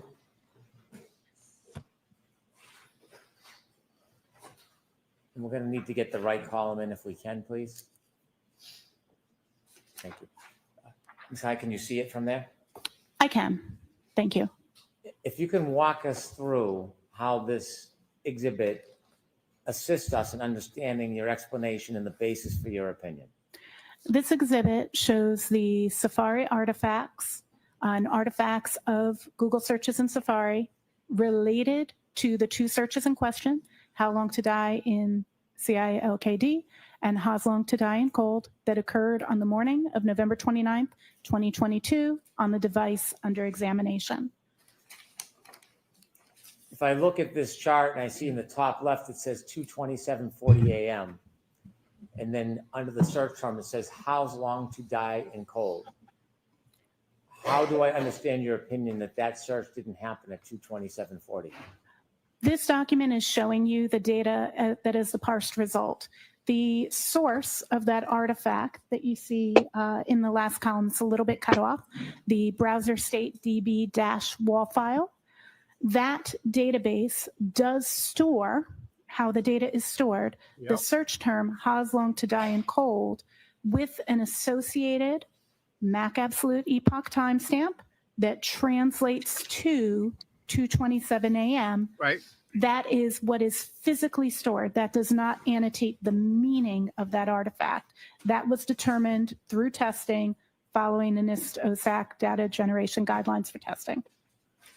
In the second row, we see a timestamp on the left-hand column, 6:23:49. And it provides artifact, the cache record. Mm-hmm. What is the term? And what does that mean under the search term? iOS Safari cache records. A cache refers to something that a computer program wants quick and easy access to.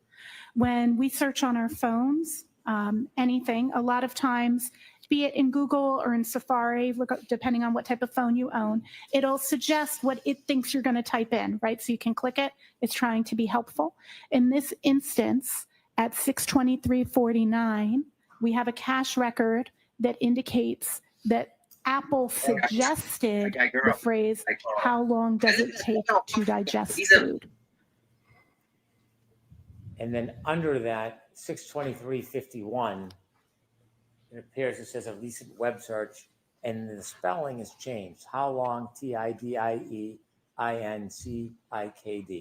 So this, in reference to these two search terms, this is the first actual search that occurs at 6:23:51 a.m. Upon beginning the typing of that phrase, Apple provided the suggested search, and the person inputting into the phone at that time continued to type out a phrase and finished it as how long, TIDINCIKD. which that is available to us in the Mobile Safari P-List, which tracks recent web searches. And then we'll see 6 seconds later, we get that reference in that Knowledge C database that I mentioned before. That's the next line. So that's the Knowledge C database is Apple's way of keeping knowledge about what the user's doing. It sees and holds your knowledge. It's an easy way to remember it. That's what I teach my students.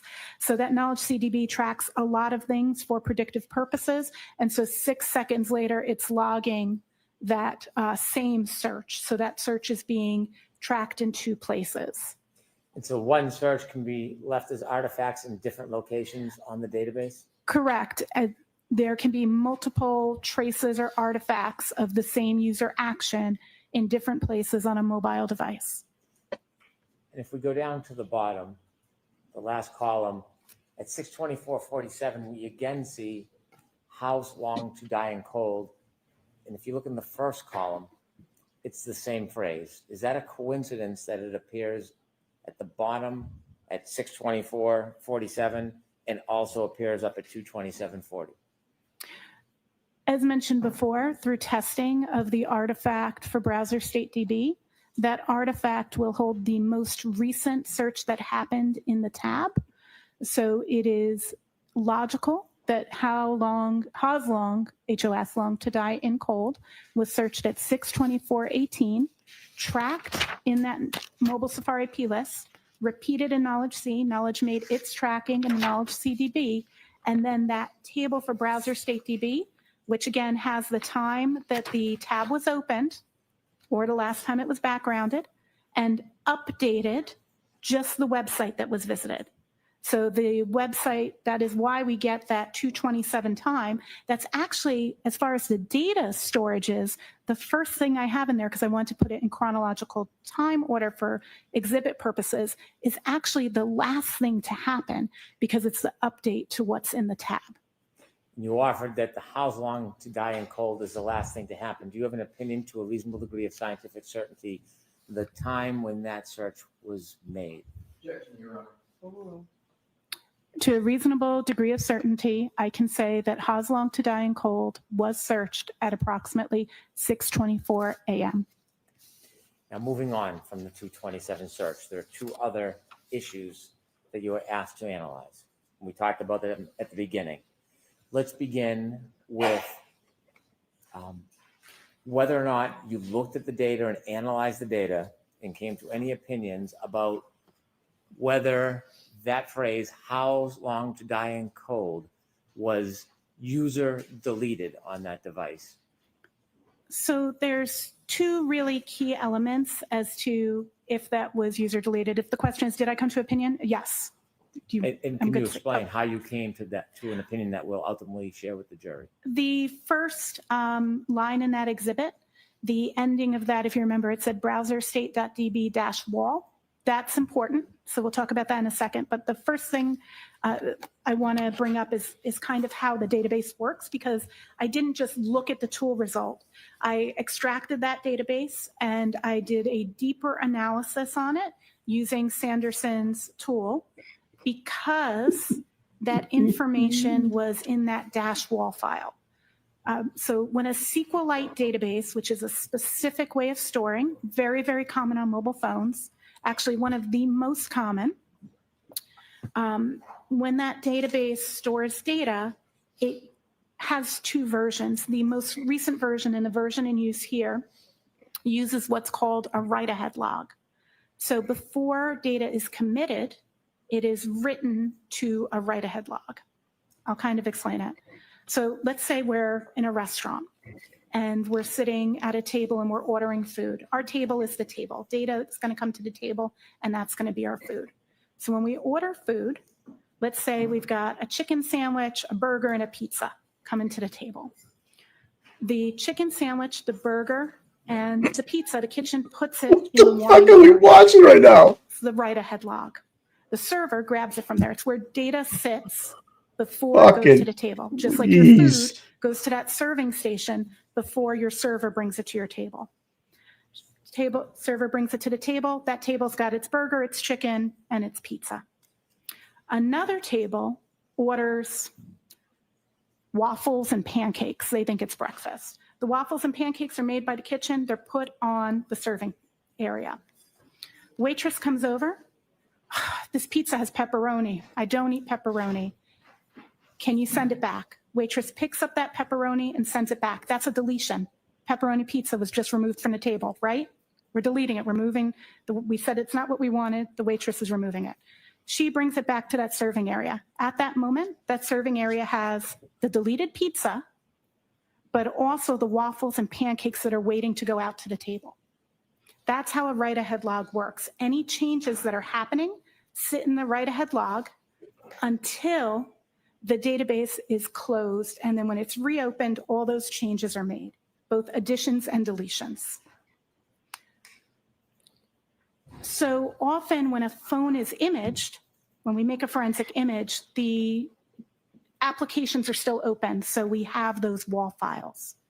When we look in our Safari browser, the database knows to read it to you in its current state. So it tells you where the waffles and pancakes are going. They're going to that table. So it shows it as if it's in the table, but it's not in the table yet. So if when we parse the data and we look at the restaurant and we don't look at the back kitchen, we would only at that time see the chicken and the burger, right? Pizza got sent back, waffles and pancakes haven't come out yet. So when we get the data, we get two files. We get the restaurant, that's the database, and we get the serving area, that's the WAL file. Just because it's in the WAL file does not mean it's deleted. It means that that record wasn't where it naturally sits yet. It could be that WAL file can contain deleteds and food or data that hasn't yet been delivered to the database. So the WAL file consists of both. So an assumption So fucking lost right now. the data was deleted just because it's in the WAL file is actually not true. And the peer review paper I mentioned earlier that I had accepted in Forensic Science International actually has a section that explains this exact presence for SQLite databases about how we refer to that as recovered and not deleted. Actually, through that entire document, we don't use the phrase deleted. We refer to things in statement of recovery because we need to determine why it's there. So we can't say that it's deleted just because it came from the WAL file. Some tools will automatically indicate to the examiner that they need to dig deeper into that. I did do further analysis by looking at the WAL file. That particular item is a little bit more complex, actually exists on multiple pages because it moves as the database is being created, but all of them have the same unique identifier. So it's the same entry. It's not more than one search of Haslong to die in cold. If there was more than one search that had occurred where it became the top element in that database, we would see that. There are, as I mentioned, other carved from the database, from the WAL file elements, such as the search for the YouTube video, It's Raining Men, because at some point that was the last viewed item in a tab when that tab was retired right before, also 2:27 a.m., but a couple of seconds before the Haslong to die in cold search. So we can see that that table is put to the rear. The newest tab that's open, which is why it's in the WAL file, it's the most recent thing because it's like our waffles and pancakes hasn't been delivered to the table yet. So it can sit in the WAL file for that reason. That doesn't indicate it's deleted. The second reason is there is no user interaction in the interface to delete a tab. You can open and close a tab, and open and close tabs are tracked in that database, but you cannot delete a tab. There's no, if you were to pick up your iPhone, I know you don't have them right now, but if you were to pick up your iPhone and look, that wouldn't be a physical option you have in the interface. So it could not be deleted by a user through the interface for that most basic reason. So a user, could they delete a tab if they wanted to? There's no actual Yeah. option to delete a tab. For There's your an web history, X you can button right there clear at the the top. cache, for example. Most of us are familiar with clearing the cache in your web history. You might do it because you don't want your kids to see what you searched, or maybe your kids don't want you to see what they searched, so they'll delete it. But you can't delete the tab history. It's just what tabs are there. The That's how they device is found tracking it that. in Celebrite, Tom. When you That's look at what, the software, right? whether it was Axiom or Celebrite, when you look just at the report, not the data itself, do either of those reports have any indication noting that that web or that Safari search is characterized as deleted? Tools, Celebrite denotes it with a red X, which means that it is recovered. Axiom indicates that it is carved. In the same paper that I referenced earlier that I authored, there's a chart in there that shows the distinction between how different tools, some will use red X's, some will use question marks, some will list carved or parsed. So every tool chooses to do that differently. That does not mean deleted. It means it needs further analysis. Should an examiner who looks just at the reports of the software assume that if it is marked as recovered in Celebrite or carved in Axiom, should An examiner should never assume something's deleted without doing a manual examination. The manual examination, is that a method that's used, that's generally accepted in the forensic data field? The NIST Science Foundation paper, as well as the dataset generation guidelines, both speak to conducting testing to verify and validate, and it states clearly that an examiner is to verify and validate findings and to determine meaning.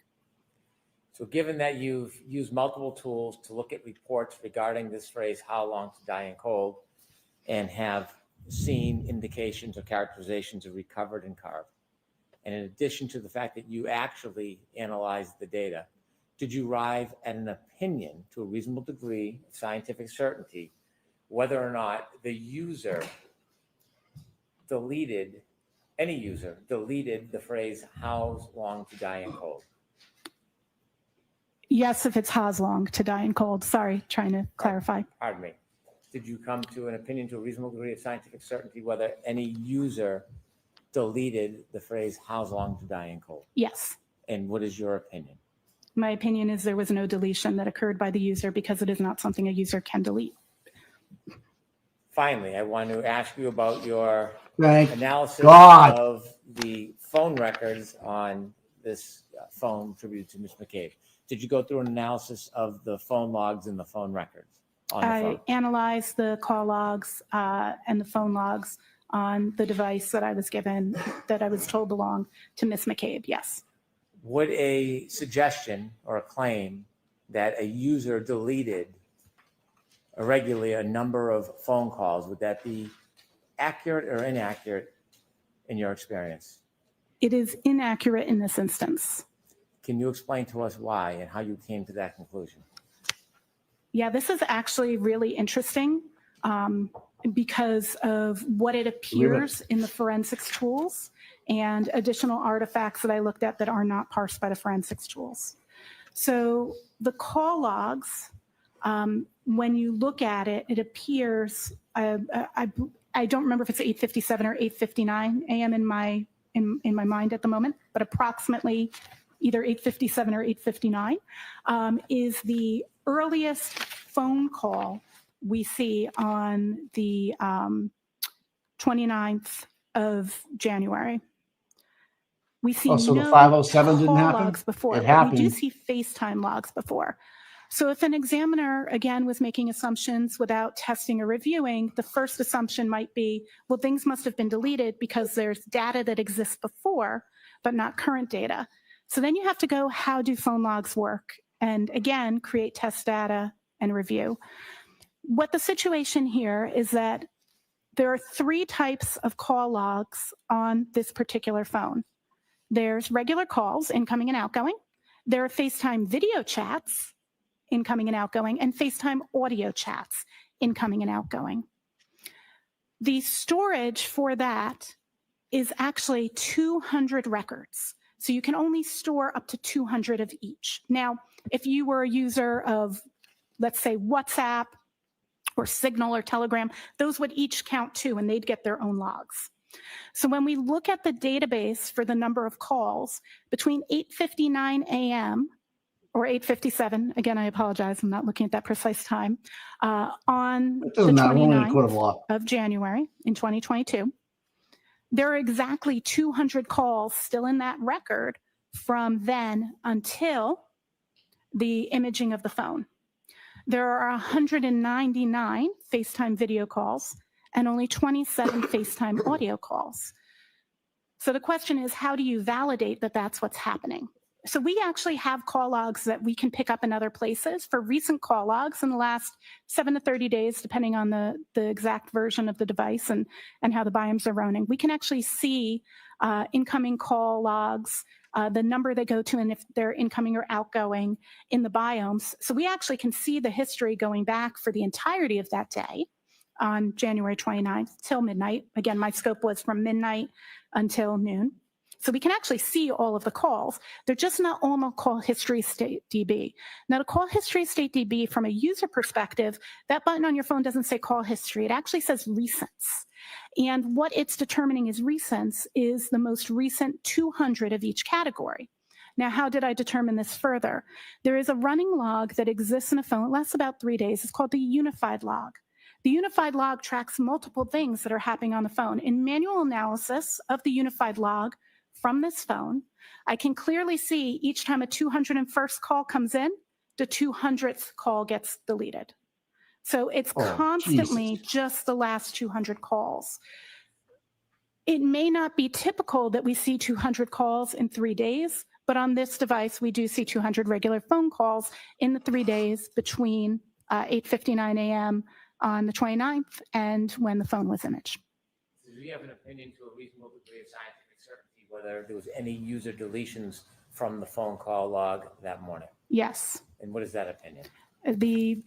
The opinion is that I can see that it's done by the device itself utilizing the unified logs, that the system is deleting the 201st call every time a new call is received or outgoing. Thank you. I have no further questions. Oh, thank you. Sidebar regarding scheduling and a few things. I'm like asleep over here. You're on mute. That was tough even for me. Oh my God. Yeah. Yeah, let's go. Look at all the little keeps like, holy, what happened? Yep. Did she delete it? Did it happen? It did. What's 227. going on? I don't know what happened. Did we win that one? Oh, goodness gracious. Look at Gretchen Haas. Yep. Getting up there, warming up. Wow. It does. It deletes. It. By the way, she said it holds 200 calls. When the 201st call comes in, it drops number one. It drops the longest. It drops number like 1, 2, 3, 4, 5. Yeah, all yeah. 200. Yeah, the 2 go to the 1 and Drops it down. Right. Yep. Oh my God. All she did was make everybody hungry talking about food. So I guess when the waitress brings the food over, that would be your fucking thumb. Yeah. In theory, right? Yep. If you got to move the pizza back, well, okay, I don't want that. You stop it, right? Well, here it comes. You ready? None of that happens if you don't touch the phone. Right. She's talking about stuff that's not relevant. I didn't find this, Mike. There's no fingerprints of that kid on the floor of my house. All over the windows, doors, everywhere, not on the floor. Who cares? When you sit and you order food, you know if you're in the mood for spaghetti or tacos or whatever. You order it, it comes. Well, it ain't exactly what you wanted, but it's tacos or it's pizza. You ordered pizza, didn't you? Yeah. You ordered with 3 toppings, it came with 2. Gotcha. That's all she's saying, dude.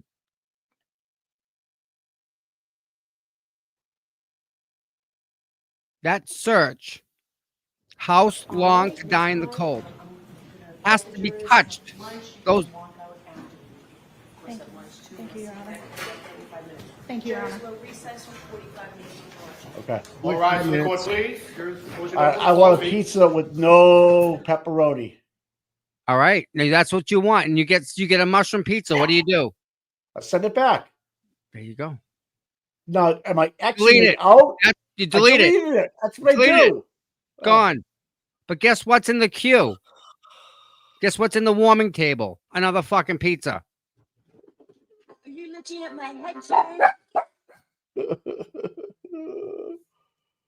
I feel bad. I really feel bad for the people that don't understand that she dodged so many questions, Mike. She didn't answer some questions, and it was ridiculous. And she just went on and on and on. I hope the internet catches that. I'm sure they will. Her course is not going to be signed up by many people. I want a fucking refund. If I've never bought one. If she teaches a course and I'm not advanced enough in the extraction part of sell it, what did you do? You're a horrible teacher. First of all, didn't explain anything, and she got laughed out of a Maryland court for this exact kind of spew. According to Eden, just posted it again that this lady got laughed out of a Maryland courtroom, Supreme Court, and was found not to be effective in gibberish. And There here you we go. are, and we're letting it happen here. Right. This is like thank God we have attorneys, defense attorneys that Karen has to fight this bullshit that That's we exactly pay for. That's what this is, Mike. This is just bullshit. That we're found paying this for. lady who can confuse everybody. She sounds smart. Okay, we'll listen to her. No, I don't even think she sounds smart, Tommy. Mike, she's not. She is in a way. She is in a specific way. She is. Bigger picture, I don't think so. No. She brought up food, porn, and phones. Yep. I mean, we all know about what do you call it there? The private browsing, incognito mode. Yeah. All that I've does. never even used on incognito mode. I'm pissed when my phone does it. I have to get out of it. I can't use it. Everybody's making this jury right. Even Bedroll is like, this jury's like not good. They're just whatever. And again, I feel bad for the Twitterverse and she's getting crushed, dude. All the people that are out here. It's sad that she's confusing you this way. She could have done better. She's getting crushed on Twitter right now. Yeah, they got peaches, they got waffles around her, they got Charlie Brown. God. I mean, Jesus Christ. Are you gonna eat? What are you doing? You all set? Are you gonna play a video for our fans? What are you doing? Yeah, I could do that. I'm gonna eat some lunch. All right, we're gonna put it on. You got it then. I'll be back then, all right? Yeah.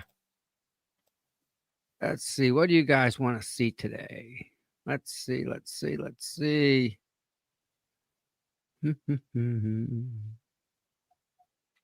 go old.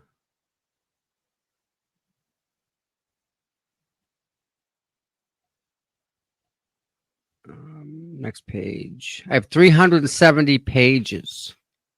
370 pages. I have 370 videos.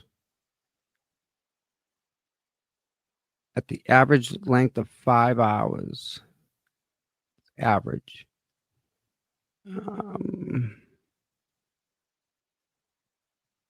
This is old.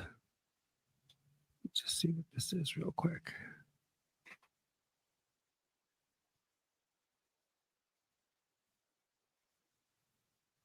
I don't know when this was. This is early.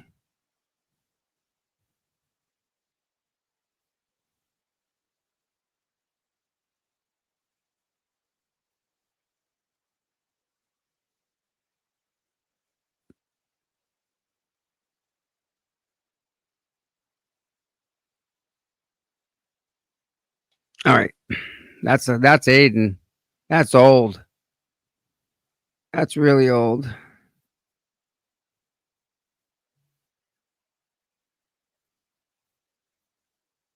What's this?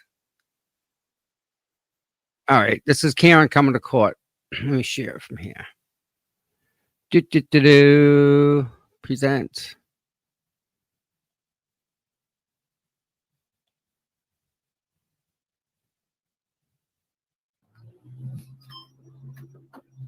This is some of my video I recorded.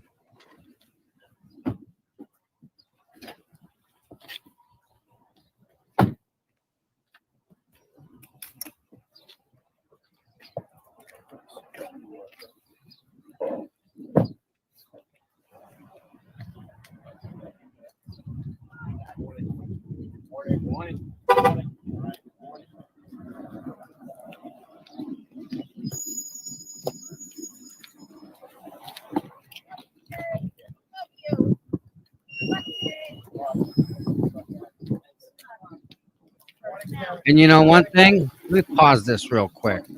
Hold on. You know what? Something's really awesome you guys don't realize is when Karen was walking into court all the time, she knew everybody's names. Hi, Neil. Hi, Mary. Hi, whatever. She knew everybody's names. And if there was someone new, she'd stop and talk to them and get their name, and she'd know the name the next day. I don't know how she does it. I'm down there every day and I still have problems with names, but she's right on the money. She's sharp as a tack when it comes to names.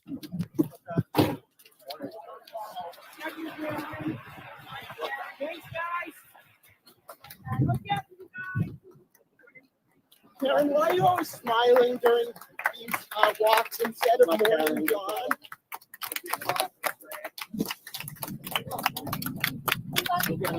Karen, are you worried about the juror who lied about hearing about the case and then Aiden Kearney bragged about it?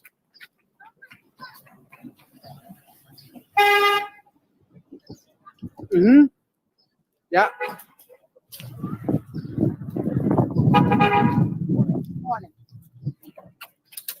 All right. So that's Karen coming out and other friend there. And I'm sorry. Yesterday I tried very hard to not have him on my stream. I don't want to film him in any way.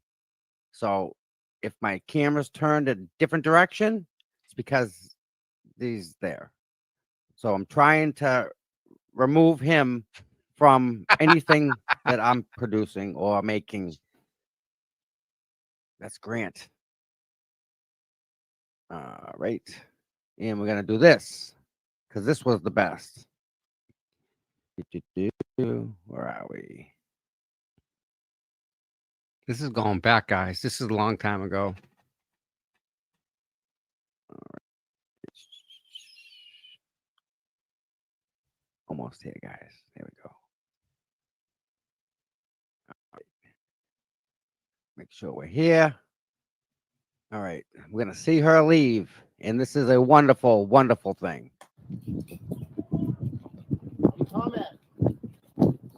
Did you guys see the filing that the prosecution wants to keep the Morrissey office?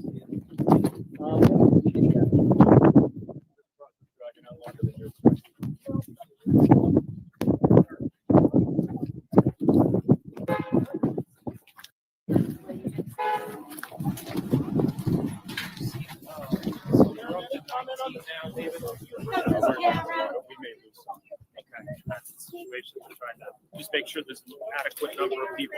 Yeah, I think the judge is being very careful and making sure that once we get started, we keep going.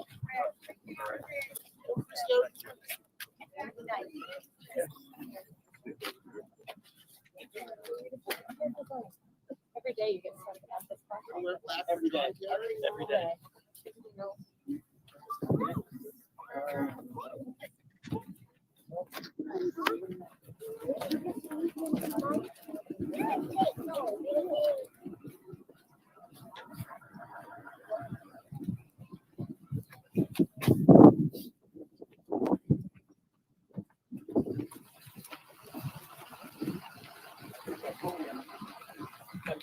I don't want to be doing this. We'll figure it out. Don't worry. That's a good idea.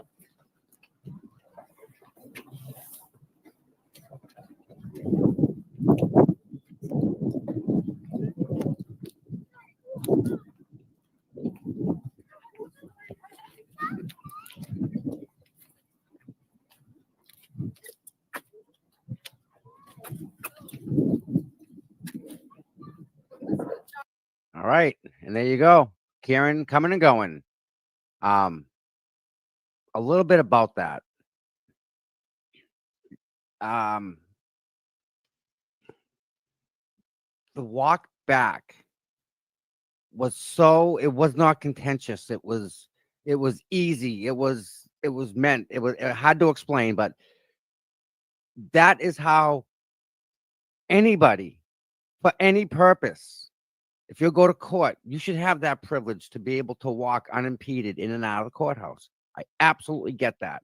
Totally understand. And the whole buffer zone thing, I get that for the jury. I get it. I don't like it, but I get it. I saw a couple questions I wanted to answer. I highlighted them. They were good. Where is it? Chrissy was blocking Grant. Here we go. Where is it? There's a question somebody asked, and I wrote it down. Little Irish girl says that she's proud of all of us, right? And if you go back in time and you look at Grant's thing when he was first kind of running around, he was the out of control person, and he's calmed down a lot. So everyone's calmed down. It's nice to be able to come out and not worry about something just stupid, you know. The courtroom. I'm not going to go in the courtroom, but I believe it is absolutely the same place as we've been. So poor Aiden's got to go into the same courtroom. I think it's the same courtroom that Karen was in, or the other one that's smaller. Thank you, little Irish girl. La, la, la, la. Zoom link. I know we got to get that. I would love for the men supporters to come to the trial, right? Wearing blue for John and pink for Karen. I looked at the stats on YouTube.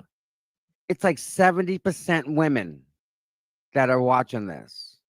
70% of women and 30% men. That shocked me. But that's in my stats. When I look at the stats of like where people are coming from and whatnot, more girls than guys by a lot. Unetti has, see what this says. Unetti has that man with no name stare. Oh my God. And I'm like, how do I explain this?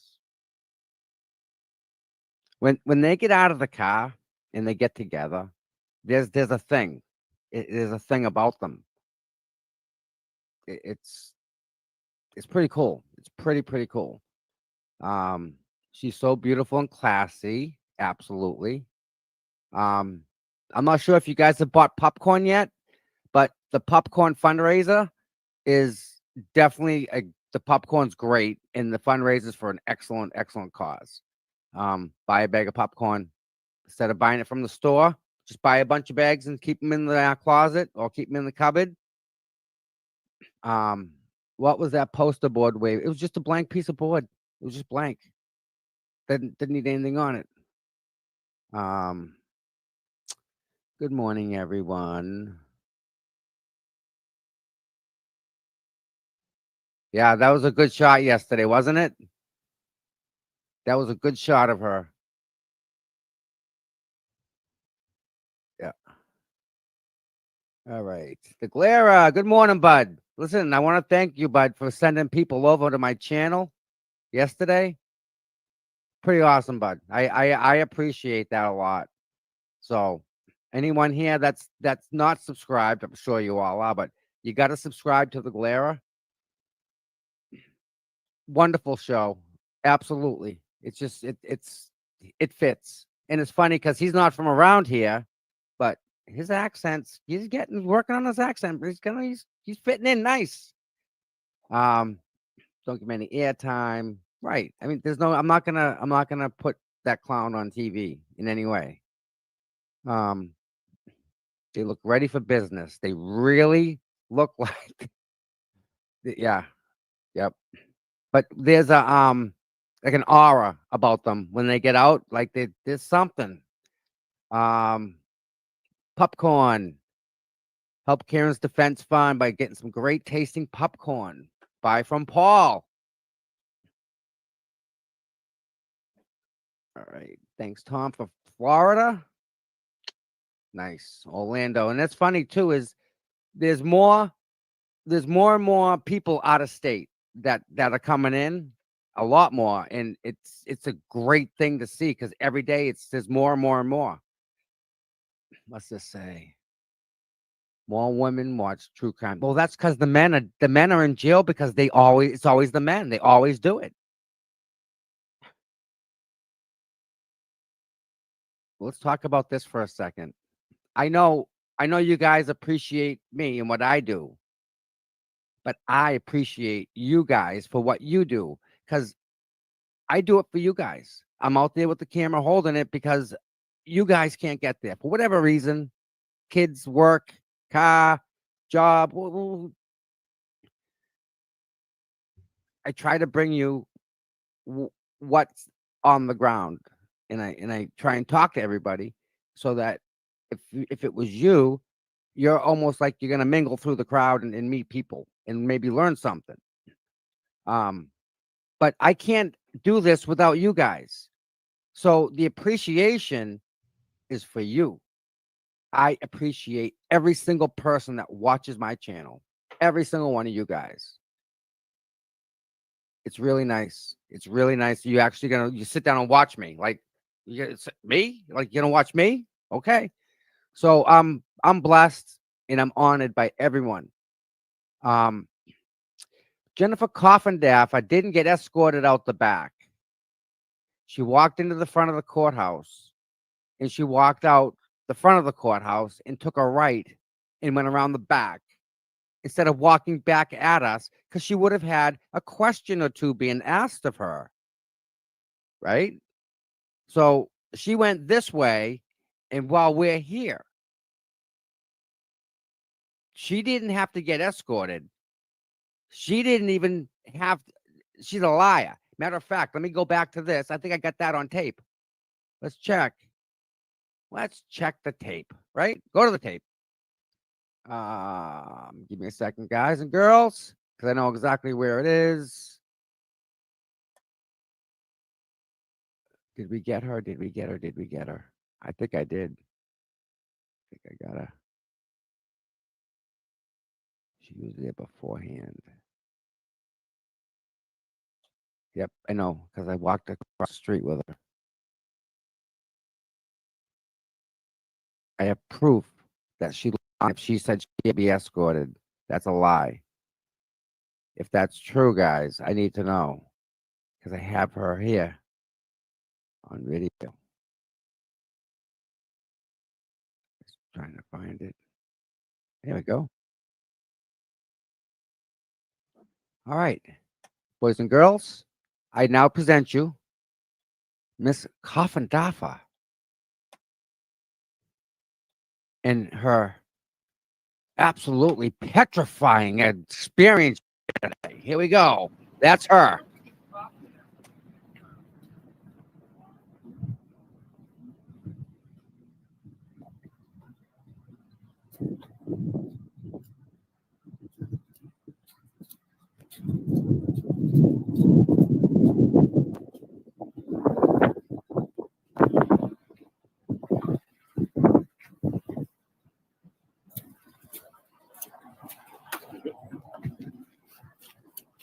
She almost causes an accident.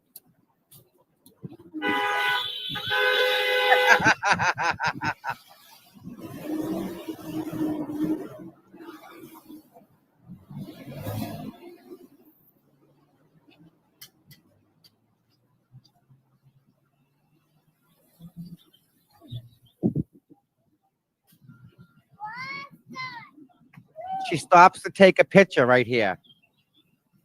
Yeah, she took a picture of them.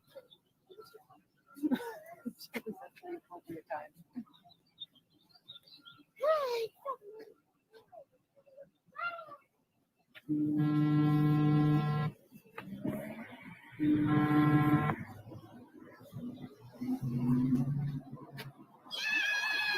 take a picture?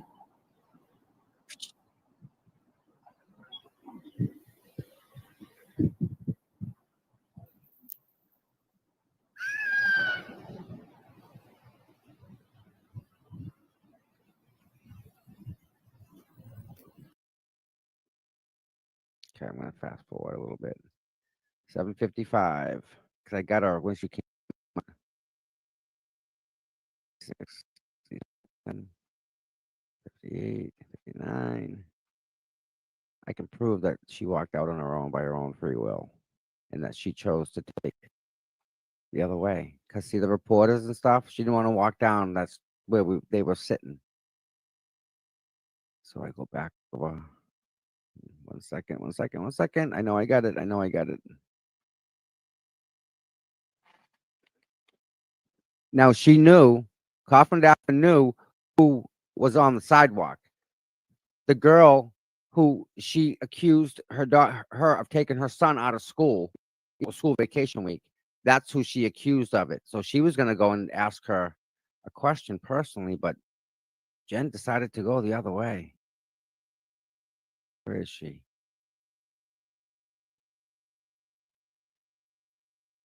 Yeah, it's here somewhere. I'm not going to go through it, I think. Yep. But she went left. No, she walked out. She took a right and went around the back of the courthouse. And the tulips that she's talking about are the tulips that I had earlier in the day of that lady's house. She took a picture of those, and she was by herself, and there was nobody around her. So for her to say she needed to be escorted for people harassing her, that's a flat out lie. All right, what else we got here? The creators all support each other. We try to work with each other. Sometimes it works out, and sometimes it doesn't, right? It's how it is. But there's no way that Coffin Dapper did that. You want to interview me? Okay. Watching from the UK. Love the coverage. We love you watching. That's pretty cool how this whole thing is morphed overseas like that, isn't it? We have all this stuff, all this badness going over there. And Kelly, I hope you enjoy the footage, and I hope you enjoy the small town of Dedham that I can show you. It's quaint, small, little thing. All right.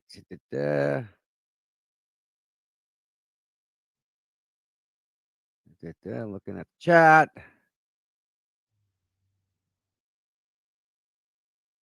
Wait a minute. What's this? Okay. Well, I'll take half of this, okay? Yeah, we're all massholes. We all live here. You don't got to slice it up. We kind of take it as it is. I'm not sure about that last comment about him being that. I'm not sure. I don't think so. Ohio. Cincinnati. Okay. Here you go. This is what it's about. An innocent woman being accused of murder in a massive cover-up. Bingo. You got five across, man. With the free space, you win. Bingo. That's it. Will and Clubber, my boy Clubber. And what's funny too is people are bringing their animals. They're bringing their dogs with them. It's really, really pretty badass. Listen, I got 6,000 subs yesterday. I hit 6,000, and I was up in the air. I was jumping. I was so happy. I thank everybody. I mean, really, this is 6,000 people want to listen to what I have to say. Wow. See what else? Yep.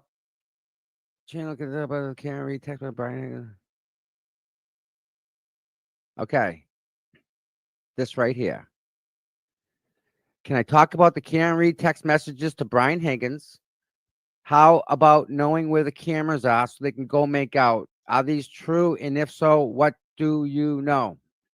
I'm privy to a lot of stuff. Like people come up and they tell me stuff, and some of it's good. Some of it's good data, and then some of it's bad data. I heard that Karen and Brian were friends prior. So she knew him prior. Now, when it comes to that whole kiss thing, right? Well, nobody was there. And not just that, but like how many times do you go and see somebody and when you leave you give them a kiss? Like it's still a kiss, but it's not sexual in nature, it's not romantic. It's more of a like a shaking of a hand type of a thing. So when they say her kissing, I don't buy it. I don't. In the cameras, well, let me just say this. Why would you care about the cameras? If you're gonna go and you're gonna make out with somebody, you're gonna do it where there are no cameras. What this is referring to is that there were cameras in a blind spot, and they're gonna go and hide in this little corner of this. You can't see me from standing exactly right. No, I don't see that happening. And by the way, cameras are not designed to have a blind spot in them. Like, who puts a camera up to have a known blind spot? Don't sound right. You want the most coverage you can get from a camera. I think this is just, I think this whole kiss thing is the other side just grasping and making up shit and throwing it out there. I swear, they just make up stuff and throw it out. There you go. Let's make up a lie that Karen drove across somebody's front lawn that morning, right? That never happened. But yet, the other side will make it up. The other side, let's see, they made fake newspapers to scare everyone about the audit.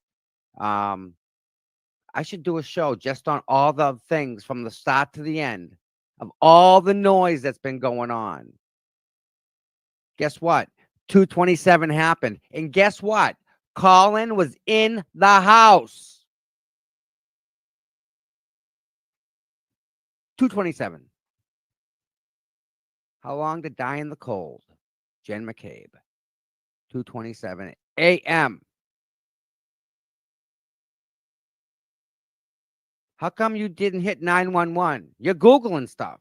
Why are you even on the internet? Your friend needs help. Yeah. So again, that whole Higgins kissing thing, it really makes sense to me only for the fact that they don't like Higgins. They think he flipped.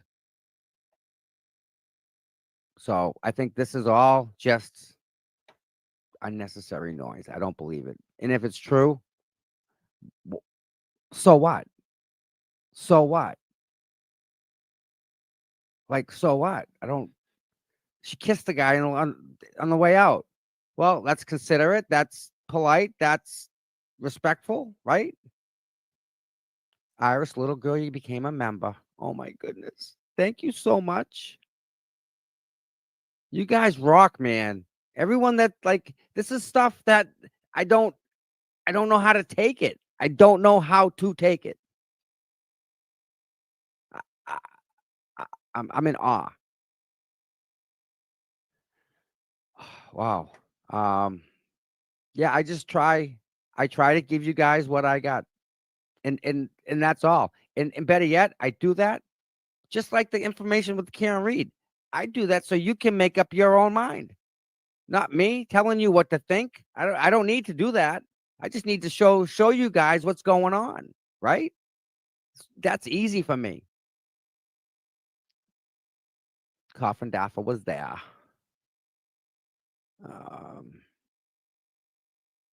Yep. Oh, so if she shows up again, there's going to be an issue. I guarantee there's going to be it's going to get loud because she disparaged a very nice lady and her kid, who's a good kid.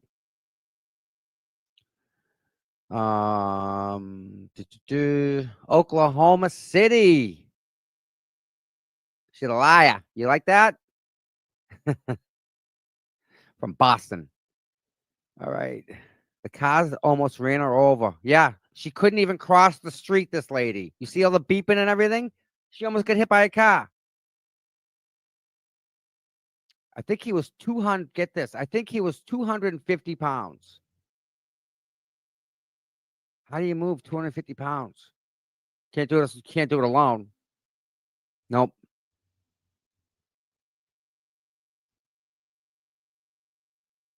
Bingo. Bingo. Here you go. James. Does it matter? Again, what if she kissed Colin? How does that change what happened to John? That's the noise. That's the noise the other side loves to throw out there, and none of it's true. So you got to remember that when you hear something, where's it coming from? Why, they're trying to put it all on Higgins when I'm not sure that's proper. Again, I'm not involved in that whole aside, but anyone know why she's there? Yeah, she's here for the trial, so she can say she was here. I was there. I was at 34. I was at the scene. Yeah. Finally, right? Finally, she can talk about it because she's been there. Oh my God. I heard, get this. I heard there are 2 members on the witness list that have been bid by Chloe. Nice dog. Missouri. My God, we're reaching Missouri, huh? A river runs through it. That's pretty far. And there's a time change too. Wow, it's early out there. Thank you for watching. Corey, you're the man. Thank you. What else we got here? I don't think she wanted the attention yesterday. Trust me. Yeah. She's gonna get attention. Imagine that. Know what else is weird? Is Sergeant Detective Lank was not supposed to be promoted after the Lapalato brothers there. I don't know how to spell their name, but after that incident with Chris Albert at the bar where he activated himself, part of that settlement was he couldn't get promoted. And what did the chief do? Promoted him. So now he's in debt to the chief. Both of them. All right. I'm not worried about her. Yeah, she can't even cross traffic correctly. I mean, we got her on tape, almost causing accidents and stuff. Yeah, she wasn't with anybody, and nobody came out with her. You can go into the courthouse, but you can't go into the actual courtroom. You can still walk in and go to the offices and stuff like that.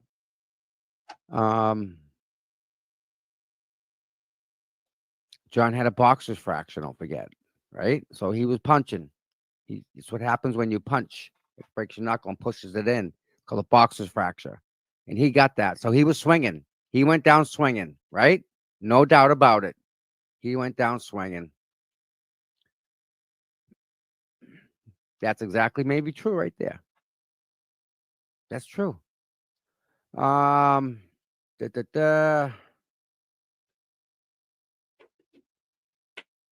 she didn't go in the courtroom. She went into the courthouse.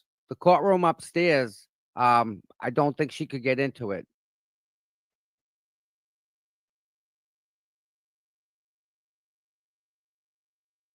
Did she count the people that were inside? I don't think so. Yep, 2 black guys in the nose. Ooh, UK and Scotland. Thank you for coming and watching this stream. We love you guys from over there. We really do. so many supporters. I think there was 25-ish, 30-ish. It's we're not allowed in the courthouse, like in the courtroom. So like the supporters will just come in and stand outside. So there's only so much we can do. A buffer zone. That's a great question. We should find out today what's up with the buffer zone from Mark Randazza. He's great. What a great lawyer. I know he's working on that, and I do believe we're going to get the answer to the buffer zone today. All right. Alpine Stars. Hi, Tom. New to the channel. Can you talk about the text messages that Karen sent to Brian Higgins about wanting to make out? She knew where the cameras were. Is this true? Thank you. Okay. There's probably text messages. I wouldn't doubt if there's text messages to Brian, because she knew Brian. I believe she knew Brian prior. So there was communication back and forth between the two. What's inside, God only knows, right? God knows. I will tell you this. If I'm going to make out with a girl and I don't want to be on camera, I'm not going where the cameras are. Okay?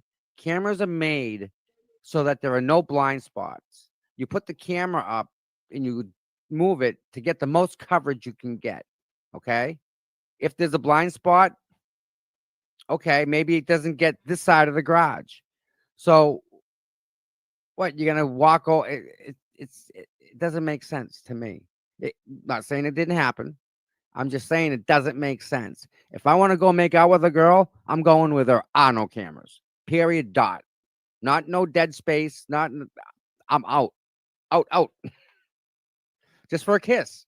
So I kind of, again, I'm not buying into all of this stuff right here, because I think some of this is noise. And that noise is what the other side's trying to create to distract us away from the 227 Google search or the fact that Colin was in the house. They're trying to get us away from those two facts.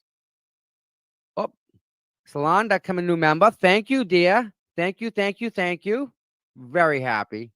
No news on the lug nuts. There were no lug nuts loosened, I don't think. No one reported lug nuts.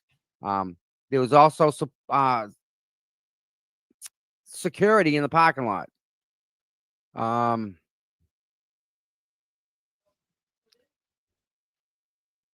Oh, that'd be wonderful, huh?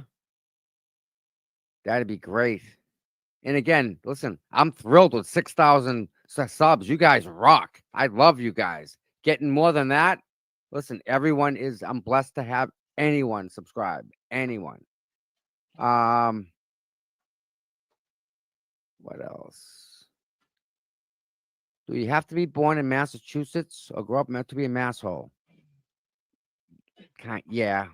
It's like an inbred thing. You have to. Good morning, Christine. Nice to see you. Thank you for coming here. Irish girl, thank you, my girl. What's this say? Who said anything about being scared? Retired Leonard. Well, listen, that could be possible. These aren't nice people, okay?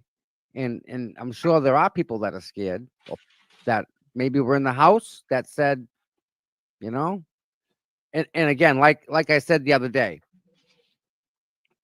John never came in the house, right? Repeat that. John never came in the house. John never came in the house. Or John never showed up. He wasn't here. He never showed up. John he never came here.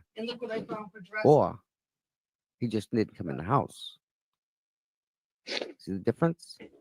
They had a deputy. That's it. You never came here, and I said, Fred never showed up. Thank you for your help today, Tom. Means you never came here. But if Fred never came in the house, maybe not. There's a possibility Fred could have been out in the yard. No, you waste food, Grandma would kill you. I know. Just saying. Yep, that's true. Yeah, that's absolutely true. It's First Amendment. The minute you walk outside, free reign. Brianna, Public. Fun. She's gonna pay me. I'm not doing it. I don't do anything for nothing anymore. Except for love. I don't. But I want that guy. It was a kiss. So sweet. Okay. Thrown on So, like Bob, if I gave you a hug, and as I was letting go, and I went, Make sure like I blew you a kiss.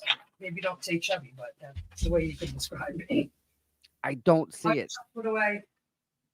Don't. Who's gonna text you? Hey, can we Can we go make out? Let's go make out in the blind spot in the garage to the right. I mean, I just have a problem seeing that. All right, what's this say?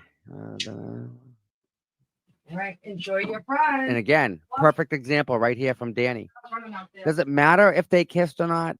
Because John was murdered. Kiss or murder? See, they want you to talk about the kiss and not talk about the murder. It's misdirection. What they try and do. Over there. Look at the noise here. Look at the noise there. Mm-hmm. All right, man. All right, you there, bud? I'm here. Just flipping over the fan.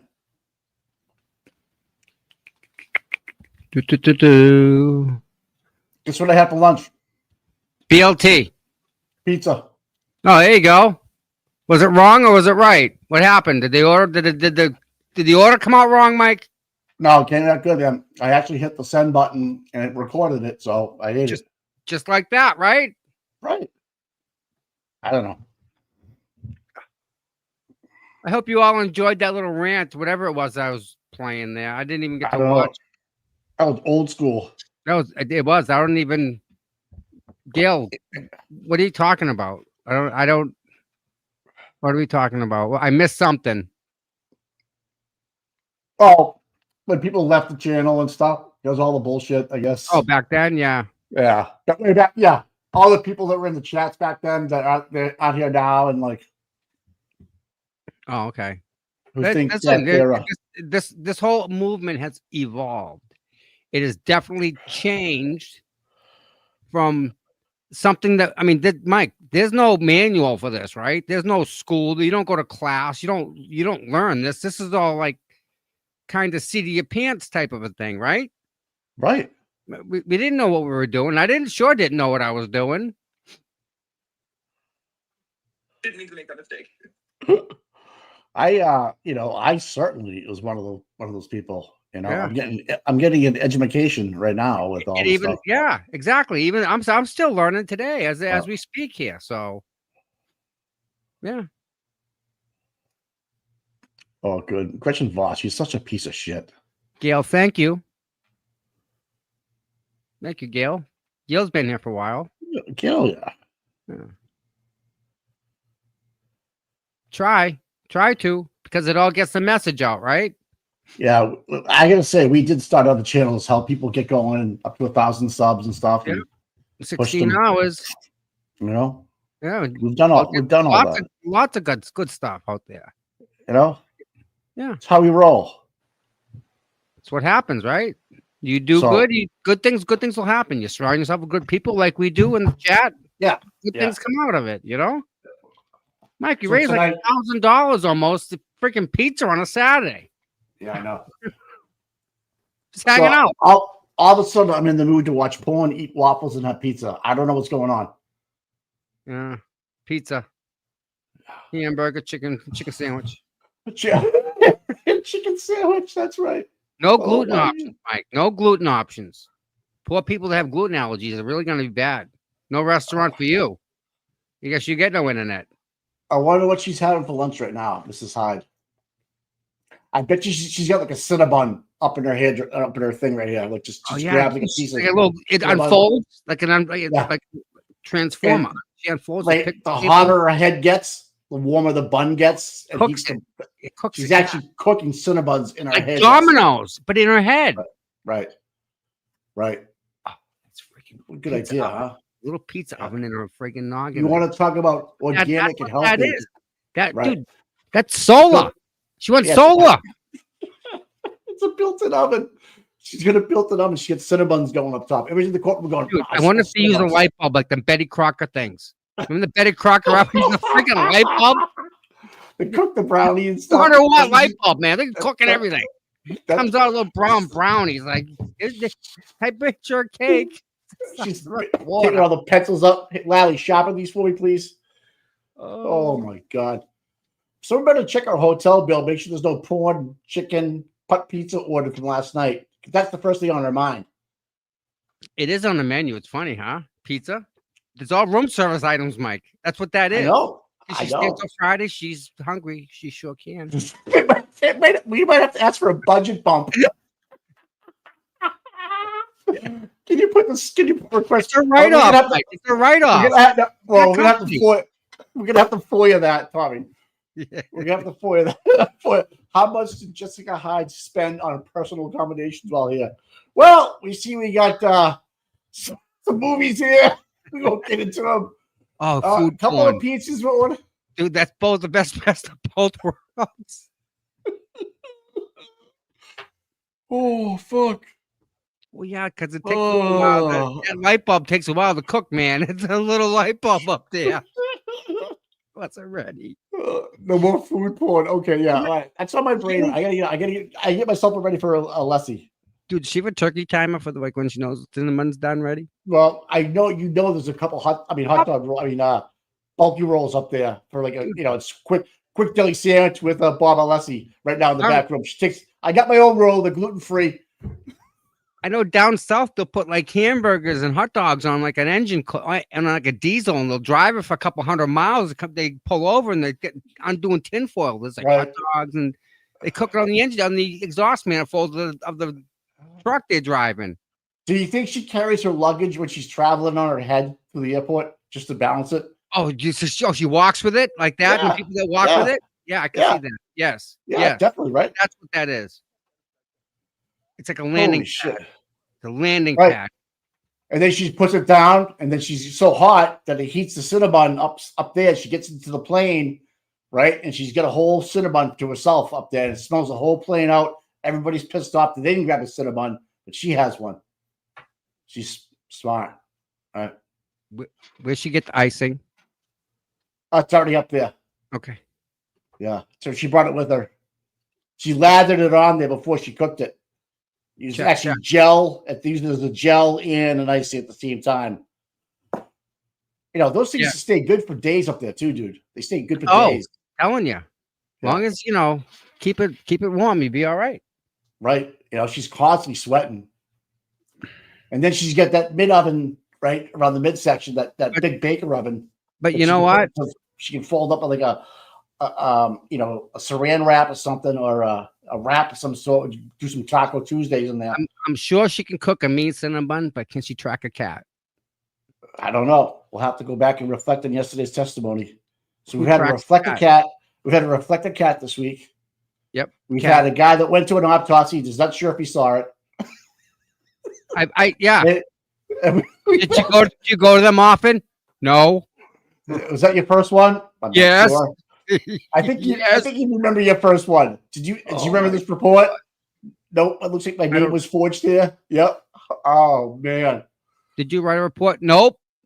Didn't me. No, I didn't write no report. Whoa. I'm just a low guy in the total pole. Right. Do you I didn't do remember- anything. Do you remember this report? Mike, that was the first time he probably ever read that fucking report. That's He's why pissed. he was faced that way.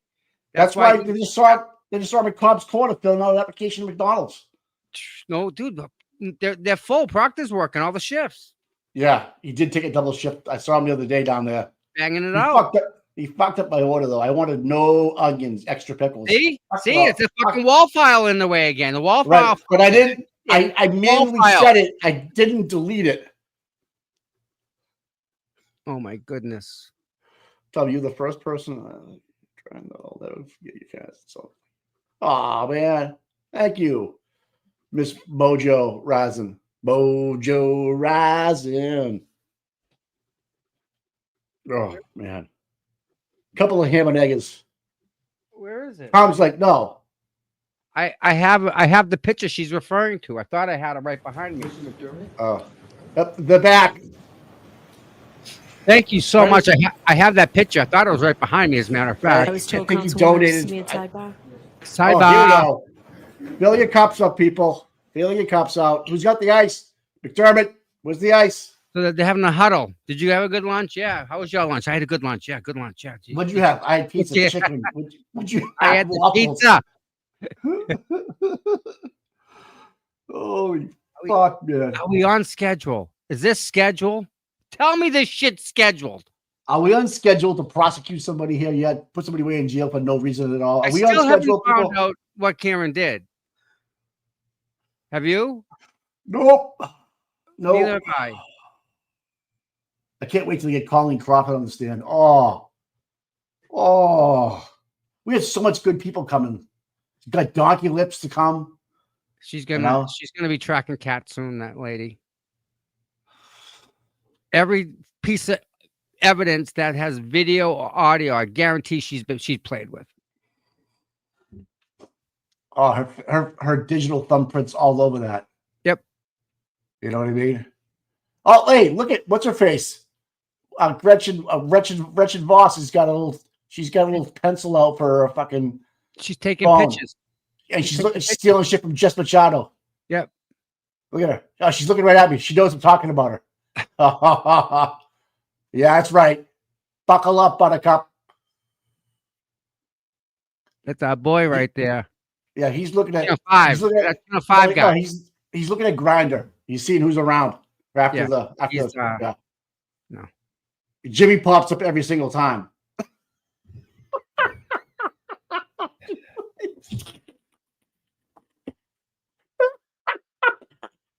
I can't. Oh, fuck. Oh.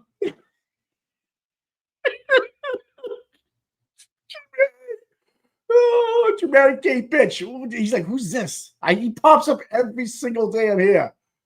Oh. Like when he comes in from the bottom of the screen, he just pops up. And he is. And he's impersonating Mrs. Hyde. He pops up. What's up, bitches? Oh, fuck me, man. good. Oh, yeah. Paul's there. I don't know if he's on Grindr though. He might be. You know, if I had the money, I would make a media company and I would hire Jimmy just to sit his ass right there in camera, right there, every day. Oh, dude, every day I'd sit there just to say, hey, there's Jimmy right there. I would love to have a fucking meme or an icon or an emoji of Jimmy. I want an emoji, Auntie Deb, or something. So we can, right? Yeah. Is that Mr. O'Connell or Mrs. O'Connell? I can't really see. I think they're talking about what are you on Tinder or Grindr? I'm on Grindr. You're on Tinder. Hey, that one what's over up, there. guys? I get that What's one, happening? yeah. You saw me? You talking about Sue? I'm looking at you. And that lady, the blonde lady, says Mike's messing with him. She's laughing at you. Oh yeah, he's like, this guy, Boston Mike. We're taking him down. Yeah. Jess is the only normal one up there. She's going home. I gotta feed the kids. Thank and, God. I got a great husband. My life's good. All the other smash pigs going around are just Nazis. Efficiently, and not to waste anybody's time. So if I get frustrated at lawyers about something, I try not to, and I don't think I can. But if I seem to cut somebody short, the lawyers are just doing their job. When they request sidebar conferences, they're just doing their job. I am going to try and keep all sidebar conferences to a minimum, but the lawyers are just. Oh, good job. All right, go You're ahead. trying to keep all the side parts to it. I just need a witness. Huh. Where'd she go? She's got the hot bun out of her head right now. She's cleaning up her Hot sticky pocket. fingers. Making hot pockets. Yeah, she's like, okay, we just packed this little group. All right, I got peanut butter and crackers for later. Hold on, here we go. All right. Oh, that's definitely her brother. Definitely her brother. Yep. Definitely her brother. Yep. No doubt about that. Your Honor? Here he comes. May I, Your Honor? Yes. Good afternoon, Ms. Hyde. Good afternoon. I'm waiting for I you. notice you have some documents with you. Could you just state what is in front of you so I know that I might be able to help expedite this if I know what you have in front of you? Absolutely. I have the first digital forensic analysis report I completed for the previous trial. Do you have a date? Um, You have several of them. Dude, this I is do. on his It's the head. first one. I How apologize. smart this guy is. He knows. I believe it's May. I don't remember the May day of off the top of my head. 2023, May of perhaps? 2023, obviously. He knows. Then I have the second one. This was the one that was used in the pretrial motion. December 2024. December 20th.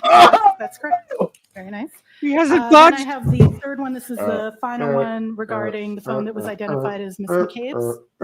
And then I have the fourth one, which is the phone of Mr. O'Keefe. I am Rain Man. And then I do have the opinion from State versus Huera, but if we don't need that, that's fine. Okay, very well. I appreciate you telling me that. In March, and you recall on your direct examination, Attorney Brennan asked you questions going to your experience and qualifications. Do you recall those questions? Yes, I do. You were involved in a case, is actually a murder trial in the state of Maryland in a case called State v. Herrera as recently as March of 2025, correct? Correction, it's an attempted murder. Attempted murder.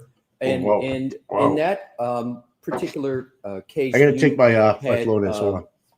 attempted to offer various opinions to the court, correct? I object. You have to move along from this case, from what you're talking about. You have to move along from that Maryland case. So with regard, do you recall another case from the state of Massachusetts, Arrington case, in which you submitted a pro se amicus? Do you recall that case? I do. And is it correct that in that case, you submitted arguments on behalf of the prosecution in that case? I submitted an amicus brief, which is not on behalf of anybody. It's as a friend of the court. Right, but the Friends of the Court, you took a position in that quote, Friends of the Court brief, correct? Took a position on the evidence. Right, and the position you took on the evidence was that the frequent location history data is reliable and should be used. Is that correct? The statement is that I do not have that amicus in front of me. It has been a year and a half since I've read it. But that amicus does discuss frequent location history records. And I want to be clear, it speaks to both bias on both sides and negative and positive of submitting it. It was an unbiased writing, and it was not specifically in support of the prosecution. So you are testifying in this case on behalf of the prosecution, correct? In this case, I was hired by the prosecution. Right. That's correct. And the prosecution is paying you for your services in this case, is that correct? Yes. And with regard to this case, you have been paid and have been on this case since May of 2023, correct? That is correct. With regard to the various reports that you have submitted in this case, you have mentioned one, which is a report with regard to the iPhone of John O'Keefe. Is that correct? That is correct. And you have, in that report, you have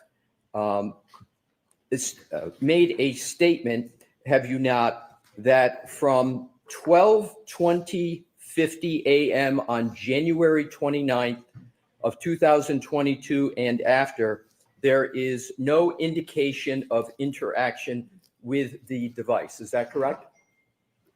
There is no indication of user interaction with the device. There is all received until about 6:04 a.m. when there is again Apple Health data that picks up.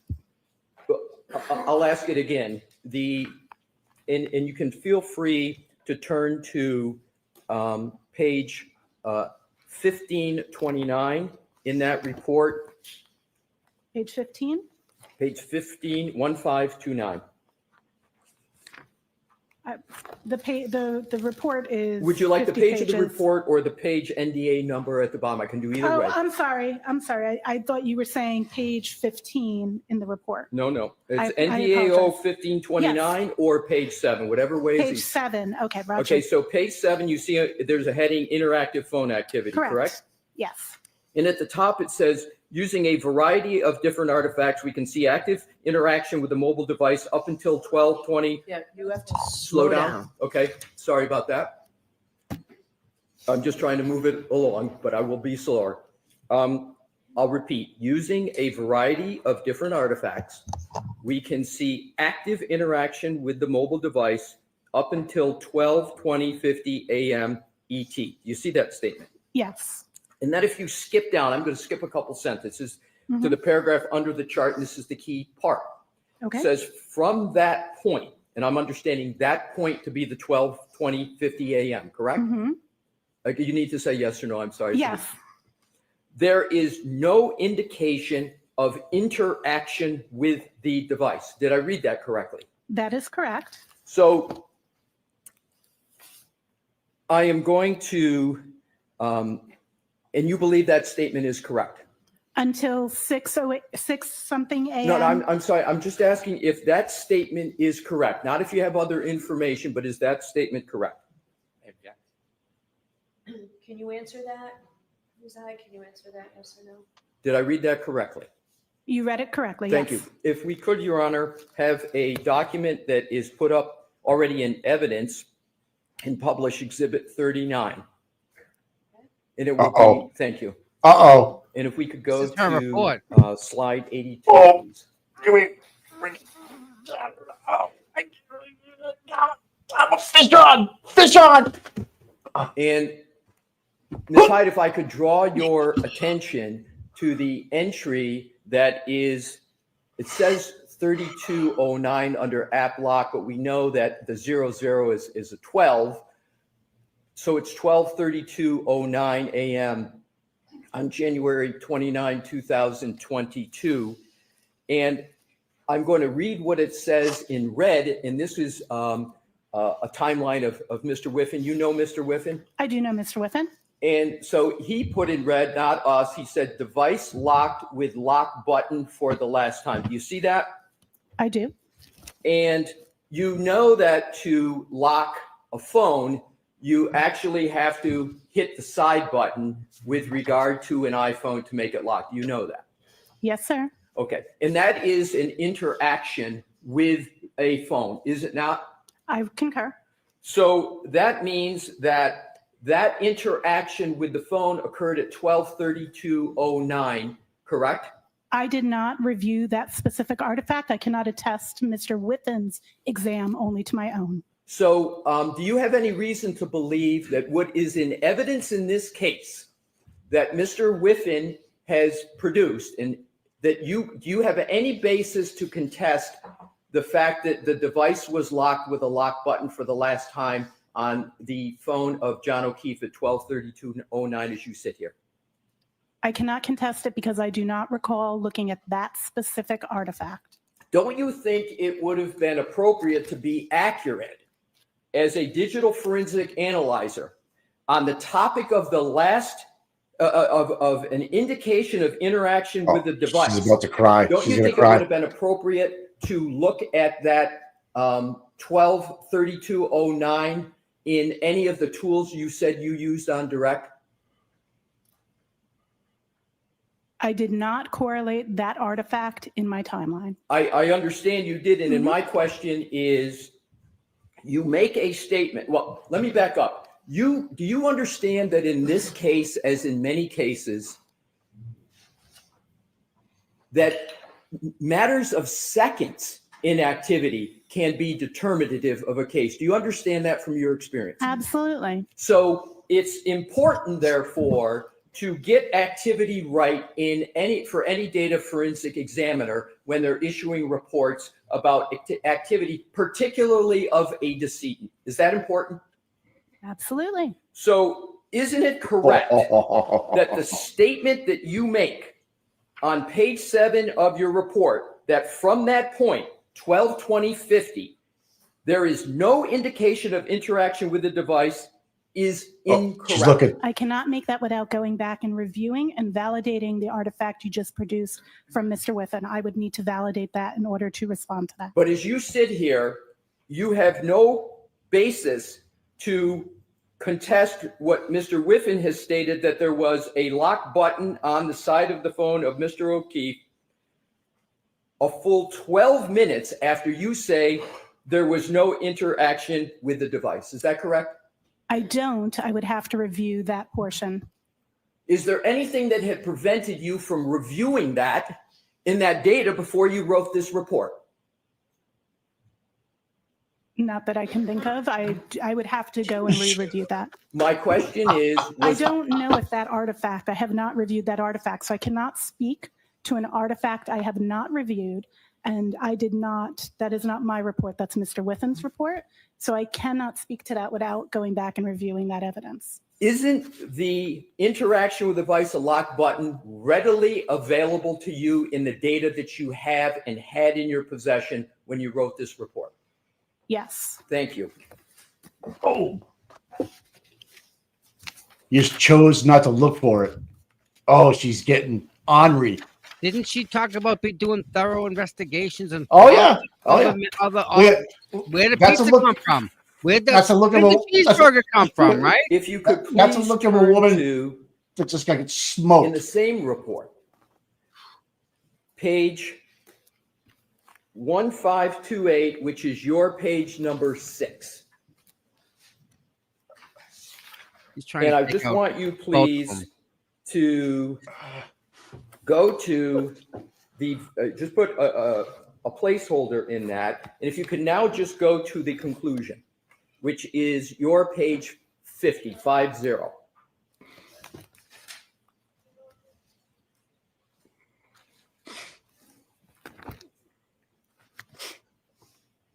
Let me know when you're there. I'm there. So in the conclusion, you state that starting at 12:01 a.m. on January 29, 2022, the mobile phone was in use with activity of Waze navigating to 34 Fairview Drive, Canton, MA, active interaction with the screen, steps, audio playing text messages and calls until 12:31 a.m. EST on January 29, 2002. Did I read that correctly? Yes. That statement is also incorrect, isn't it? On what basis? I Do you believe that statement is correct or incorrect? I believe that the statement is correct regarding those artifacts that are mentioned in that statement. Yes. Okay, if you could please, if you could turn to page 1535 of the same report. Can you give me my page number, please? I will. I'm Okay, just. thank you. You're welcome. Just grab my Cinnabon. Hold on. I'm getting nervous. The Cinnabon's done, dude. It's If you cooked. could turn to your page 13. 13. The oven's done. That's a good wrap. She rewrapped it. See the Cinnabon right there?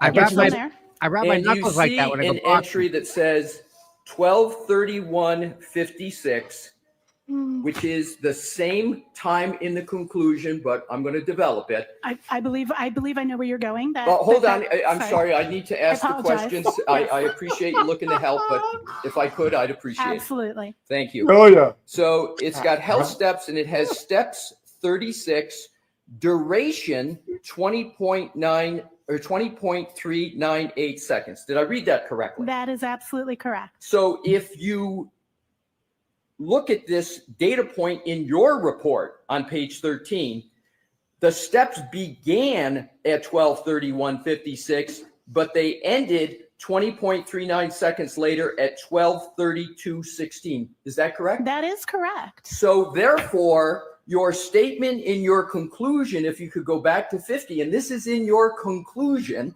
your statement there is that the steps, the mobile phone is used with activity, including steps, until 12:31 a.m. EST. That should read until 12:32:16, correct?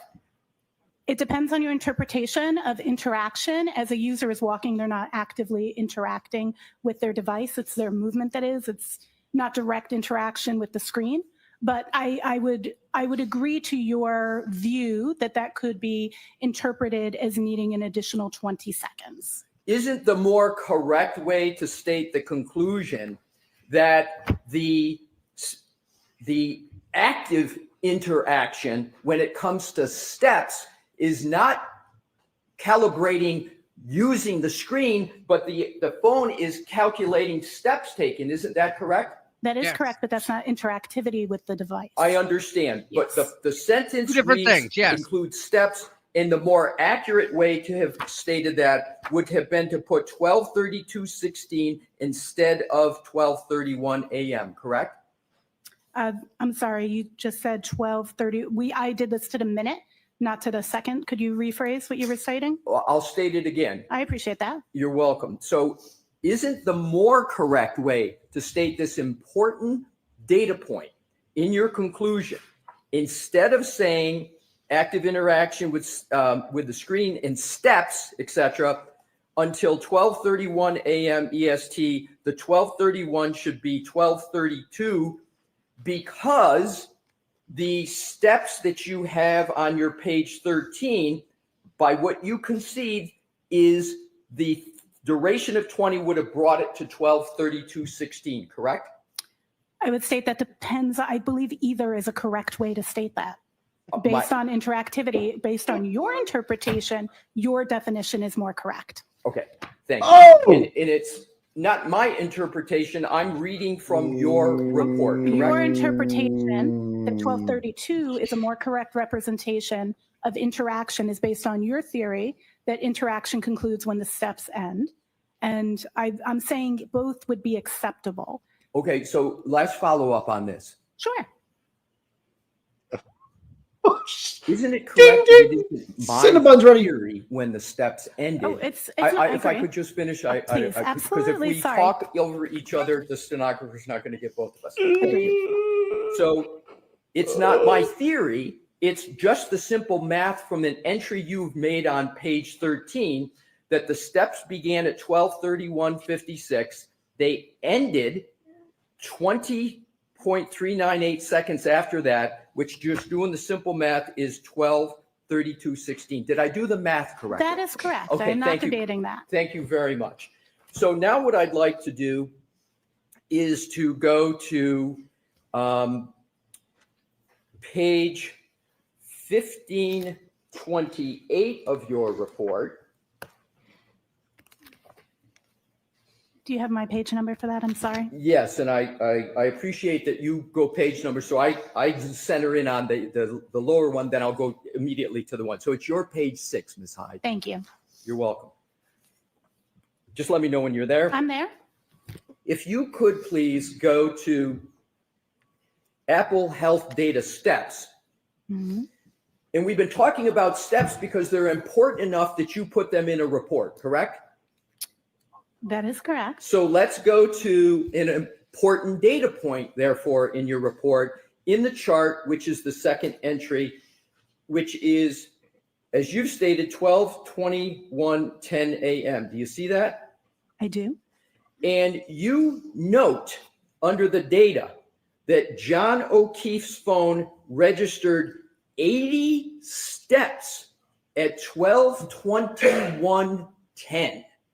Did I read that correctly? You did read that correctly. And those 80 steps constituted 191.253 seconds, as you state, correct? That is what is stored in that database, correct? And is my math correct, so that the jury understands this perhaps a little better? Sure. That 191.253 seconds equals 3.2 minutes, Approximately, yes. approximately. I'm doing the math in my head, so that's why I said Right. approximately. Understood.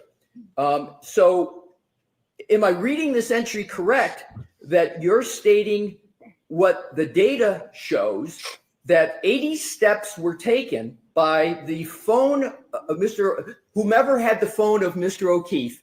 There were 80 steps taken at 12:21:10 a.m. on January 29, 2022, for a length of time of 3.2 minutes. That is what the phone registered. That's what the phone registered. Very well. Right. Now what I'd like to do is to turn to the phone of Jennifer McCabe. Okay. And that is, for your reports, You don't date your reports, so I can't give you a date, but it says. It's report 3, I believe, is what. Exactly. It's 3. And there is, bear with me, I'm accommodating your page reference, and I'll have it soon for you. It is your page 7. And let me know when you are there. I am there. Are you aware of an issue regarding the time of an interactive phone activity on Jennifer McCabe's phone at 5:07 a.m.? Are you aware of that issue, and particularly a communication to a person named Coco? Are you aware of that? I would need to check in my report. May I turn to the page Absolutely. for that time? And I if do it see is- an outgoing call to someone labeled Coco at 5:07:21. Yes! And you can tell that 100%. because in your report on page 11, you list a 5:07:21 a.m. call to a Coco as outgoing, correct? Correct. Oh, Have yes. you discussed that call with any member of the Commonwealth? No. Oh! And again, this call is at 5:07 a.m. on January 29th of 2022, correct? That is correct. Woo! There is no duration listed for that call. And if you just follow my questions, if you can, yes, no. Is that correct? There's no duration. You just hold on a second Correct. there. So what I want to do is to also note that that omission is not the only omission of durations from this report, or I'll state it differently. Let me withdraw that. There is no population of the duration column for any call from 12:14:30 a.m. on January 29, 2022, all the way through this 5:07:21 call. And you don't start listing durations until 8:59:34 a.m. Is that correct?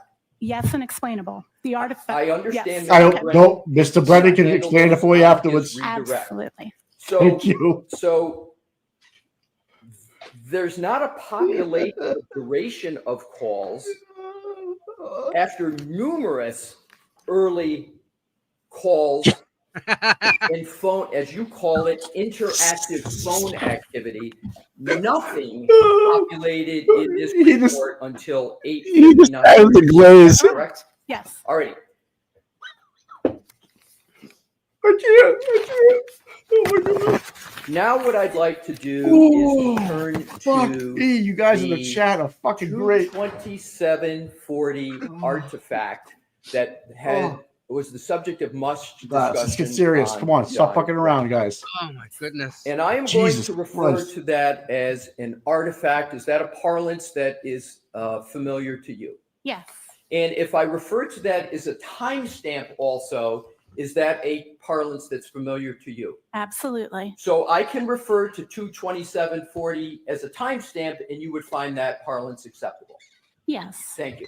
So I'm going to do that. Just to keep it simple, I'm going to refer to it as a timestamp. Now, you've been on this case working for the Commonwealth since May of 2023, correct? May 4th, 2023. That is correct. So you've been on this case for 2 years, correct?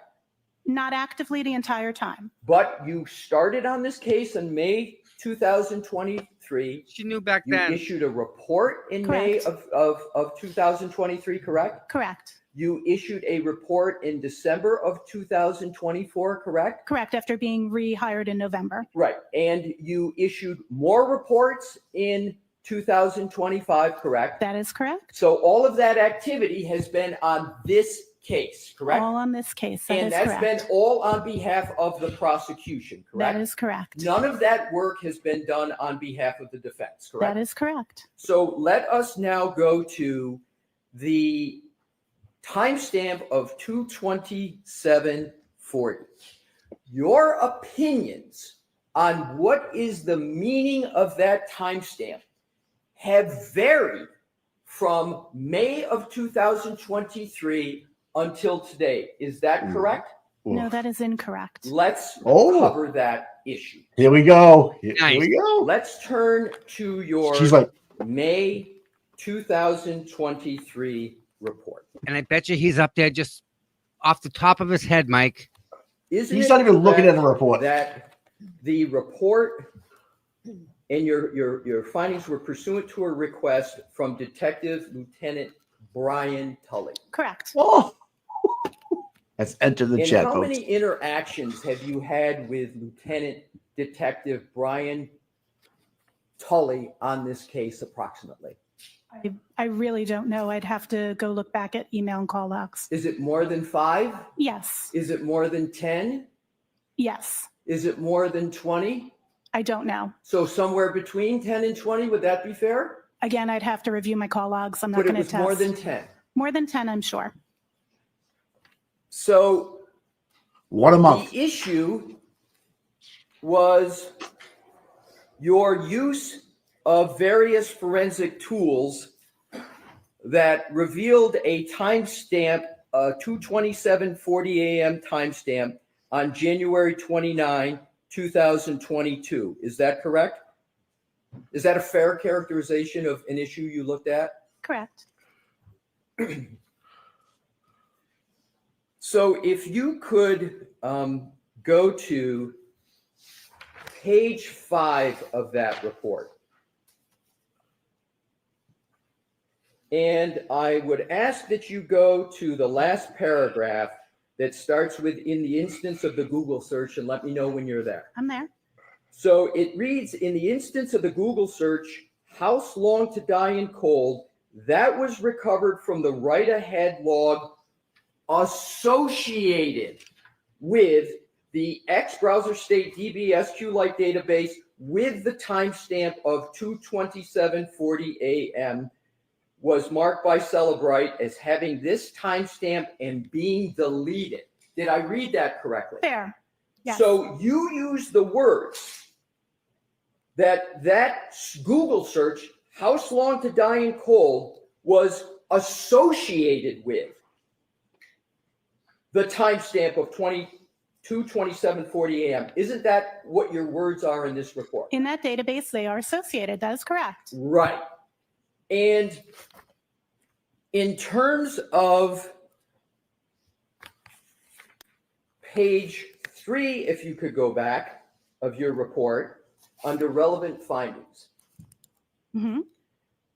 it starts with, "There were 2 searches of interest that took place on the iOS device," and we're talking about Jennifer McCabe's device, correct? The device that was identified to me as Jennifer McCabe's. Yes. That's identified to you as Jennifer McCabe. And it's what you talked about on direct examination as her device, Absolutely, right? yes. It's not a mystery as to whose it is. It's not like you don't know, right? In direct, I also use the phrase identified to me as Jennifer McCabe's. Right. But your conclusion is the device you've been working on and analyzing for 2 years is the device of Jennifer McCabe. That is how it was identified to me. And do you have a different conclusion as to whose device it is? I always am very, very careful that I did not assess the ownership. That was information that was given to me, not information that I personally assessed. So are you uncertain as to whether the device you've been working on for 2 years is the phone The of Jennifer McCabe? device that I've been working on for 2 years is the device that was identified to me by the Massachusetts State Police, Detective Tully, as belonging to Jennifer McCabe when I began working and received that device, as stated in the evidence analyzed section on this same page. So let's go, and we're talking about, again, to get back to the center of gravity, we're talking about a timestamp of 2:27:40 a.m., correct? That is correct. And when you issued your first report in May of 2023, the timestamp you were looking at was 2:27:40 a.m., January 29, correct? I was looking at multiple timestamps associated with the same two searches. Right. So what I'd like to do, you said multiple timestamps. What times are in the multiple category? What I was tasked to do was to look at the times, the search, the Google search history, I'm sorry, not Google search history, the Safari history, which includes Google searches, associated with those two search terms within that 12-hour period. That was the particular task, not the task of looking at the 227, just for clarity. Right. And I appreciate that, but my question wasn't that. My question was, I thought I heard you on direct examination, which is why I repeated the question, what I thought I heard on direct, but I'll ask you the question. Sure. You looked at and talked about on direct two potential times for a Safari search, which includes Google, one of which was 2:27:40 and the other one was 6:23 a.m. Is that correct? I analyzed the meaning of those two timestamps. Right. So we're just talking about two times, 2:27:40 and then 6:23. Is that correct? So you are only talking then about the one that we're also talking about 6:24 a.m. Okay. So we Eastern time for clarity, because some of these records are in UTC, some are in local. Fair enough. So you've got 2:27:40, you've got 6:23, and you got 6:24 that you were looking at, correct? There are other timestamps that exist in the realm of what I was looking at, but those ones, correct, are the ones that are relevant in this report. Exactly. And that's what we're talking about. Okay, We're just talking about this report. Yes. And so if you look under relevant findings, at the very bottom paragraph, you say, second sentence, a Google search for how long to die cold at approximately 11:23 a.m. and then how long TIDIE in cold took place at 11:24. That is in UTC. I apologize for not having the timestamp format there, but that is the UTC time. The UTC time equivalent in Eastern local time would be 6:23 and 6:24. So to be clear, in your report, you wrote 11:23 a.m. and 11:24, and you didn't put UTC next Correct. to it, did They you? should, you are correct. That should say UTC. That is a typo. And there's a significant difference between 11:23 and 2:27:40, correct? 11:23 is UTC, so its equivalent in Eastern time would be 6:23. The artifact of 2:27 is already in local time, so that is in Eastern time. So what we would be comparing is 2:27 and 6:23 and 6:24 to be appropriate. They're taking into account the data storage and which ones are in UTC and which ones are in local time. I understand your explanation now. Perfect. But in this report, there is no UTC time down. You have two additional times in addition to the two times, two different numbers added to the two, correct? The UTC was a typo. It should say UTC next to those. And the chart shows all of those artifacts in EST and is clearly labeled that they're all in EST. So you would agree that it's better stated to state it a different way than you have in your report? I would say that both are equivalent. I should have had UTC there. But yes, it's easier for the audience to speak in EST. I would say forensics examiners typically communicate in UTC, but we translate for our reports. And I should have either communicated that in EST or included UTC. I will definitely contend that. So in terms of your May 2023 report, your first report in this matter. Yes.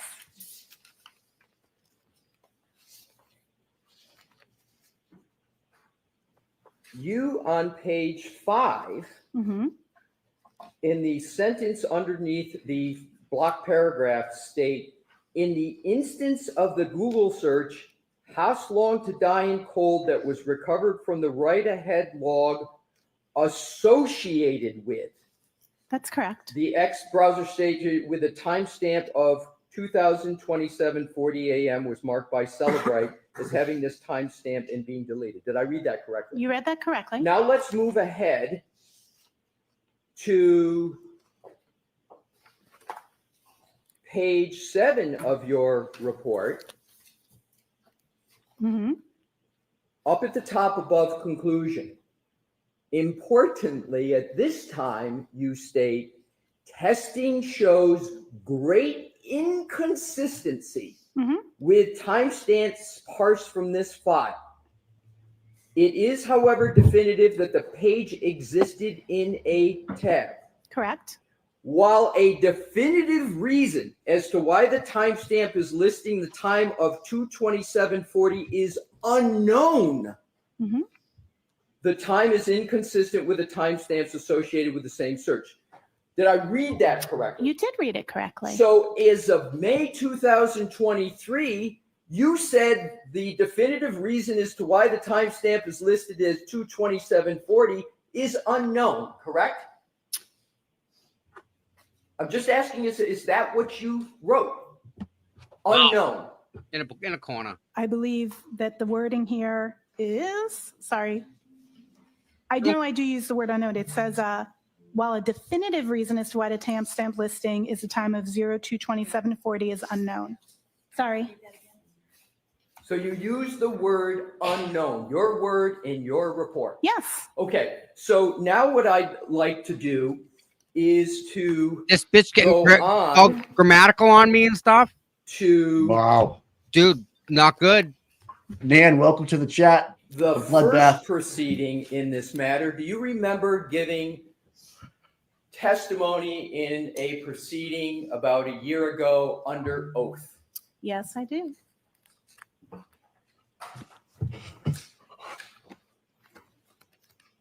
Oh, she's being really sassy to I Alessi. am now going to go Like to the red that tab. testimony. Go to the red and- tab. There's a red tab. Go to the red one. That's Please. the nuke button. That's Please? the nuke button. Yeah. That's the nuke button. If at That's any like, point okay. you would like to have a copy of that, if it's the honor, if your honor would like, I will do it, but I'm going to start and then we'll see how it goes. You got that right. He's in charge here, Mike. That's the biggest thing I take away here. She's way So- on the defensive. She's got she's got him in a corner with her own Bear word. with me a moment. And he's taking out her Andean whip at the same time with one freaking Do punch. you This recall guy's amazing. in that He's good. testimony He's good. Yeah. He's stating that you processed the I have no image idea what's going on in there. in several forensic tools. I use Celebrite Physical Analyzer, and then you list many other tools. Do you remember giving that testimony? We have a page. I'm sorry, Mr. Brennan. I thought I'd given it 1-12. It was his testimony. God damn My it. apologies if I didn't. Hello? It's June 14, 2024, page 1-12. You're Mike. welcome.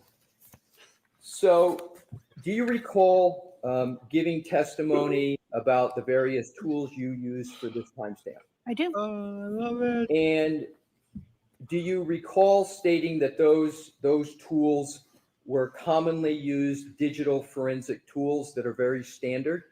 Do you recall that? I'd have to see the wording that I used at that exact time. Would it be helpful to refresh your recollection if I showed you that? It would be great. I would greatly appreciate that because I do not recall the precise wording, but I know that I Fair spoke to the enough. I'll tools get I that for you. used. She's okay. She's Yeah, wanting to please, Your jump Honor. in. Yes, Mr. Alessi, you offered a transcript. Do you have the whole I have transcript? the whole transcript of that. No, It might speed things along. Agreed. Okay. We have one else. Ms. Hyde, I'm going to leave you. Isn't that Thank something, you. I right? appreciate it. Remember last year she was correcting, was it Alan? Was it Alan Jackson? She was Yeah, like I think correcting him on every single. May I put you on? Yep. Oh man. The side by sides from this year, from last testimony to this testimony, the two side by sides is going to be amazing. Thank you so much. And you said we're on 112? Yes, please. Oh my word. 113, I see it. I see it's highlighted on the copy, so I Right, figured so that's the what I one. wanted to do, the reason I said 112 is that's where I Oh, started with my sorry. previous question. So I'm not going to repeat the question, but just to orient you, so you have a fair context for the questioning. Fair. So I started at the bottom, 112, now I'm moving to 113, and I'm starting with line 7. Do you see that? I do. And it says, yes, they are commonly used digital forensic tools that are very standard for other forensic examiners to use on mobile exploitation. Did I read that correctly? That is correct. And then if you go down to line 22, you testified in that proceeding. So it's important to use multiple tools so you can see the results from different data sets, and be able to compare those results and enhance those with manual analysis. Did I read that correctly? You did, that's correct. And then going up to page 114, line 5. Slow down a little bit, Mr. Alessi. I will, Your Honor. Thank you. He's all excited. He's going. Let's go. That's Come on. very, very typical for me to process with multiple tools to ensure that I'm getting the most complete interpretation from forensic tools. Of course, you go beyond that with your analysis, but it's absolutely pertinent to that. Did I read that correctly? That is correct. And then lastly, for this section at page 114, 17, the Sanderson tool is meant to look at specific type of data structures called the SQLite database.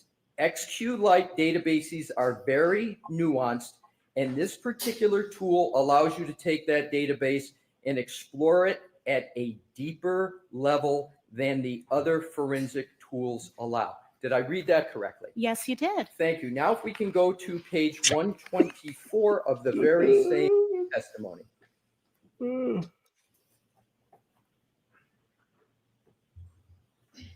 Oh, this is a And fucking clinic. Feel free to go back a page just so you can see to page 123 that the topic is the 2/27/40 timestamp associated with house long to die in cold. Do you Can I see- have a moment just to review and get context? Absolutely. Thank you so much. Page 123/13. If you need to go back further, feel free. Oh, goodness gracious. What an ass kicking. I've been waiting for this for all trial for Bob to get his teeth Okay, sunk I'm into good. somebody. Thank you. You're welcome. So what I want to do is start with page 1-23, and this is your testimony. On line 16, Mhm. I have them in the timestamp order that is associated with the artifact. You use that word associated again, correct? Did I read that Correct. correctly? Yes. And that's associated with the Google search house long to die in cold in a 2:27:40 a.m. timestamp, correct? That is correct. Now, if you turn the page of the testimony,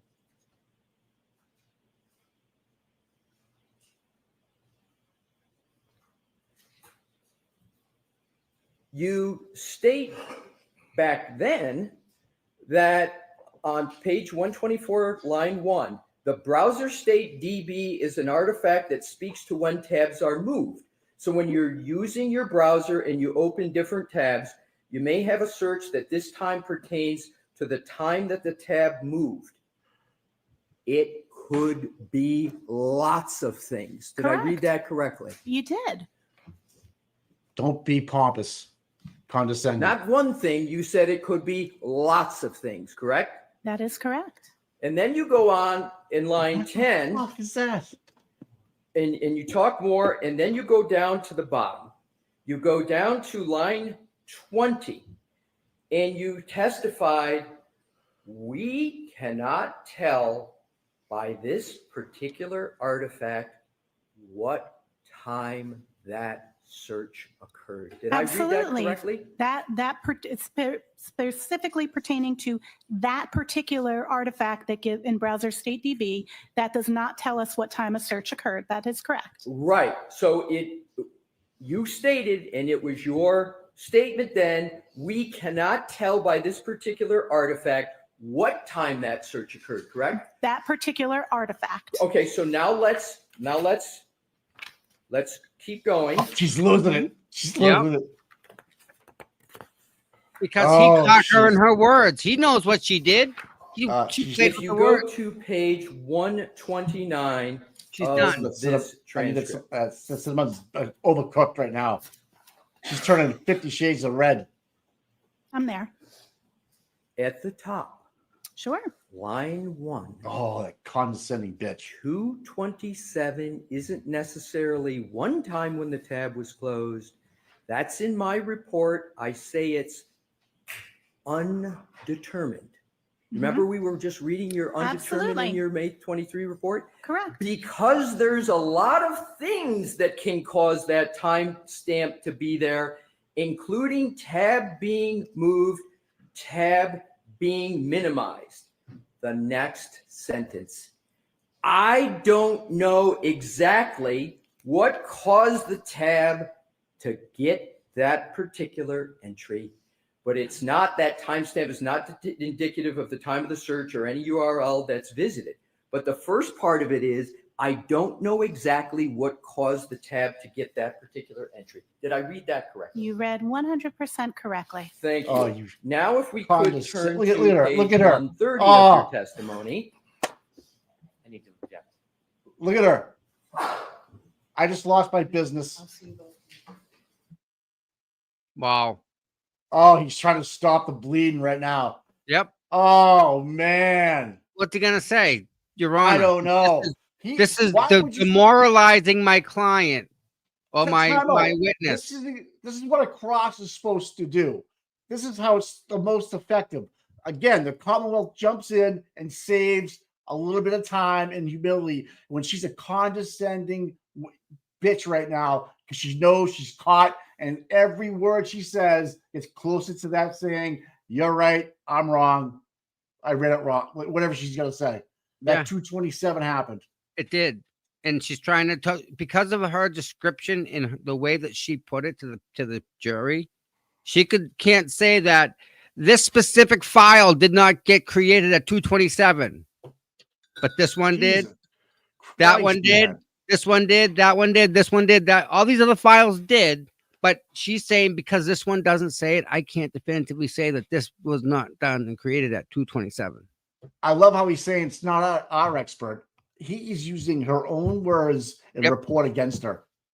Because How what she was, yeah, was how saying things inefficient. that wasn't true. Right. And she You know, just thought she would say this word salad, get around everybody. But the whole Exactly. time, Bob Alessi was going, No "Come way. to me. Yep. Come on. Bring it. You said what? Go. You said what? And the thing is, he took a testimony from last time and she just repeated it all again, but differently. Jury Now, doesn't that's fully why understand the he's like, context, but knows, yeah. All we have to do is discredit her, right? That has already happened. Yep. I think Hank did it to her already. They were like, "I'm hungry. Now I want waffles." pizza's on my mind now. I'm thinking Right. pizza. That's what I had for lunch. I had pizza. Like a cornmeal. It was like whatever it was. This is just like, again, right? Is this not Jen McCabe defense or is this Karen Reed defense? Right. What is this? Is this Right. prosecution Karen Reed or prosecution of Jen McCabe? I think you have to do one to get the other. To be honest with you, you gotta make sure that was premeditated, dude. If you can get the premeditation in on Jim McCabe, it's over. If you can get this 227-40 to stick, over. And then you back up from there. What happened in the house? You back it up from there. How long he was in the house? We can put him in the house. You just keep going backwards. The timeline's messed up. The cert report's messed up. This is Connor Keefe got his ass in today. He's down there filling out an application at McDonald's right now. Right? Wow. This is crazy. This is crazy. The medical examiner, they won't even call. Their own state medical examiner, they won't even call. Yeah. How do you defend the fact that have you ever been like persuaded one way or the other when you've had to do an autopsy with the state trooper over your shoulder? Yeah, but then you got Donkey Lips. No. Then you get Donkey Lips texting Proctor, "Oh, you rookie! I would have guarded to say a different manner of death." So Exactly. she has been. She had Donkey Lips did it to her, to Chico. They're all in this, Mike. That's the problem. All And people are like, "Oh, there can't be a conspiracy." Bullshit. We're watching it happen right now. The Good Old Boys Club. Wow, she's been working on this for she's been retained by the government since 23. That's crazy.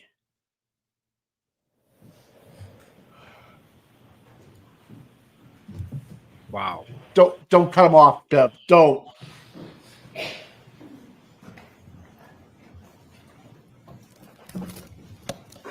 Oh, she don't look good. Oh, she looks like she's look at her. Thank you for Cinnamon. your She ate some of the patience, cinnamon. Ms. Hyde. Absolutely, sir. What I'd like to do is to go back to your testimony in the first proceeding, and we can go back to page 1-30. I am there. Thank you. So I am going to go back just because there's been some time and give some context. So we're talking about the 2:27:40 a.m. timestamp, correct, at this page location? We've been talking about that for several pages. Yes, that's correct. You're absolutely correct. We've been talking about it for several pages, and bear with me. I think this No may problem. be either the second to last or the last. So there you testified with regard, this was when you're referring to an artifact. You've agreed that timestamp is a fair synonym. You say on line 5, that means it wasn't in the regular database, it was in the write-ahead log. And to Cellebrite's credit, that tool actually parsed the write-ahead log and displayed it where the other tools did not.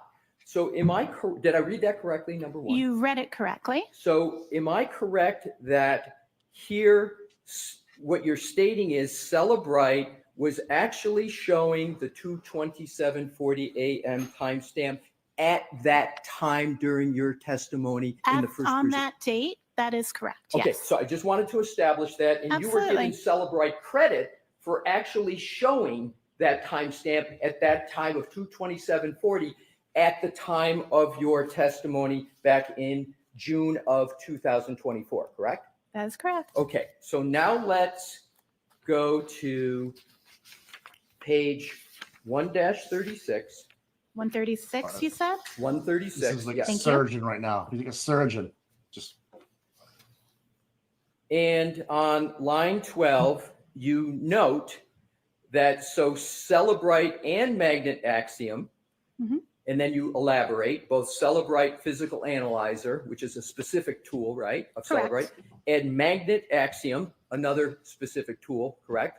Correct. Both have file system viewers that then have SQLite database viewers. And you skipping down to line 17, you talk about they don't allow for deep analysis of the write-ahead logs, which is why in my analysis I use the specialized Sanderson forensic browser for SQLite, correct? I read That is correct? correct. So is it fair to say that what you did up to this point in June of 2024, with regard to the 2:27:40 a.m. timestamp on January 29, 2022, you applied a variety of tools to analyze the issue of when did the Google search occur, that you use the words associated with a Safari Google search, house long to die in the cold. There's a little bit of wording I would correct there if that's okay. Right, but so let me see if I can ask the question That'd be a great. different, more simple way. Thank you. You're welcome. So you used a variety of tools to analyze that house long to die in the cold search, correct? Plus manual analysis and testing. Yes. Plus manual analysis and testing. Alrighty, now let's leave the testimony. Okay. And let's go to your next report. And your next report is December 2024. Do I have, I have the it correct. chronology correct, Ms. That Hyde? is correct. So in December of 2024, Mhm. just approximately 6 months ago, you issued another report, correct? That is correct. And you got the request for that report also from the Norfolk District Attorneys, correct? That is correct. And you state in regard, well, that report regarded the analysis of the same timestamp, correct? Correct. To 2:27:40 timestamp. Mhm. And in that report, under relevant findings, you state, and this is December of 2024, so it's from your May 2023 report, it's approximately a year and a half. Is that approximately from your May 23rd report? Approximately. Approximately a year and a half? Yes. So a year and a half after what we just reviewed in your May 23rd report, and then just months after the testimony of June, right? So about 6 months after your 6 months later. June testimony that we just went through, you went and looked at this issue again, correct? That is correct. And isn't it correct that when you were asked to look at the same timestamp in December of 2024, that Celebrite removed the timestamp from their tools? Celebrite did remove that timestamp from the tool. That is correct. Okay. Yes. And that timestamp was the subject of extensive reports and testimony that you participated in the first proceeding, correct? That is correct. And even though that timestamp, 2:27:40 a.m., that showed up in Celebrite Tools, Magnet Forensic Axiom showed up, that was removed by Celebrate, correct? Celebrite no longer reports it. The evidence is still in the data. I want to be clear, just that it doesn't change the data. They just removed it from their automated parsing and reporting. Right, so they Correct. removed it from their automated parsing and reporting, correct? Yes, they did. That is correct.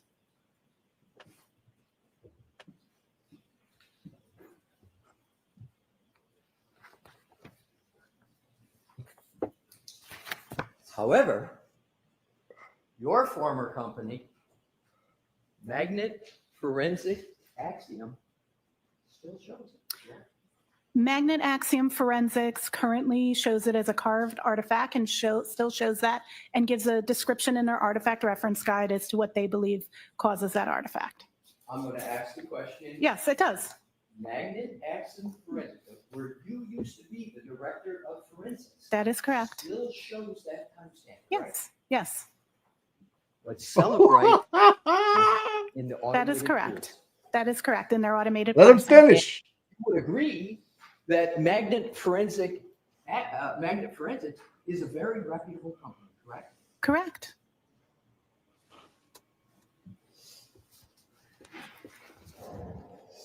Say the words.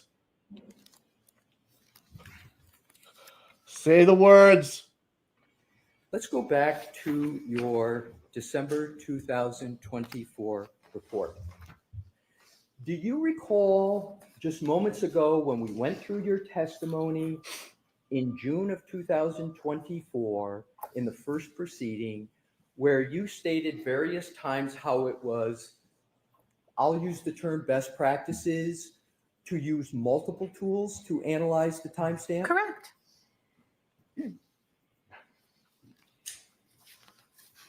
And you used many tools back then to analyze that timestamp. And you testified to those many tools on your direct examination, correct? Correct. Yes. However, in December of 2024, when you returned to analyze the 2:27:40 timestamp, how many tools did you use to analyze that timestamp? Can you give me just a number? How many tools? At least 4. Well, in your report, let's go to your report, what your report says. Mm-hmm. So in your report, you state that under relevant findings, do you not, that review of data from Celebrite shows that the artifact of a Google search from a Safari suspended state tab with the search term house long to die in cold, and I'm going to skip over, in addition to my own previous report, no longer shows a last visited timestamp. I think that is not clear. The skipping there makes it sound like my report no longer shows that, and that's not what's That's being a stated. fair statement. That's a fair statement. Let me rephrase it. Thank this way. you. You're welcome. In this report, It's like, you speak about Celebrite release reports, correct? Are you referring to the Celebrate release notes The that come release out? notes at the bottom, Perfect. right? You Yep. referred to that? That's correct. And that release note states that Celebrite has removed the timestamp value from records, and I'm assuming that's a reference to Celebrite's. Celebrite no longer parses that result. That is the statement in this report. Correct. Right. And so I'm going to go to page 4 of your report. For sure. I'm there. And I'm going to go down all the way down to the conclusion. In that report, is there reference to any company other than Celebrate in this entire report? Is there? In this report, no. Okay, thank you. Now let's go to your prior testimony in the first proceeding, where you said that it was important to use multiple tools. Absolutely. Do you still stand by your position that you've given today and that you gave in June, that it's important to use multiple tools? Absolutely. Now let's go back to the issue of the extraction of Jen McCabe's phone.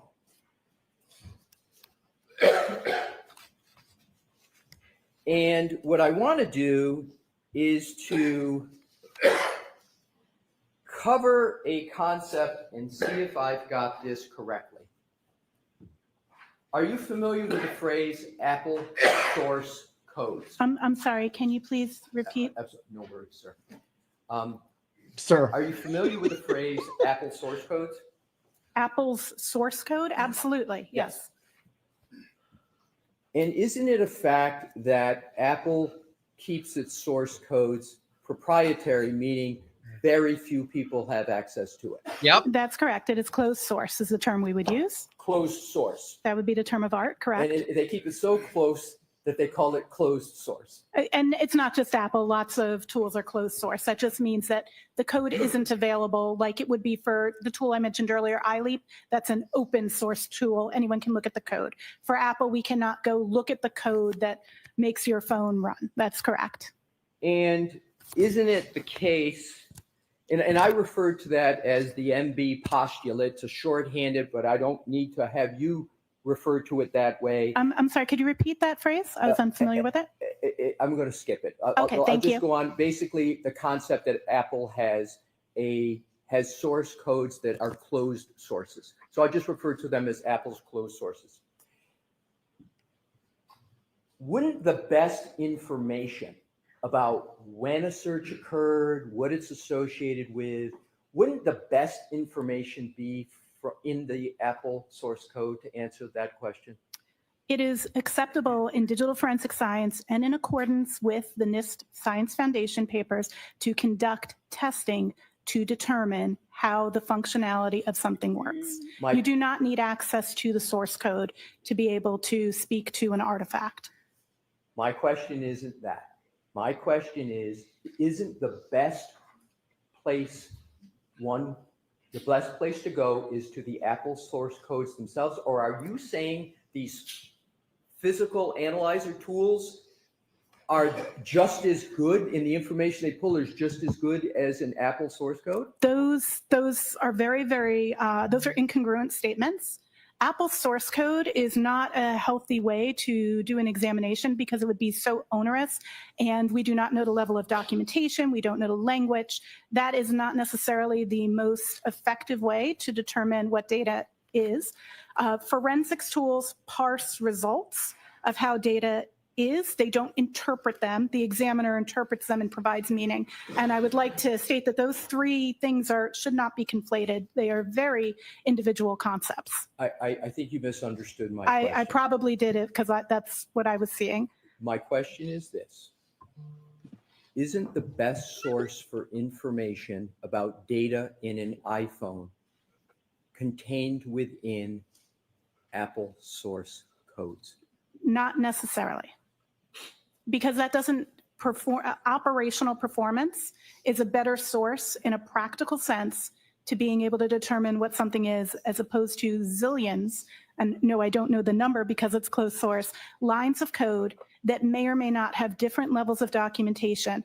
Apple themselves wouldn't be able to, any individual there who has access wouldn't know every feature of how every element works. Testing through the methodologies described in NIST is the accepted methodology in our science, not reviewing the source code. I'm going to try it a different way. I understand what you're saying is, if I got it correct, you correct me. Are you saying that these physical tools make it easier to interpret and view the data? I did not speak about the tools at all in the statement I just made. Okay. I spoke about manual testing and checking the functionality and what results. Parse tools, again, these are three separate concepts. The concept of code and actually reviewing code to make a determination is different from parse tool results, is different from doing testing and validation. Those are separate concepts. They should not be commingled as if they equate to each other. So have you ever learned of, have you ever spoken with Mr. Whiffen? Ian Whiffen? I have spoken with Mr. Whiffen historically, but not since the term of this trial. Have you ever spoken to Mr. Whiffen about whether the Apple source codes are the best source of information about topics like timestamps? Have you ever spoken? That's just a I have question. not had Have that you ever talked to him? conversation with Mr. Whiffen, no. Okay, already. I want to move on to, and do you regard Mr. Whiffen as a reputable? Mr. Whiffen is a reputable forensics examiner, and I've actually reviewed his work in other instances and peer reviewed his papers. So you have regard for his I have regard reputation? for his I'm sorry, reputation. we have to wait for each other. Oh, to yes, talk I'm through the sorry. trend. It's all right, no worries. So you have regard for the opinions of Mr. Whiffen generally, correct? Absolutely, And yes. you believe he has a solid reputation, correct? Absolutely, that is correct. Now let's turn to the He's walking her into a fire. HistoryDB database. You are familiar with HistoryDB? HistoryDB? Are you familiar with that phrase? I am familiar with that phrase. Okay. Do any of the house-long searches appear in the HistoryDB? In this instance, no, we do not have artifacts in the HistoryDB of either of those two searches. So I want to just repeat that in a different way. So the HistoryDB, is that considered a valid and valuable source of information in an iPhone? That is a valuable artifact for Safari history. That is correct. But the house-long searches we've been discussing do not appear in that HistoryDB, do they? That is correct. You spoke about PYF PDF on your direct testimony. Do you recall that? I do. It's the Python framework for PDF. It is a GitHub tool, a tool one can download from GitHub to utilize to create PDFs using Python code. So a developer and a tool would integrate that to create a PDF. And the PYF PDF can have the variables set, correct? Yes, the Python script allows the developer to set things such as their name that they created the document. Yes. I want to go to the extraction of Jen McCabe's phone that you talked about on direct examination. Is the hash value signed or unsigned? A hash value isn't signed. I believe your question you're asking me is if the Adobe document that contained the What? PDF that contained the hash values, are you asking me if that's signed? Because a hash value is something that matches. A hash value isn't signed. Let me ask it this way. Is there any hash value associated with Jen McCabe's phone that is unsigned? That is not a valid question. I apologize. We don't refer to hash values as being signed or unsigned. We would refer to the PDF that contains that value as being signed or unsigned. Have you ever read a report of Mr. Ian Whiffen in this case? I have, but I have to be clear, I have not read all of Ian's reports. I've only read some, so I don't know if I read some of his earlier reports. Do you recall reading a report of Mr. Whiffen where he references a hash value being unsigned associated with the iPhone of Jennifer McCabe? Can I see said report so I can validate if I did or did not? I'm not sure based on just that, because I wouldn't use the term hash value being signed. I did see a report in which Mr. Whiffen spoke to the PDF not being signed. Well, she's wicked. Oh Just wanna try to man. shortcut this and work off your last statement. You're now saying you do recall seeing a report of Mr. Whiffen where he said a PDF was unsigned? I need to see, I do remember him referencing the PDF. I would need to see the report, especially since the characterization of hash value being unsigned is not a term of art that I am familiar with in our field. Let me ask if you agree or disagree Oh, she's with cooked. this statement. Cooked. This Yeah, value can be used to compare with the original Look at her. hash calculated at the time of extraction in order to validate the extraction data. However, this requires authentication of the original hash value, which is not possible with gray key extractions, as the PDF containing the extraction hash value is unsigned. Therefore, this hash value could be used as a suggestion Don't cut him off. of authentication, but cannot be guaranteed 100%. Do you agree or disagree? with His that statement there says the PDF is unsigned, not that the hash value is unsigned. Right, but it's nonetheless unsigned, correct? The PDF is not signed. That is a correct statement. Gray key PDFs that purport that value are not an Adobe signed document. Do you know the history of the extraction of Jen McCabe's phone? It's a yes or no. Can you provide more clarity? What do you mean? Do you mean from the time the image was made? Do you mean from the time the device was received? Because I don't know the information pertaining to the receipt of the device into evidence, and then I only have the documentation of the image forward. So I want to be clear about what period we're talking about. It's an excellent point, and I am going to follow up with some questions. Okay. In an extraction, doesn't the extraction from a phone start with the raw data, raw image? You tell me, when someone brings a phone in, what's the first step that gets taken in order to do a full file extraction? What's the first step? It depends. There's got to be steps with regard to network isolation. I need to know if the device is AFU or BFU at that point. So I don't have that information from this case, if that is the question. I get from the image forward. So what I'd like to do, and this may be my last section of questioning, I'd like you to describe the ideal situation as to getting the most reliable data from an iPhone from the start. What's the most reliable way to do it? I would say the most reliable way is following the recently released SWIG-DE Scientific Working Group on Digital Evidence document on best practices of evidence handling, preservation, and imaging. I may have that title slightly out of order, but it is the document released this January. And tell me what that is. Sure. In that, the first thing, from which point are we starting? Are we starting like extracting the data using a tool, or are we talking on scene, taking the device into evidence? The latter. Okay. So the first thing you're going to do is you're going to ensure that you are isolating the device.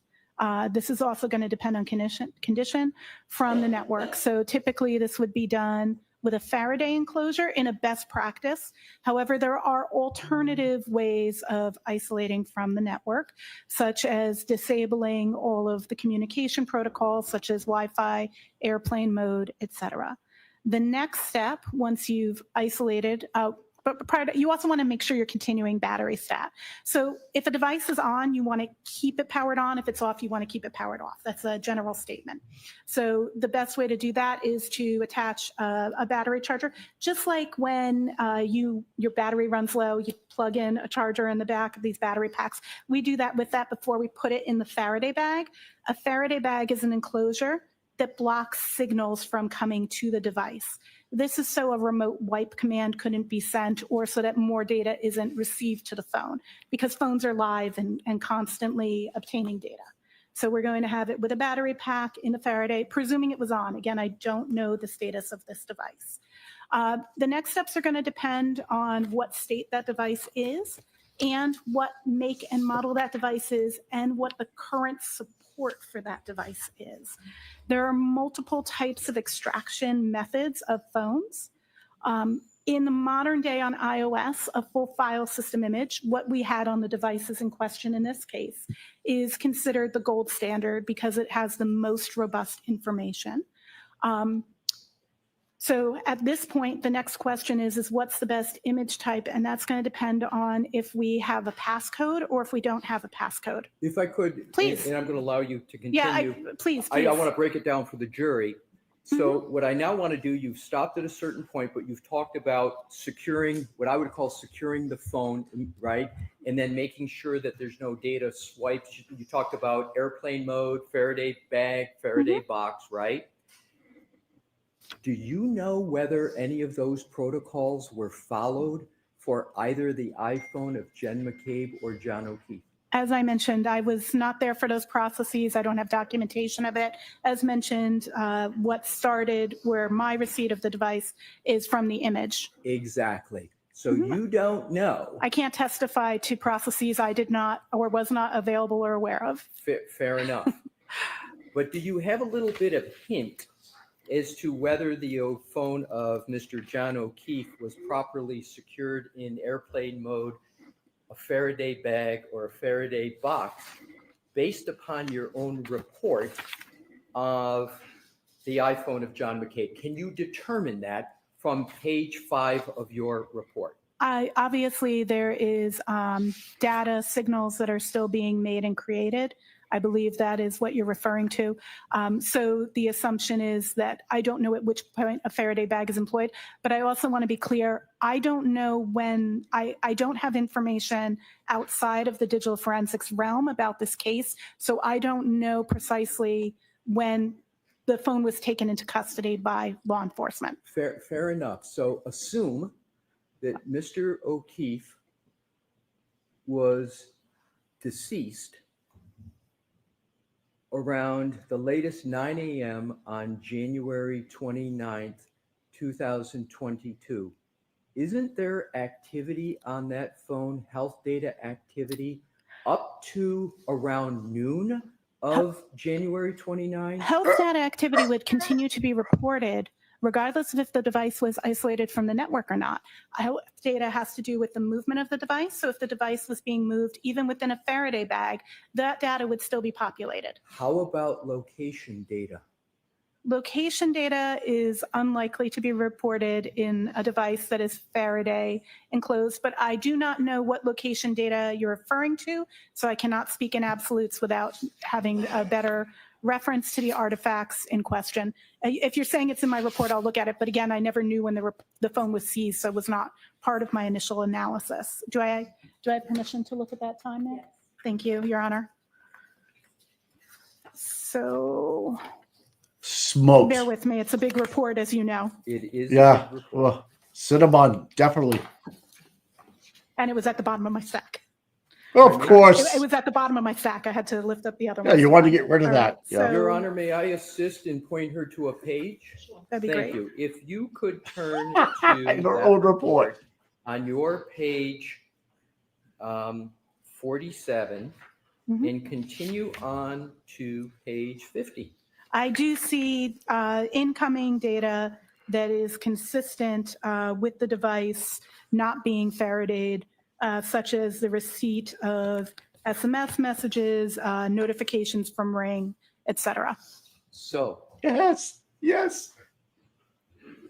The iPhone of Mr. O'Keefe was not secured in the manner you described before we got to this, as would be the best practice with regard to getting the most accurate data from a phone. That is, once it comes in, that it's to either be put in airplane mode, Faraday bag, or Faraday box. That's correct. By your own report, you see activity. I do see activity. It was not Faradayed. Faraday prevents wiping of the device and additional data. So actually, in this instance, it doesn't appear that the device was at risk of wipe because it was not wiped. And we actually have more data because we get to see the data that continue to come into the device. I'm not saying that's in accordance with best practice. I'm saying that that's what I see based off of what you just had me reviewing the data. It sounds like you're trying to justify. Oh, I'm not if trying to right or justify. wrong, you tell me. It sounds like you're trying to justify the fact it wasn't secured. Am I correct? Or No, you're incorrect. I'm just stating we have, you asked if we had more data or less data. We actually have more data with it not being Faraday, but no, best practice would be to Faraday. that I wasn't my 100% question. agree. My question wasn't, is there more or less data? My question was simply, doesn't your own report show activity up until noon on January 29, 2022? Correct. And for clarity, my Stop. scope was till noon, so I don't know if there was activity beyond that. Right, but thank as you. far as your scope goes, I want to be clear. Yeah. There is activity on Absolutely. this phone, Absolutely. The which phone- shows that it was not put in airplane mode, it was not put in a Faraday bag, and it was not put in a Faraday box. And that failure is not best practice. Correct. It is not in accordance Thank with you. the best practices. I Boom. agree. I would have Faradayed it. Thank you. So If I, that's presuming all okay. things. I have no further questions. Thank you for answering my questions, Ms. Hyde. Thank you for your questions. Have a great day. Wow. Thank you. Smoked. Oh.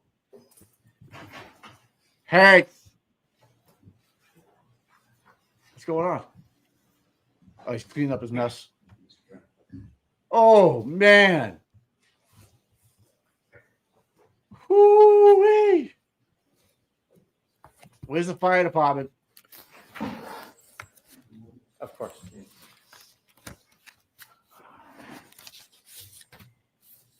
Tito, get me a tissue. Whenever you're ready. Thank you, Mr. Chairman. You're welcome. You were asked when you began working on analyzing phones in this case, and you said it was in May. Was that of May of 2023? May of 2023, May 4th, 2023 is the email I have of a note. Thank you. Yes. It's easy to remember because May the 4th be with you. When you first were asked to begin work on this case in May of 2023, Yeah, someone's life's on the line. what was the catalyst for you to begin working on this? I was contacted by Mr. Tully and then contracted, a SOW was signed, and I began work on the initial request to look at those two search terms on January 29th. Does that answer your question? Sure. Okay. Was there a certain claim that was lodged that you were to focus on? I was to focus on the two search terms from January 29th, 2022. And were you informed why? Was there any context to that? Probably, I don't recall the exact conversation that I had with the DA's office and Lieutenant Tully at that time, but I'm assuming that I was given that context. I have in my notes that I was to look at those two searches on that date and do an analysis about those. Were you asked to reach any particular result? No, I was asked to provide my report, not to reach a particular result. Were you asked to reach a conclusion that the 227 timestamp was inaccurate? No, When you engaged in your analysis, was it independent of the district attorney's office? my analysis was independent of the district attorney's office. I actually, in the first case, had very little communication with the district attorney's office during the period of my analysis. Was there any input from any outside source on what your result or ultimate opinions would be? No, Would you ever allow anybody to affect your input? no.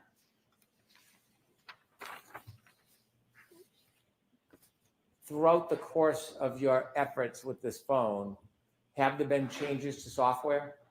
Absolutely. As mentioned on direct, software updates are near monthly.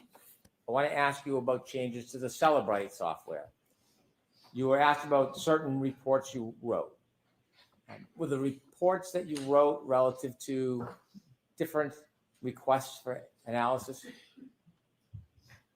Yes, The report regarding report number 3, regarding changes to Celebrite software. Was that report limited to the timestamp change, or was it to include other efforts? The scope of that report, may I review what I have documented as the Please. scope?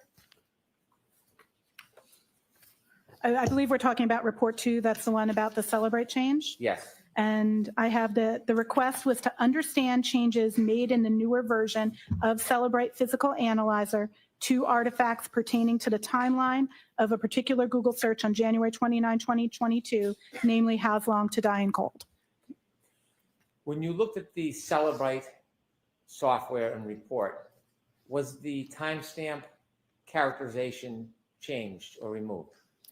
Yes, it was removed. That timestamp in the version starting in May of 2024, Celebrate actually removed that, and they put a release note stating that it was due to the ambiguity and potential for misconstruing the meaning of that data. Was there any other releases informing other reasons why that was changed other than the potential that somebody could misconstrue, misinterpret, or distort the information? Can I read Celebrate's own statement? Please. Celebrate's statement in To yourself. to myself? Okay, roger that. Thank you. I appreciate that.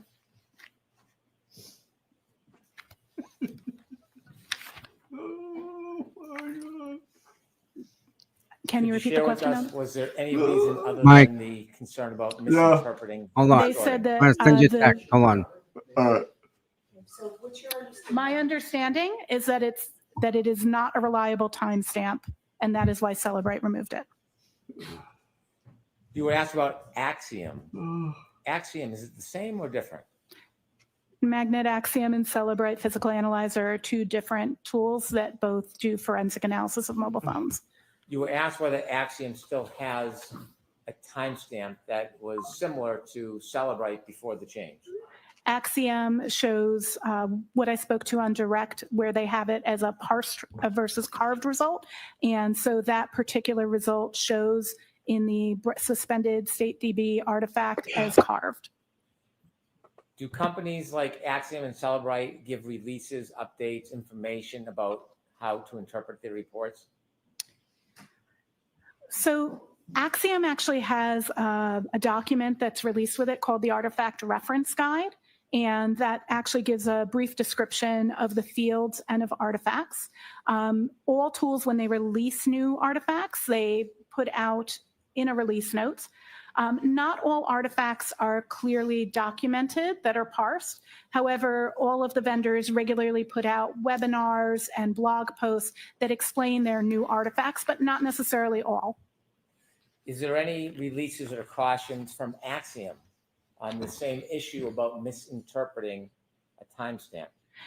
Axiom, in their artifact reference guide for this artifact, does speak to the possibility of misinterpretation and states that the timestamp can be earlier than the search had occurred, based on what different reasons could cause that timestamp.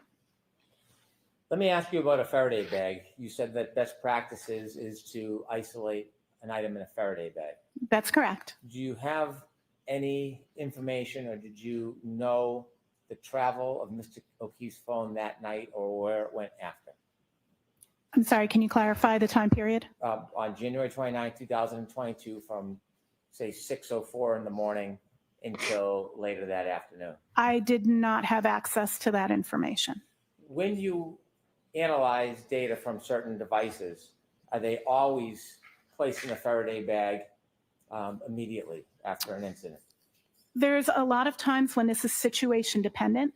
An example of when you would not put something in a Faraday bag is when you have a deceased victim and you're going to be using their biometrics to possibly unlock the device. Because a Faraday bag is enclosed and then can't be opened, if your intent, if you don't have the password, is to use a deceased person's fingerprint to unlock the phone, we don't want to put the person's finger in the Faraday bag. So usually those phones would not be Faradayed, but they would typically have airplane mode enabled or SIM card removed. But no, SIM card removed doesn't actually work on iOS, so I won't get into that.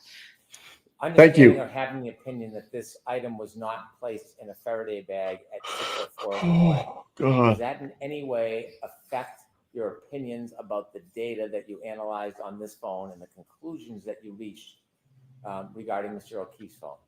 It does not have any impact on the conclusions other than the fact that it wasn't Faradayed and more data came in. So we have additional data. You were asked a very specific question about History DB, and it was simply whether or not How's Long to Die in Cold, whether it appeared in History DB. That isolated question, does that provide any context to you and your analysis and conclusions about How Long to Die in Cold and that it occurred at 6:23 and 6:24 the next morning?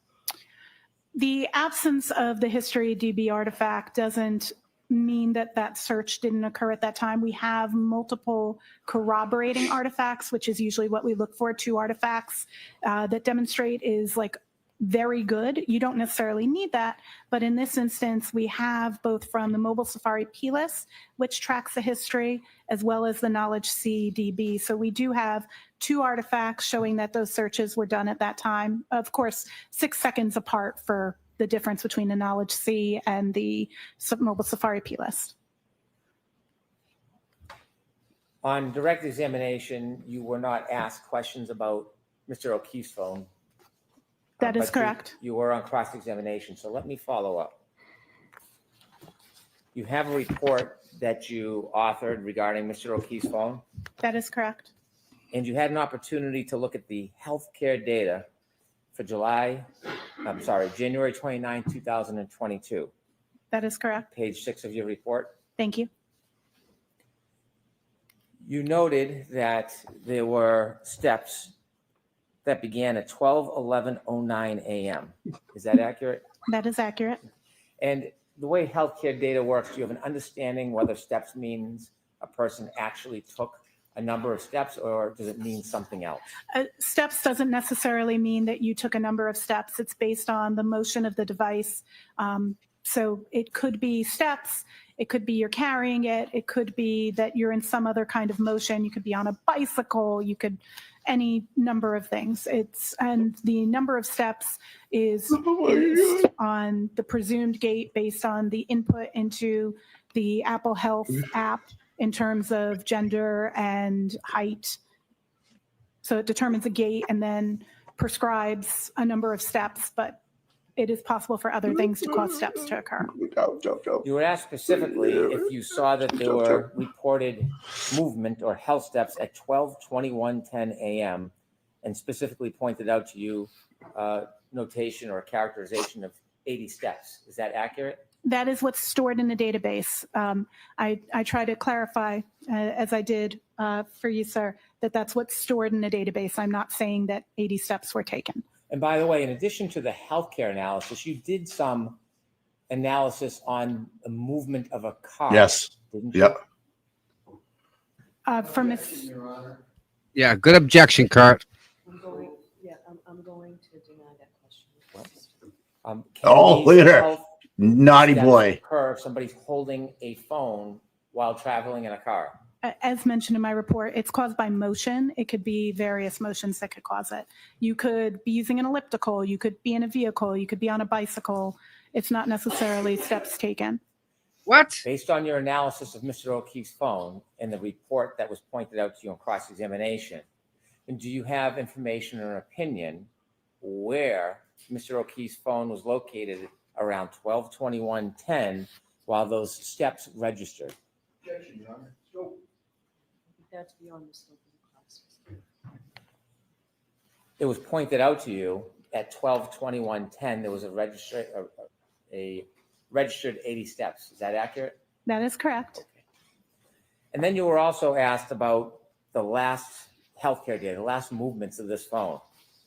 And it was pointed out that began at 12:31:56 for 20 seconds. That's correct. Per the data in the database. And is that the Why does she keep on saying that? of Mr. O'Keefe's phone that She's evening correct. Before That's where that 6:04 file is. that you saw when you analyzed the entire data in the phone? May I have one moment to review? He's answering stupid questions that aren't even relevant. She's here to talk about the one search that was deleted, the 227. That appears to be the last before the 6 a.m. hour. So that 20 seconds, if it began at 12:31:56, what was the last movement in seconds in time at that time of Mr. O'Keefe's phone? I'm sorry, can you repeat? Yes, if that was a 20-second interval at 12:31:56, what was the last second that evening that Mr. O'Keefe's phone moved? 12:32:16. And then when you analyze the phone and were asked about these times, is there any movement between that last movement and 6:04:01? Between the 12:32? Yes, 12:32:16 and 6:04:01. Any movement of that phone whatsoever?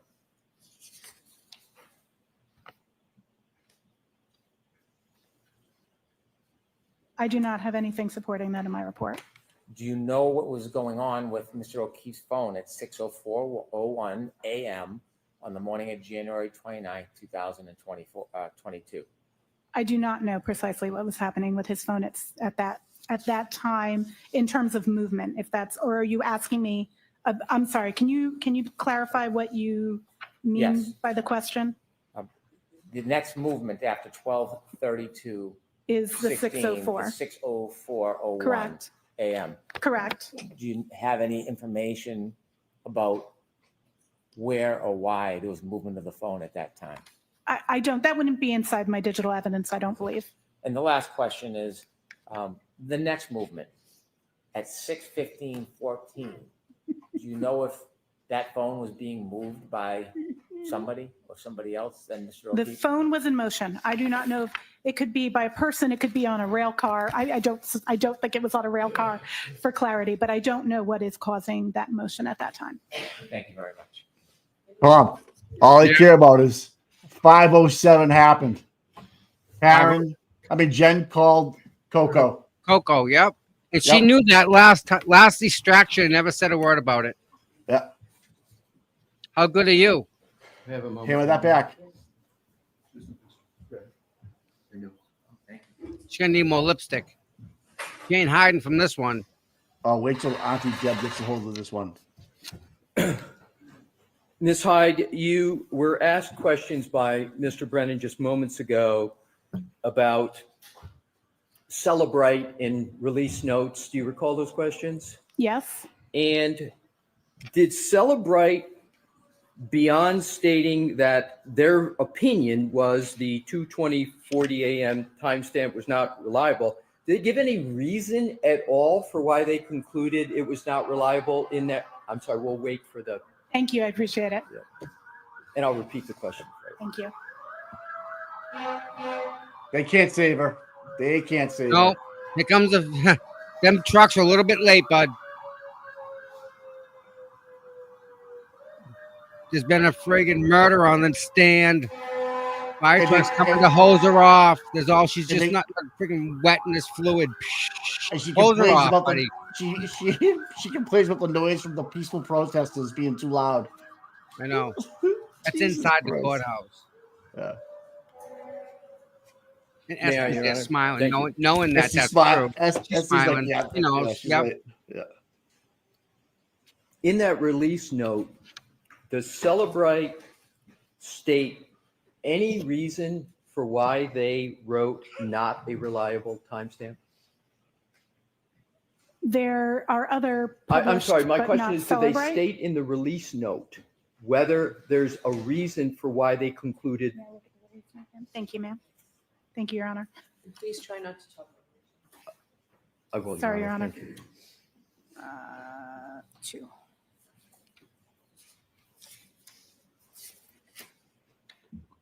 Not asking you to read it, just asking whether or not they give any reason for the conclusion, not a reliable timestamp. One moment, I'd like to review what they wrote. Thank Absolutely. you. You're welcome.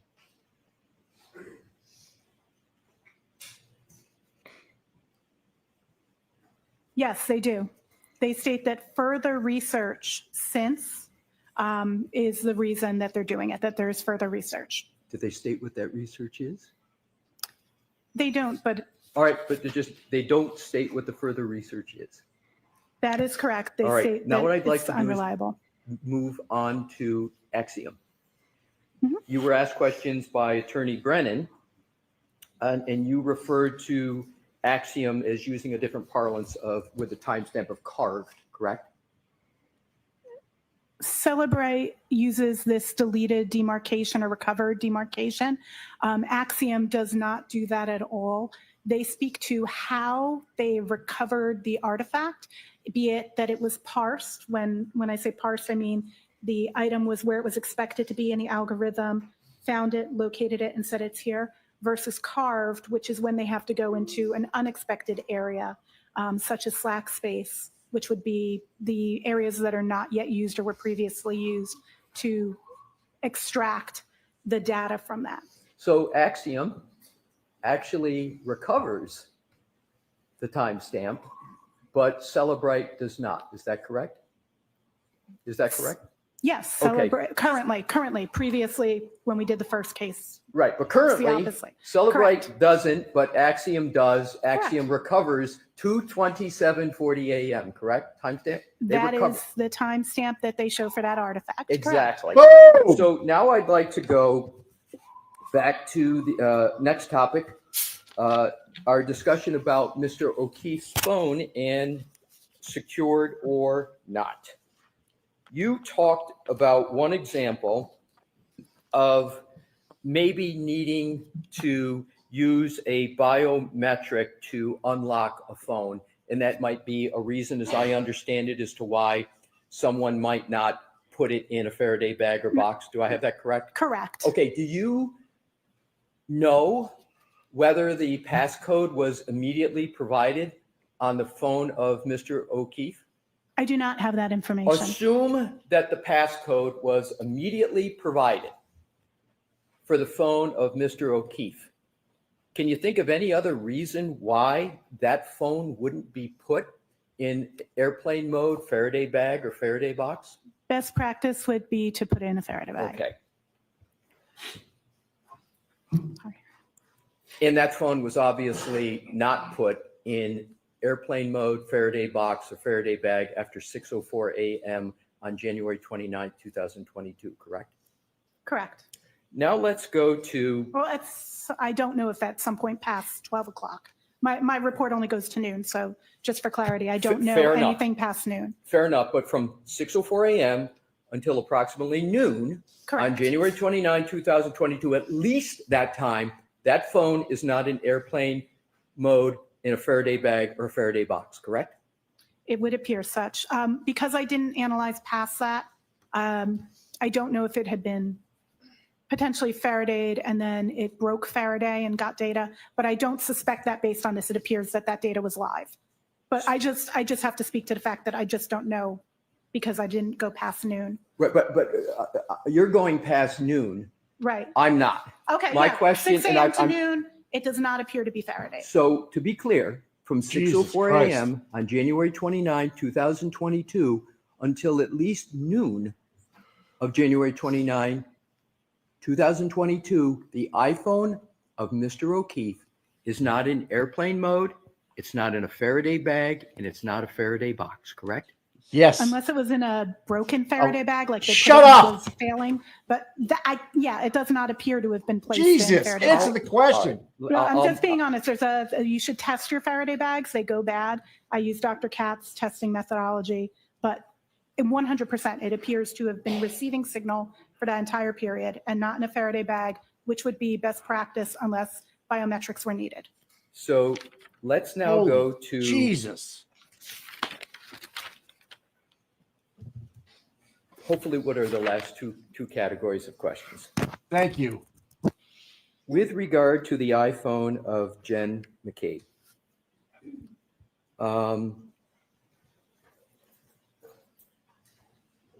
do you have any knowledge as to whether over 200 calls were auto-deleted on her phone? You analyzed it. We can see that calls were auto-deleted. You're asking me if the number of, I just want to make sure I understand the question. If the number of calls that were auto-deleted, if that exceeded 200? My question is, do you know whether there was auto deletions on Jen McCabe's phone? You know that. I'm uncomfortable with the term auto deletions because I don't know what that is inferring. Okay. Did you analyze her phone at all for deletions? I analyzed her phone to see if there had been deletions of call logs. And what I found was that there were records that were removed by the system and not recoverable from that database, but were recoverable from Biomes. Understood. Now, what I'd like to do is to address your answer in response to Mr. Brennan's questions, where you said that the issue with regard to Mr. O'Keefe's, or just generally your proposition, that there was no impact on your conclusion because more data had been obtained. Did I get that correct? I believe my statement was there was no impact on my conclusion with the fact that it had not been in a Faraday. Right. So isn't it, though, the case that when a phone's not in a Faraday and is therefore active, data can be overwritten? Yes. So if data can be overwritten when it's not in a Faraday, you can lose that data, correct? Is there data that we're concerned? Yes, theoretically. Right. Yes.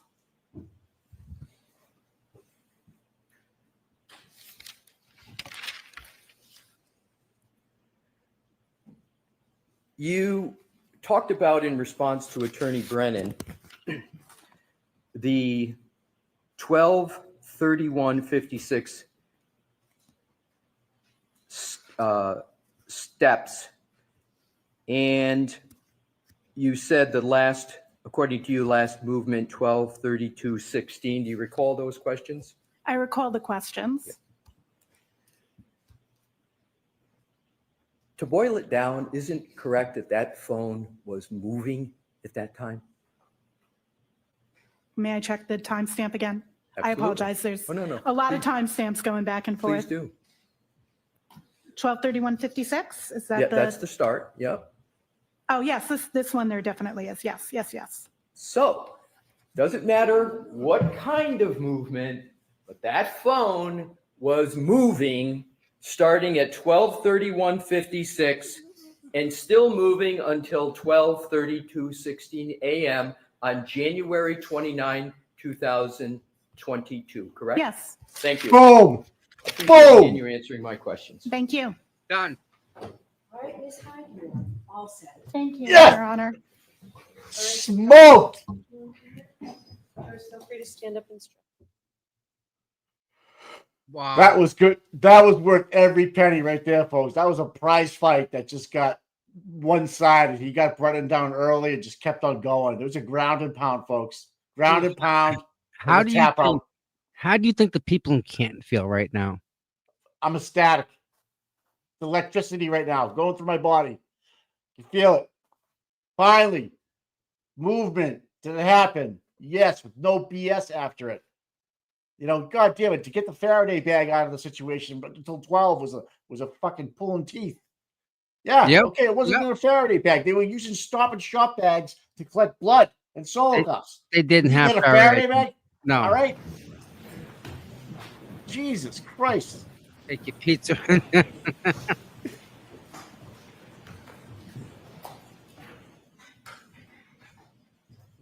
He's not going to call on the witness, is he?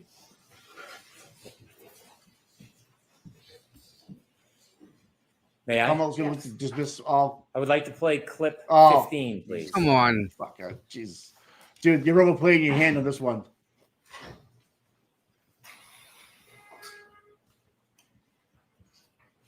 Absolutely more than Jen McCabe. Jen McCabe, it's me or her. Either I'm going down, Jen, or you are. Nice. Yeah. Woo.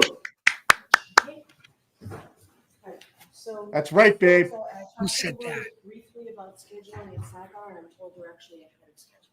So with that, rather than beginning a witness who's probably going to take a while, I may as well let you go and enjoy the rest of this beautiful activity. So We're on Enough day. schedule, ahead of schedule. Spent the whole day at freaking sidebar. Tomorrow night, you will see the lawyers and sidebar asking for as well about scheduling. So same cautions, please. Do not discuss this case with anyone.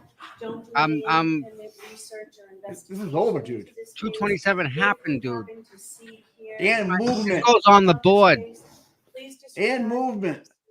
and be very And careful. we haven't even got to Richard Green yet. All right, to the court, please. Close the notebook and follow me. Why don't you come on up? I wonder what's going on in Canton with all the watch parties right now. Is everybody hanging out at home, having a couple of claws, at the big old gatherings, I don't think hanging it's a out? happy, it's not a happy. Oh, no. Oh, no. Nope. They're all heading up to Maine, way up. Yep. Oh, my God. Some of the people on Twitter, are hilarious. I mean, hilarious. Thank you guys in the chat today. Phenomenal, man. Phenomenal.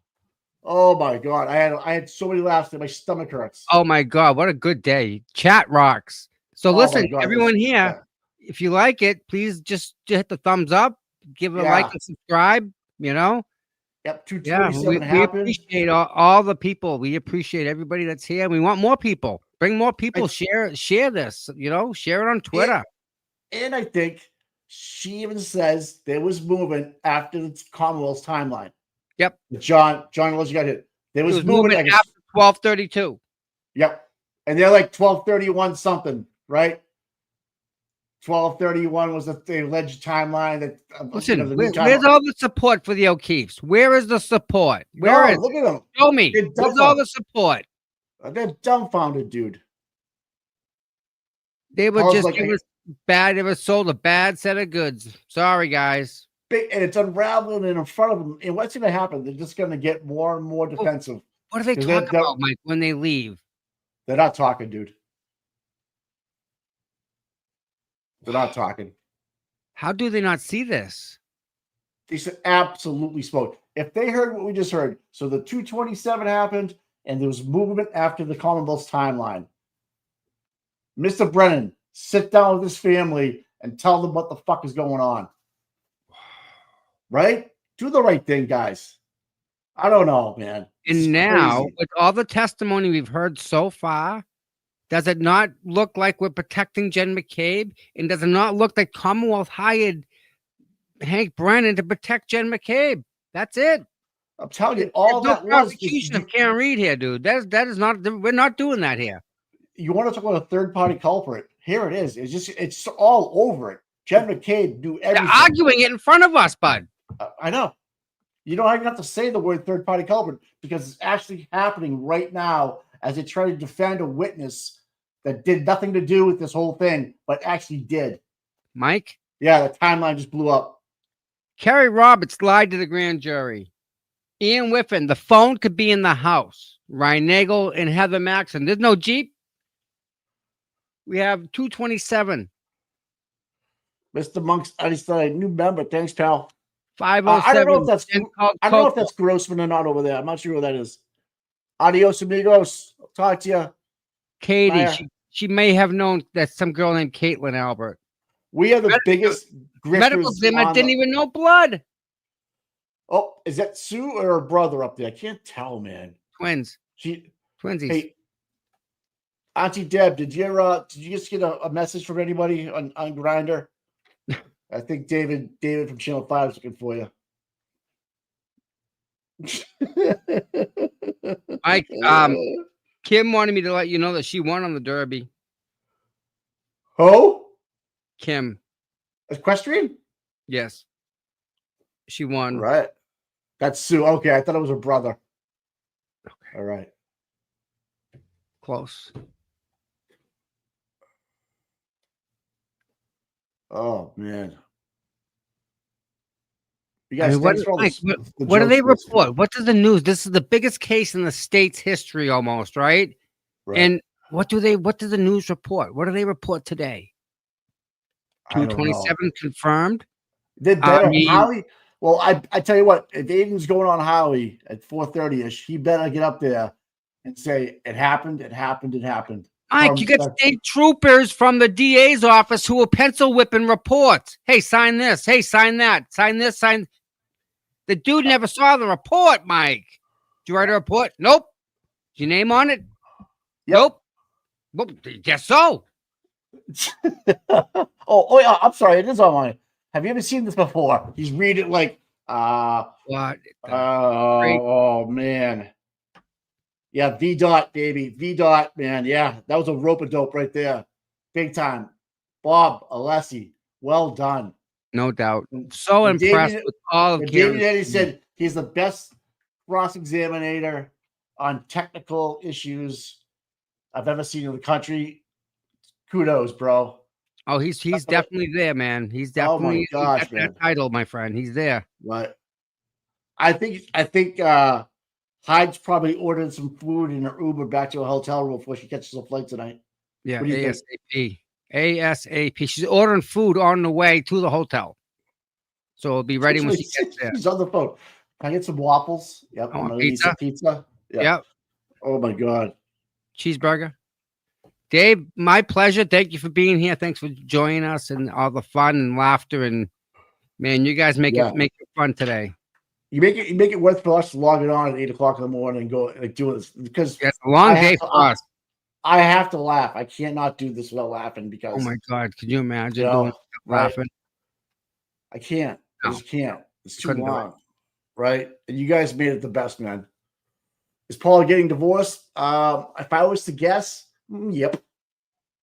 I'd say so. I haven't seen his wife with him. Nope. I wonder what she knows too. She testified Oh. last year, dude. She testified last year. Oh, what an ass kicking today! Finally, It was a good day. what Good I, day what I for like Karen is again. what I- And wait a minute. yeah, what What was that? What was that trooper's name again? Connor Keefe. Yeah, Erin knows a lot. You're right. And she knows everything. You're right. And I'm trying to think. Yeah.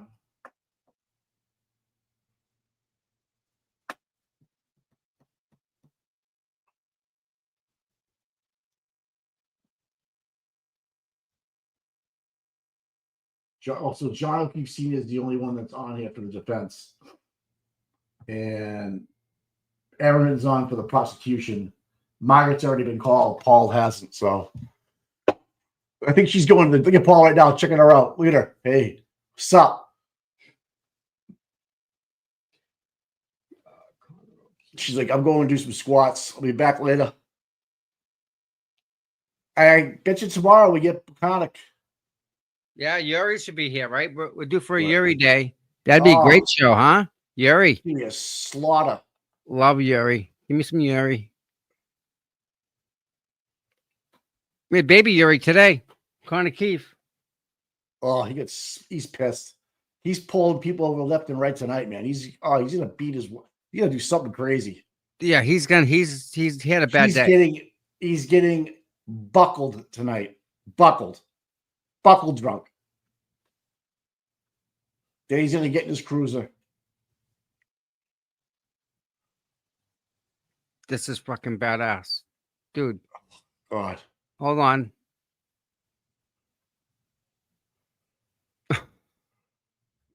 Oh my goodness. Mike. I'm embarrassed. I'm absolutely freaking embarrassed. That's not hard to do with you. This is bad.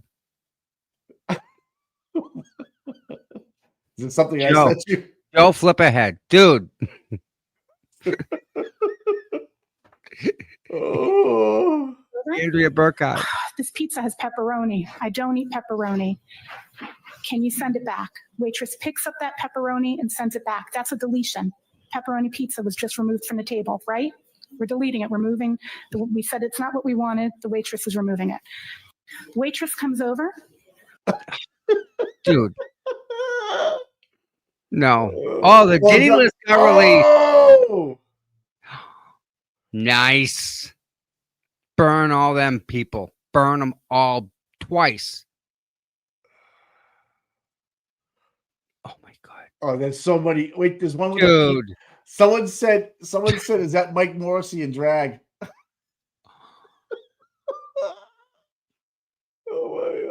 decision, particularly where offered without notice to the court previously. I'm excluding that decision. Your rights are saved, Mr. Alessi. We've got that decision not for identification. And you Melanie. certainly are free to cross-examine Ms. Hyde. Double Right. birds, Melanie. Expense and delay. You want to talk about expense and delay, and you're being, look what it says right here. That decision, the captions mocked, M-O-C-K-E-D. That decision mocked for identification. You're talking about expense and delay. You had Dr. Marie Russell fly in from California twice to undergo full day voir dires. The expense of that for Karen. She flew an expert from Phoenix to Canton PD to get footage that was no longer there. They made a motion for those expenses and you said no. The voir dire that you just made, the call studies come in from Pittsburgh for. Yep. You want to talk about expense and delay. The Commonwealth apparently has an unlimited budget because they're paying your boy Brennan $250,000 to start.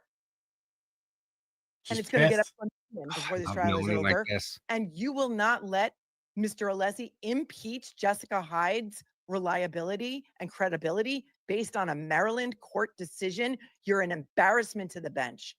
You're an embarrassment. This is a joke. Done. Wow. Love it. Go girl. All right, dude. I'm gonna log off. All right, brother. I'm smoked. Yeah, it's been a day. It absolutely been a day. All right, chat. Catch you in the morning, my friend.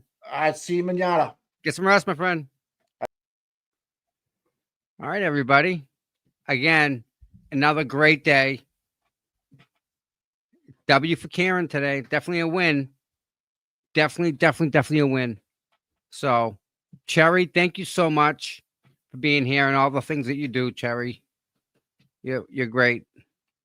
Yeah, Stacy, thank you. Mary, Dave, you're the man. Yep. Shelby, I hope it's you. Mary Jo, Christy, Chickapalm, Donkey, Kristen, my pleasure, guys. Guys, really. It's my pleasure. I'm glad you guys are here. I do it for you guys, you know. So tomorrow morning, there's a standout tomorrow in Dedham. If you are free, please go to the Dedham standout. Go to the courthouse. Start there. Start early in the morning. Go in front of the post office. Plenty of room. No one will bother you. It's okay to go there. If you go early, before 8 o'clock, you're allowed in front of the courthouse. At 8 o'clock, we move out to either side of the buffer zone. No harm, no foul. They don't say nothing. No one gets in trouble. You're allowed to go there. So please show your support for Karen. Get down to the buffer zone. Tomorrow, we're trying to make a big push for it. So hopefully, fingers crossed, we go there and see what happens, right? So with that said, it was a great day for Karen. Great day for the defense. And every day this goes on longer, it looks just more and more and more and more of a cover-up. Well, there is plain old corruption. Poor John O'Keefe got murdered.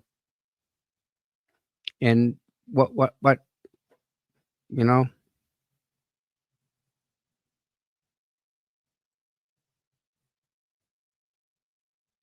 So, all right, guys.